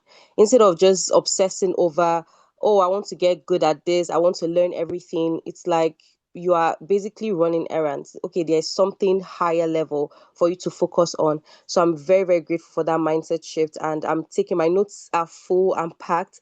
I just have so much to think on and work on after this meeting. Thank you so much, Ms. Onyeka. And I already have access to the Forge room. So I'm also looking forward to that. Thank you. Thank you, Sylvia. So let me pause there before we go on. Before we go on, because it seems like it's comments. My network broke when giving details about the Forge. Where are we to join? Abigail, please share the links again. Let me just do a quick refresher on the Forge, right? And I'm going to come to your question, Nkechi. Nkechi asked a question and she said, great session. Please, are there programs slated specific programs apart from being part of the Forge community? Yes, there are programs. Actually, we have 3 programs coming up this year. The relational intelligence, we have the relational intelligence program coming up. We have the structured communications program coming up, and we have one on personal branding and building your vision. So those are the 3 programs coming up. If you are interested in any of those programs, please just signify and I'm going to reach out to you. Our program systems have changed a bit. We want to get to know a little bit about you, know if you are a right fit for the program, know what stage you're at, and really just point you in the right direction. So it's not necessarily about, oh, we just want you to get in the program.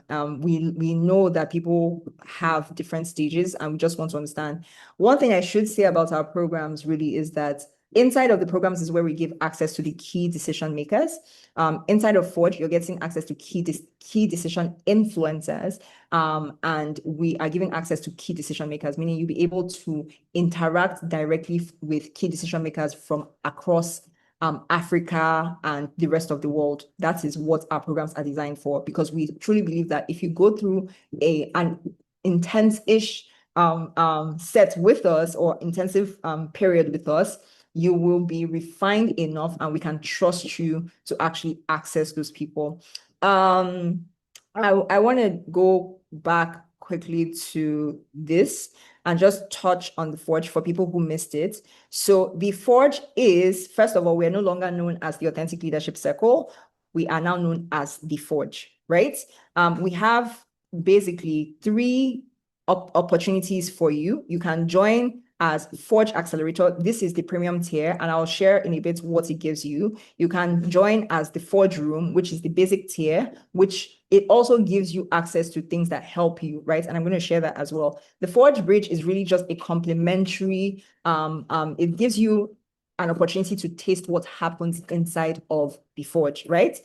It doesn't give you that opportunity for long, but you get access to really experience what we do in the Forge, right? One thing I did not mention is that I am not bringing the Forge to you as me. It's not militia meetups as you used to know it. It's more, we are bringing key decision influencers with your context from across different parts of the world, right? And you'll get to learn very shortly who these people are. We're bringing different people from different parts of the world, right? And yeah, so what we want to do is we want to solve for one, we believe we see rather that women are too isolated and it's hampering on their, I want you to know something. We don't just say we want you to advance to high-level leadership roles for no reason. The higher you are, the more that you can earn. That's the honest truth. If you stay stuck on a lower level role, a middle management role, you can't earn what someone who is at that level is earning. That is because people who do higher level work earn higher. That's just how it's designed, right? So we see that women are isolated and we want to be able to solve for that. Isolation is hampering on your financial growth. Invisibility is also hampering on your financial growth, but not the invisibility in the way that you know it. Most people want social media visibility. What we offer is not social media visibility per se. What we offer is the right people to see you. If one investor sees you and takes interest in you, is better than 10 or 10,000 random people online seeing you. That is what we truly believe, and that has been my experience. Next thing is information symmetry. Enough of getting random, very random things from random people that you don't know, one, what is their guiding thoughts? Two, what's their context? You don't understand these things. Enough of that. It is very harmful to take advice from people who don't share your context and who don't understand your world. It's very harmful. Like I said, I lost that pitch competition because I did not start from a place that I'm actually very comfortable talking about, oh, these are our numbers and things like that. But I started telling like stories and stuff like that. That is number one. When you take advice that is harmful. Number two is I've lost my train of thoughts, but number two is someone who doesn't share your context, doesn't know when they're more likely to misdiagnose whatever it is that you may be experiencing. A misdiagnosis often with a wrong that is lathered with a wrong advice leads you to deficit in time. Right? It leads you to a deficit in time. You have to start recovering time when you take bad advice. That's what happens. So you are now walking your way backwards. So what we're trying to solve for is you don't have to keep gathering advice from people that you don't know who is giving sound advice or who's not sound advice. We are bringing the information, we are vetting the information, we're bringing by vetting people ourselves, vetting through what you're sharing. We know, okay, this is what you need to learn. We are bringing all of that information to you in a structured manner inside of a community setting. That is what we're doing, right? And so, yeah, that is a bit about the Forge. And so we have 3 tiers, right? Again, I'll start from the last one. I'll start from the Forge Room. You understand what the Forge Bridge is. It's just a complimentary tier that lets you get a taste of what we do. The Forge Room is the core, right? It's the basic tier, and it lets you access monthly meetup sessions. It lets you access personal and business financial check-ins, because if you are not doing that, trust me, you are missing opportunities. And quite frankly, if you don't get more comfortable around money, you can't make more money. That's basically the whole point. So that is an exercise that we take you through every month. Then the next thing would be quarterly visioning sessions, because people don't have a clear-cut, precise vision or view of where they're going. Let me tell you something now. There are opportunities that have come to me and I've turned them down, or I've said no, or I've just not responded to them because I know where I'm going to. First of all, nobody can bring me outside of 3 realms: education, technology, and policy. You can't bring me outside of those 3 realms. The reason why I stay in those 3 realms is there's a vision that is guiding my life. I'm so clear, this is where I'm meant to be. Then you break it down. Every year, you should actually have a yearly blueprint. Every year you should have a blueprint, right? It's part of what we'll also teach like at length inside of the personal brand, how to build a vision for your life program. But every year you should have a blueprint you should even have a life blueprint. Then you should break down things in yearly format. Then you should have the one that you check every quarter. And you'll notice something if you do this exercise. You're not the same person every year. If you watch me consistently, there's no position I take in the former year that is the same.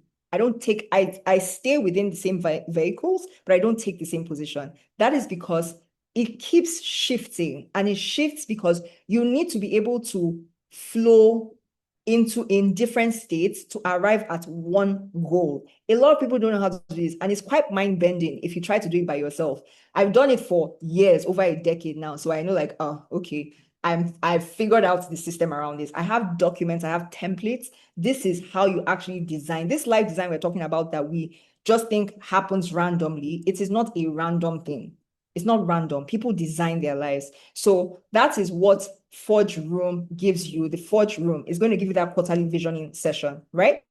Now, the Forge Accelerator, everything I just spoke about in the Forge Room, now the Forge Accelerator is really what it's called. It's the Forge Accelerator, which means you want to really step on the gas with this one. You're tired of doing all of this, yeah, it's good to vision and everything, but do you actually want to secure investment, right? Do you actually want to understand, how to move up the career ladder better? Do you want to constantly, like in deeper ways, sharpen your minds with people? So the mock pitch sessions, like I explained, is we don't talk enough about our business from an investment perspective, right? Most people say like, oh, I'm founder of this. Like, if I argue that if we pitched each month, if you pitched your business each month in a mock session and you got feedback, you will refine and refine and refine and refine. Your pitch deck gets more refined. Your story gets more refined based on feedback. I spent the past 3 months actually doing that. It gets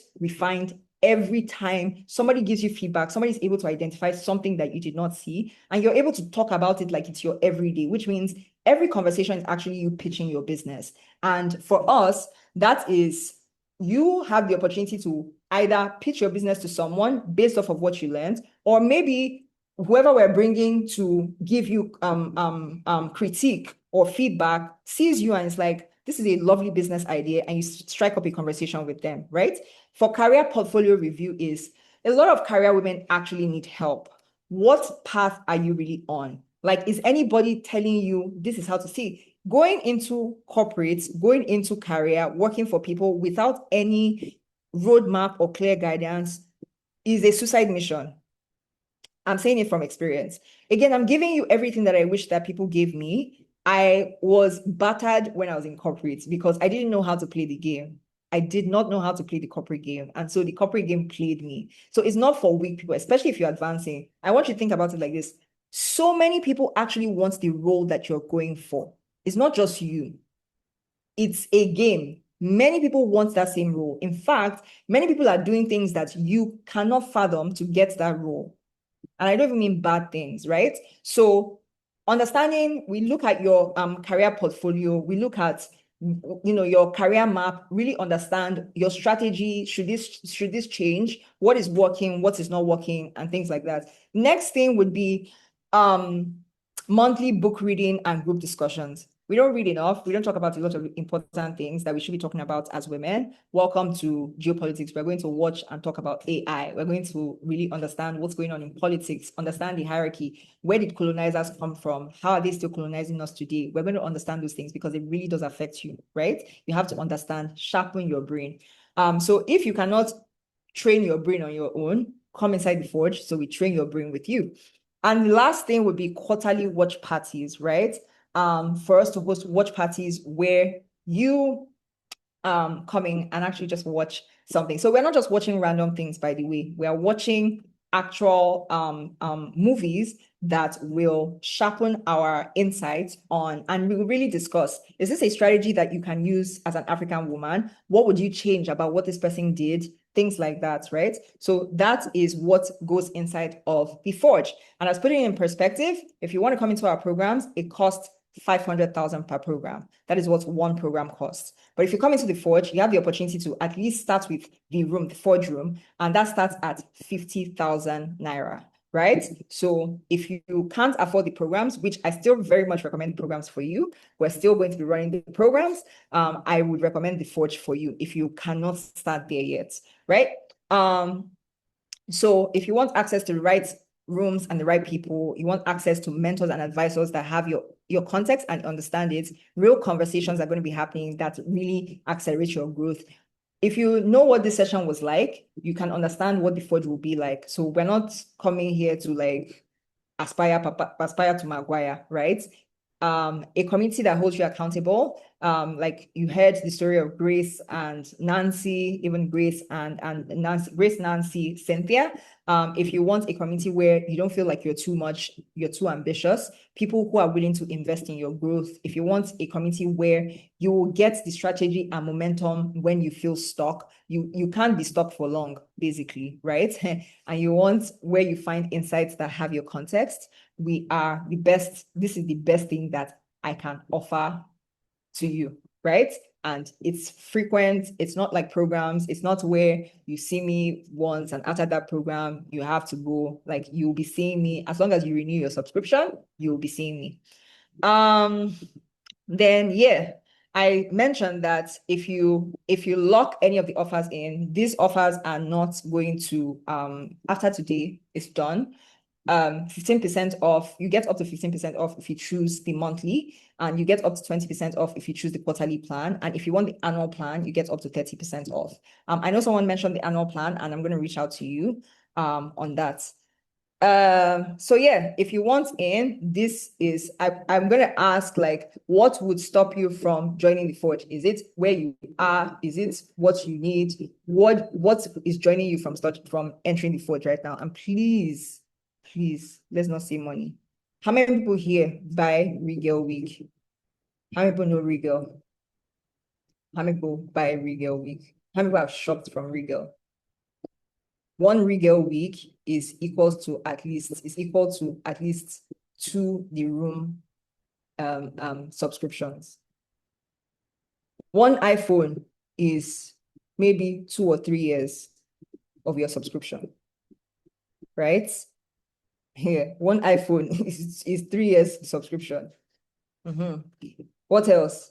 There's wig, there's bag. That dinner that you're about to have, that is 3 months. That's a quarter's worth. This is being modest if you eat at 150K, right? So please let nobody tell me money is their problem right now, okay? And also, I think if you see an opportunity to invest in yourself, I think that you should. When it comes, money goes. I'm not speaking from a place of privilege per se. I'm speaking from a place of mind conditioning, and my disposition towards money is that money comes, money goes. And when I see an opportunity, I invest. All right. Chi Mezirim, yes. Good afternoon, Ma. First of Hi. all, I just really want to thank you. What I want to say, I don't know if I'm supposed to say it on this call or not. If it's not what I'm supposed to say here, I'm sorry in advance, but it's not something bad. First of all, I just really want to thank you for this. And permits me also to like just make mention of set apart, because that was how I got to know. I think I know what you're about to do. I really want to take questions, so you can go ahead, but I want to take questions from people outside of set apart, but please go ahead. Oh no, the question is about here, but I probably just have to make mention of set apart, but it's not about the question is not about set apart. That's what I'm saying. Okay. Okay, let me just go straight to the question I Yeah. have. Okay, for someone, because I'm going to speak in my perspective now. Personally, I'm in a place where I I don't exactly know what I'm doing with my life. I'll just come out upfront like that, because I sometime last year left Forex. I've been doing Forex, but I just since last year I'd been having this first of all, I thought it was a feeling to leave Forex, and but now because I've started building a relationship with God, I've come to understand that that was just what God wanted me to do at the time. Like, we talked about the whole rest thing, because I've been still getting that whole message from God to just rest, stop. And at some point I was like, okay, I'm resting. What do you want me to do? Like, I'm just supposed to stay. And now I'm beginning to understand why. So what I want to ask you, like, for someone who is just completely confused about life, it's not like I have any career, it's not like I have any business. Do you think um the Forge Room and Forge Accelerator is right for someone like me? I think my answer to that is, did today give you any clarity? Did it help you in any way? I didn't hear you. What did you say? Did today help you in any way? What was Yes, shared? so much. Exactly, so much. Yes. Why do you think you need to ask me that question? I was just trying to get you to see that if today helped you, this is what a Forge experience looks like when it's just me. So imagine me and then other people. Like I want us to, because when you start asking questions like that, you are giving yourself permission to overthink something. You've experienced something, it helped you. That is the answer to your question, is what I hear you saying. As women, we want to process and process and process, and processing and processing and processing. What it does is it talks you out of that thing. That's what it does. So you are on the path to talking yourself out of it. Should I really? I don't have a career. I don't have this. I don't have that. You see all of the things you don't have as opposed to what you. I'm present. I'm here now. This has helped me greatly, which means if I I put my leg on the pedal and I accelerated things a little more, whether it's via the room or via the accelerator, I would gain substantially. Basically, what's happening here is not Onyeka is talking, is you're in a room where you feel comfortable and your mind is being sharpened, and you know that I might not have figured things out, but there's a light that I can see. I can see a way forward. I know how it's going to happen. That's what's happening for you. So don't give yourself permission to talk yourself out of it. If you're going to make the investment, I think make the investment. You see, ALI is very experiential, right? It's very experiential. If you've experienced it and it helped you and it worked for you, the only person that can stop you, like we're talking about this decadal disruption now, the only person that can stop you right now is you. To ask, my question to you is, do you think it will help you? That's like always mad. Do you think it will help you? Because Onyeka saying like, oh yes, like no, all the things that I could have sold, I've done it. You wanted insight, I've shared it. There's more insight, I will still share it. You have to come to a point of decision where it's, I really like what I'm getting here, so I'm going to put myself inside to keep benefiting from this thing. I'm saying this because it's not just a chimezerim thing. It's literally women. See, let me tell you what I do in this case. I would go to the craziest person, the craziest friend I have in my advisory board, and I would say to this person, I'm about to do XYZ. Sometimes it's put my entire money inside something. I'm like, what do you think? And the person will ask me, you know what my friend asked me the last time I did that? He said, that thing now, will it help you scale your business? I said no. He said the money, he was talking about the money. He was like, can that money help you scale your business? I said no. He said, can that money, like, can it do anything substantial that is life-changing for you? He was like, no. I was like, no. I was like, so what are we talking about? What are you having a conversation for? It's like, please go and put it in somewhere that at least you know you see the dividend. So yeah, that's my response to anyone who is feeling like, is it right for me? The question is, did what you experienced here today, was it right for you? If your answer is no, you have your answer. If your answer is yes, you have your answer too. Yes, Mercy. Ifeoma has a question. Okay, good Mercy, afternoon. good afternoon. Let me speak to you. Can Ifeoma. everyone hear me? Yes, we can hear you. Just a moment.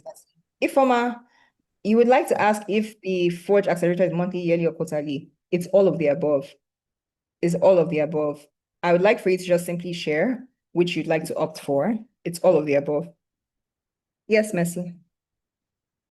Okay, so I'm a little bit confused about the pricing. So you said the program is 500 for for a year payment, membership payment, right? And I'm No, not I seeing said the option.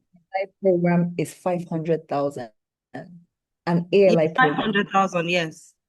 and a loan program, not yeah. Okay, go You ahead. said? A standalone. You've been through the Okay.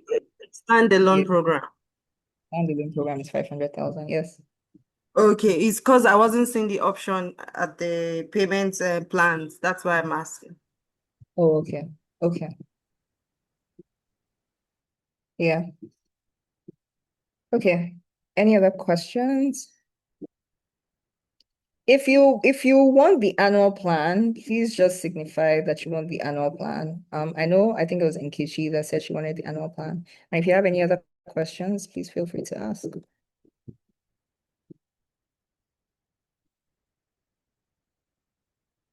Any other questions?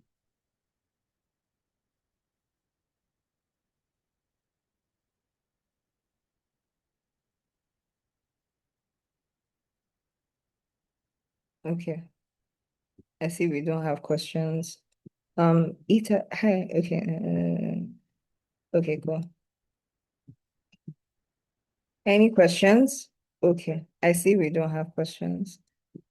That is fine if we don't have questions. For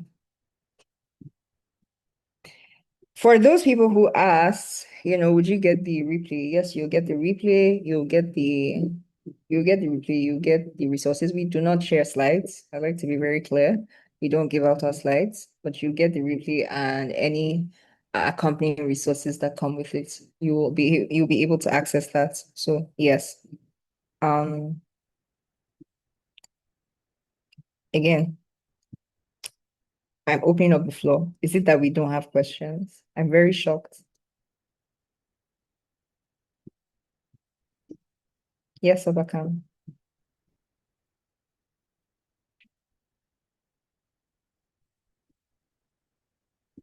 Obakam, if you're speaking, I can't hear you. Loyal says she's interested in the programs. Okay. Loyal, if you can say hi on WhatsApp, or I can say hi to you after this. Obakam, you're muted. Bukimi Roberts, interested in the relational intelligence program and structured communication. Okay.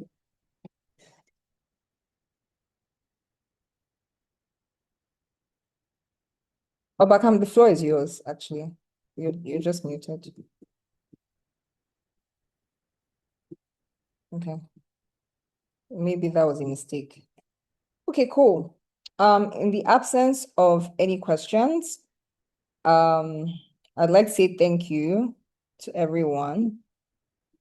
There are two hands raised. Okay, Chika.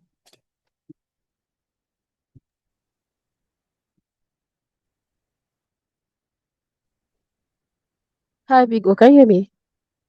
I can hear you now. Hello? Oh, I can hear okay. you now. Okay, thank you so much for the training. I actually made a comment earlier. When I saw the, the training on unusual access, seeing that would I say, been bothered about. Um, One thing I've learned is access is not necessarily you being wrong. It's actually because you can be somewhere and then you still feel like, let's say, out of place, or, or you don't necessarily feel like you're like, I don't know how to describe this, but being able to name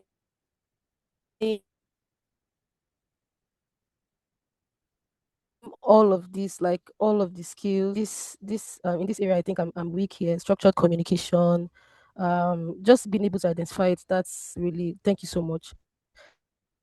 Thank you for sharing, Chika. And it's good to see you. Thank you. For doing such an amazing work.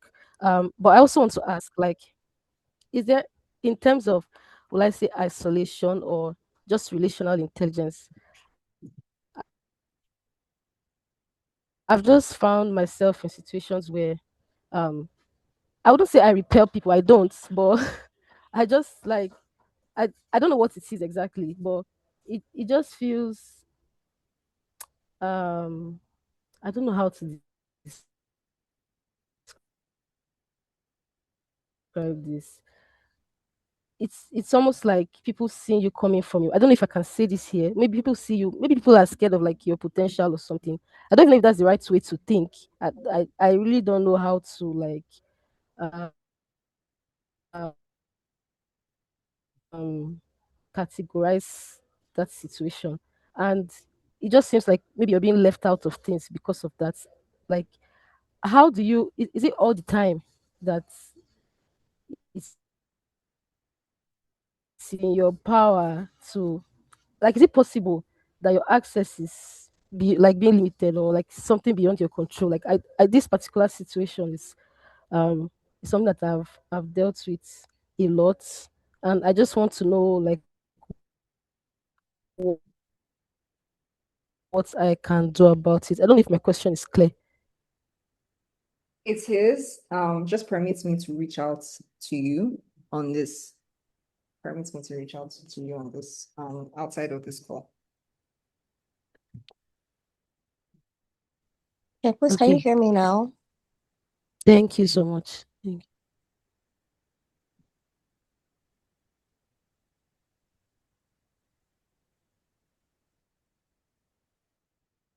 you. Okay. I'm going to hand this over to Abigail. If you have questions, please just share. And I'm in the room still. Okay, hi. Just to confirm again, if we pay for the 500K, we have access to all programs for the entire year. Is that correct? No, that's not correct. That is for one program. The Okay, one program. annual.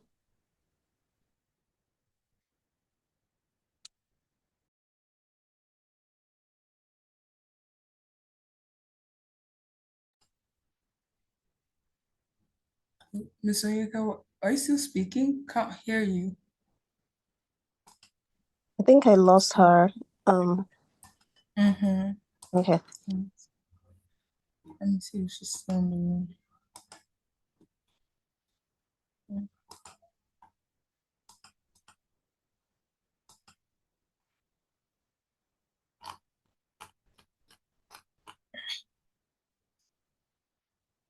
Oh, Miss Oyeka, you're muted. She's here. Okay.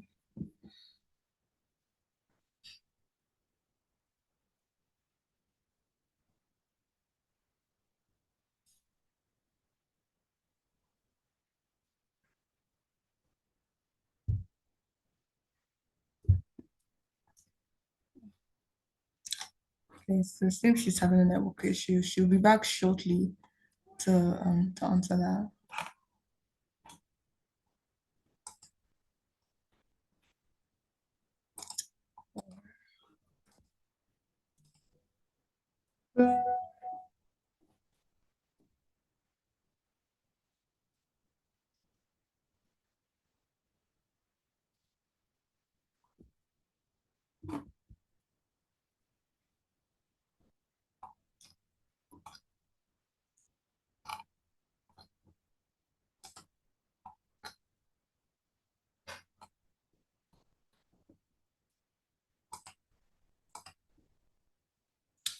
Okay.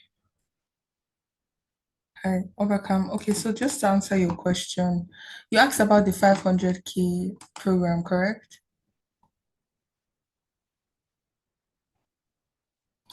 Hello?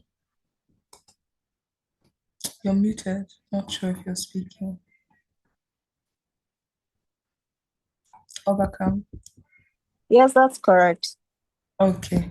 Yes. So the 500K program is the accelerator. That's the Forge accelerator, and you get monthly expert meetups, uh, mock pitch sessions, as you earlier mentioned, career portfolio reviews, book readings, and the quarterly watch party. So there's some other things included as well. Let's say a deeper level of, the forge room. Because as you see, there are two different options. So going for the accelerator just gives you a more in-depth experience, into the forge and the things we have to offer. It's a deeper walk with you on your journey. So we'll be more involved. You understand? Does that help? Okay, I'll just take a look at the link again. What I'm hearing is that like if I pay for the 500K, it gives me access to the Forge, but for a year. Yeah, correct. All right, cool. Thank you. Yeah, sure. Happy to help. If I might see your hand up, you can unmute, please. Yeah, hi, Abigail. Thank you. So I think you've already answered my question. I also wanted to just make inquiries on, because I know that when Onyeka was speaking about the skills, I was taking notes of some of the things that I found, or maybe I need to practice more, learn more of, and all that. But I think she mentioned it that in the Forge program, so either the Forge room or the Forge accelerator, some of these things would be um highlighted. Like I was interested in the systems thinking, relational intelligence. Yeah, but I think some of my questions have been answered. So thank you. All right, that's fantastic. Thank you. Thank you so much. All right. So who has joined so far? Just to do should I say head counts? If you've signed up for the Forge, you could drop an emoji or drop a comment saying I'm in the chats. Yeah.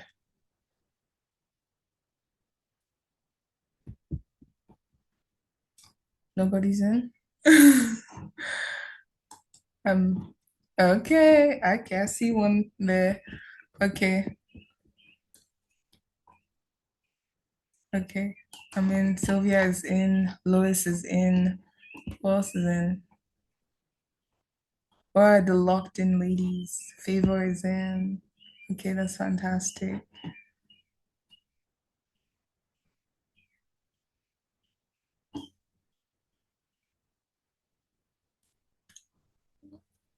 Still waiting for more. I believe that more of us are in. So you just drop a reaction or a comment just to confirm that.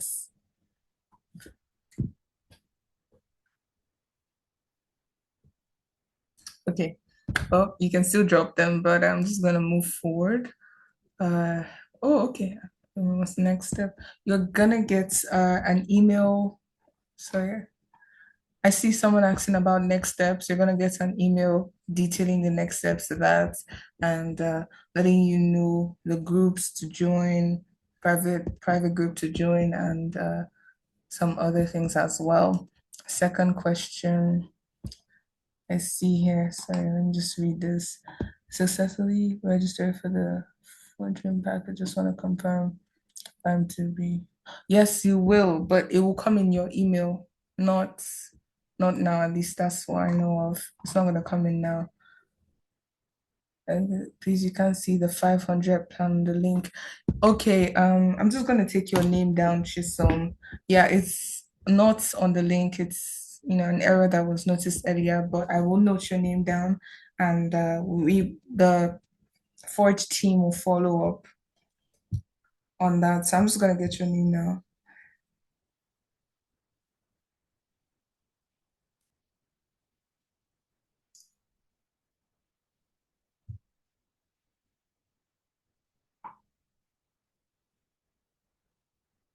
Okay, and Kate. Okay, no problem. I see your message in Kate. I'm going to write the name down as well. Chisom is K and G. Okay, I got your names down. Fantastic. Anyone else that would like to do the annual plan, just leave a message in the chat and I'll put your name down. There's a plan. Put your name down and we'll get back to you. Thank you. Does the plan give me access to the Forge accelerator? Yes, if you click the other plans actually give you access to the Forge accelerator. Now the plan that you choose or you pay for determines how long you have access for. So as you know, there's the monthly plan, there's the quarterly plan, and the annual plan. But the annual plan isn't on the link that we made available, right? But if you are interested in the annual plan, just let me know. Okay, Chisom, you've already let me know that you're interested in the accelerator, so no problem. We'll get back to you on that. It does give you access to the accelerator. I'll be sharing the link again just in case.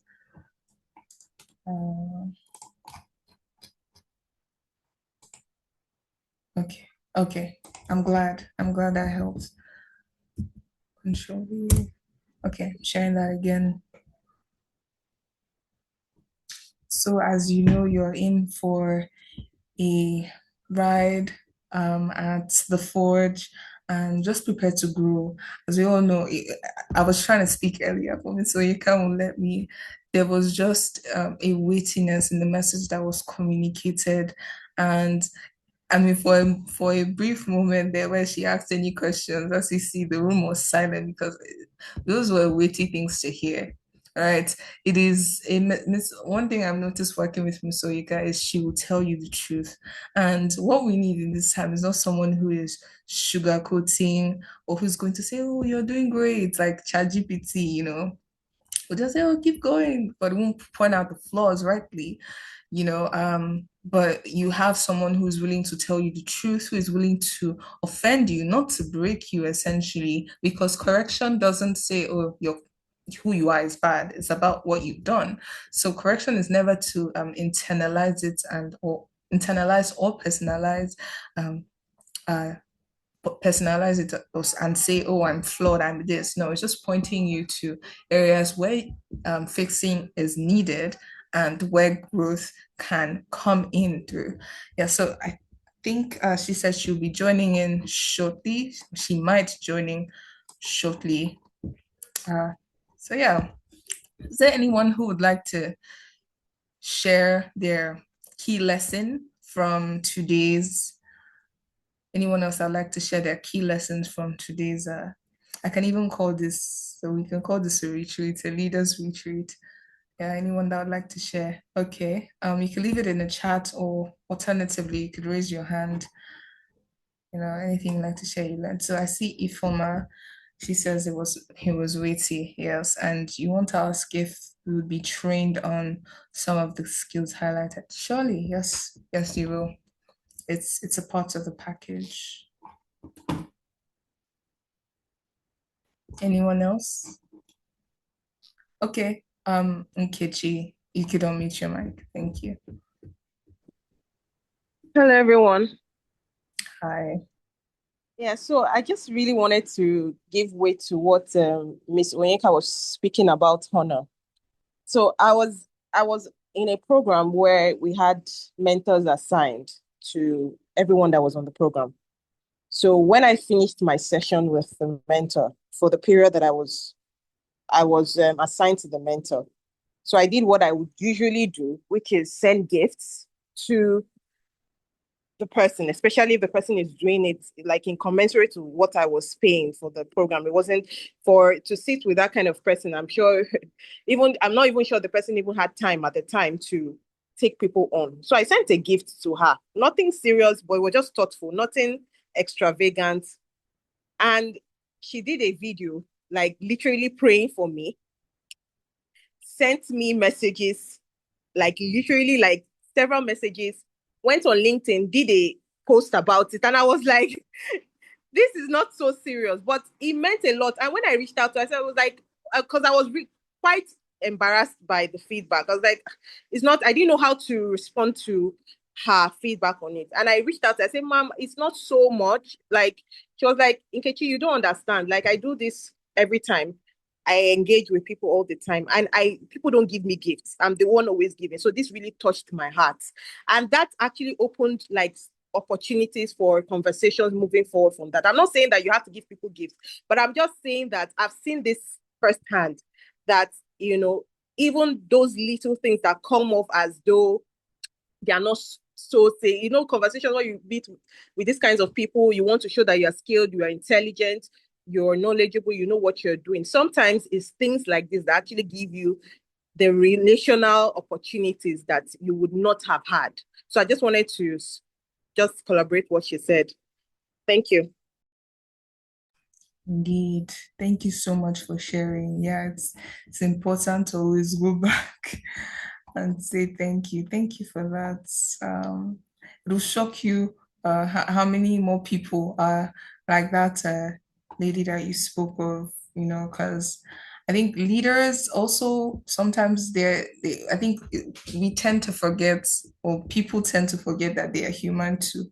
And they would like gifts and they would like nice things as well. And most of them are so used to giving that when they finally get to receive, they say, wow, this must be somebody with eyes of wisdom. And that's exactly what we're being trained to do at the Forge. And it will give you, the Forge is a place that would help cultivate the kind of relational skills that are required, um, not just to get access, but to sustain access. Um, Keeping an eye on the charts just to see who else might be speaking or anyone else that wants to share.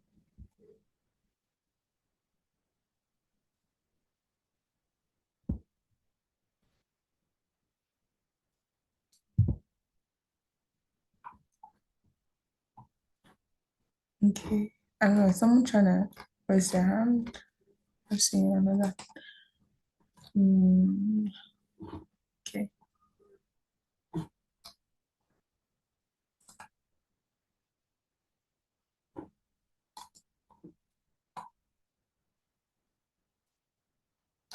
Did anyone like clarity on anything?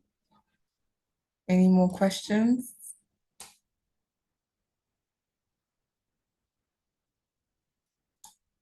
Okay, I'm going to take it that you people are currently paying on the website. Or you're probably signing up for either the Forge Room or the Forge Accelerator. That's why I'm not getting any responses. Or you're probably marinating. Okay. Okay. You're probably getting for your sister and your friends as well. Okay. Marinating.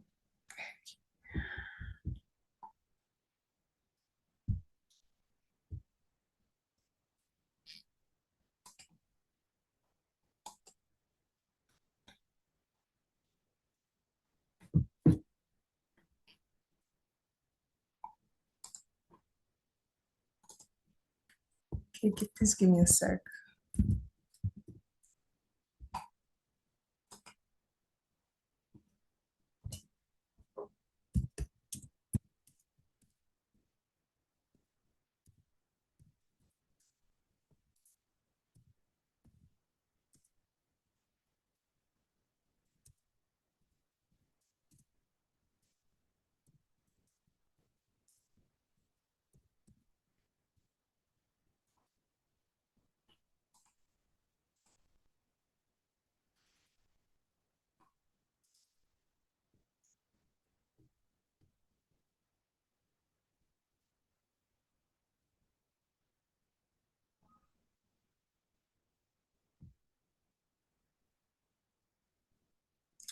All right, we're almost out of time, so I'll just start to wrap us up.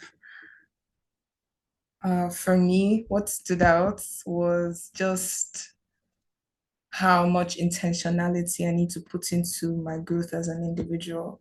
Yes, get nice things and whatnot, but um, investing in programs such as this, where you get one-on-one access with people that are willing to to give their time to hold your hand and help you out is something I must also invest in. Alongside that, Miss Mika said something that's, you know, that I'll carry with me for a very, very long time. Said those people that are comfortable, in say middle management roles, and she did highlight that not that is bad or anything, but some people can get comfortable and not want to grow. But those people that are there, it's kind of selfish, right? Because you say, oh, I don't want to be on the top, or the director level, you know, but it made me want to aspire for more, not for the sake of amassing wealth or anything, but just so I could also uh like Jesus did, yes, lay my life down for others or help others to become, because Miss Onyeka she has walked the journey, and like I mentioned at the start of this, she has a wealth of experience, but in career and also with working with people that, as she said, has kind of scarred her and will give her every reason not to want to do things for people at all. But we got, in spite of that, she's still pushing past it and wanting to, open herself up to share these experiences, to share this insight, and, just being able to look past one's personal comfort. That is another thing that really stuck with me. So grow not just for yourself, but for other people who will need, your experience or need inspiration from you. And that's one thing I'm just really grateful for, having access to her in a sense. And yeah, just hearing her speak and hearing her share things, also hearing her correct you. So it's a lot. And being a part of the Forge would also give you access to that kind of one-on-one experience where you have someone that's also intentional about your growth. And sometimes she might even be more intentional. And yeah, ensuring that you must grow. Yeah, so that's pretty much it. And lastly, from the whole program today, another thing that stood out is how intentional you are about your growth, for showing up consistently and for making out time for a program like this. There are a dozen other things that you could have done on Saturday, but you chose to be here with us. You chose to be at the leadership assembly, the leaders assembly rather, 3.0, and you chose to give your time, your ears to us at this organization. And for that, I say a big thank you. And for everyone who spoke, who shared their experience, I want to say thank you for your honesty and for sharing your wins, your losses, and the process behind them. Also, thank you to the alumni that spoke today, Grace, Nancy, and Cynthia. It was fantastic seeing women who have gone through this program fly higher than they did when they first joined. And thank you also for that. So yeah, and this is just the beginning. In the days to come, in the months to come, what you learn at the Forge will give you a chance to actually put these insights into action, not just even at the Forge, even at the Leaders Assembly today. So, I mean, a round of applause for everyone, for the alumni. If you could just give a round of applause, a reaction just before we go. Yeah, thank you to the rest of the team. Thank you, Christy, for being a part of this, for making this possible, for moderating the alumni panel so smoothly, so excellently. Thank you so much, Christy. I don't think she's here anymore, but hey, thank you, Miss Onyeka Onwobo. It's a pleasure having you. I'm not sure if I can close the room just yet because I'm just trying to confirm if she'd be able to join us still. But I hope y'all are, if you're willing to wait just a few minutes, just let me know. I'll just get feedback on closing the room. Are we willing to wait for, just a final round from Ms. Onyeka? Okay. Okay, thank you. Thank you for your time. It's not taken for granted. Let me just do some back end.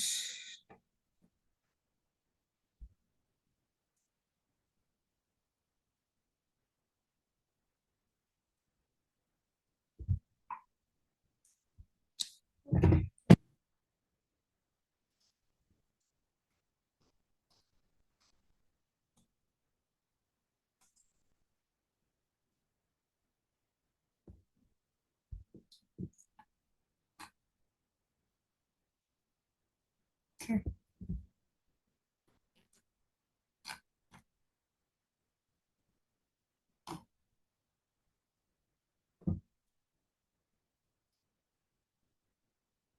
All right. Okay, I see someone in the chat. Okay. Okay, is anyone still paying for the forge? Just a quick one, just to confirm this, as another round of confirmation. Is anyone still on the link trying to navigate or choose the best option for them? Just want to be clear on that before I do a final closing.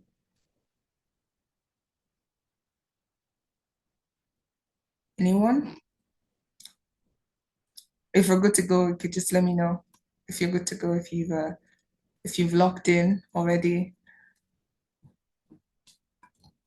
You could just leave a reaction as well so that I could know how things are going on your end. Okay.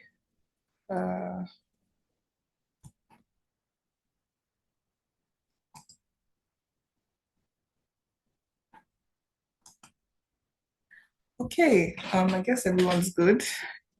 Thank you all so very much for being a part of the Leaders Assembly 3.0. It was a pleasure having you here today for your time. I say a very, very big thank you from everyone at the Forge team. Do enjoy the rest of your day. Thank you so very much. Bye-bye for now. Thank you.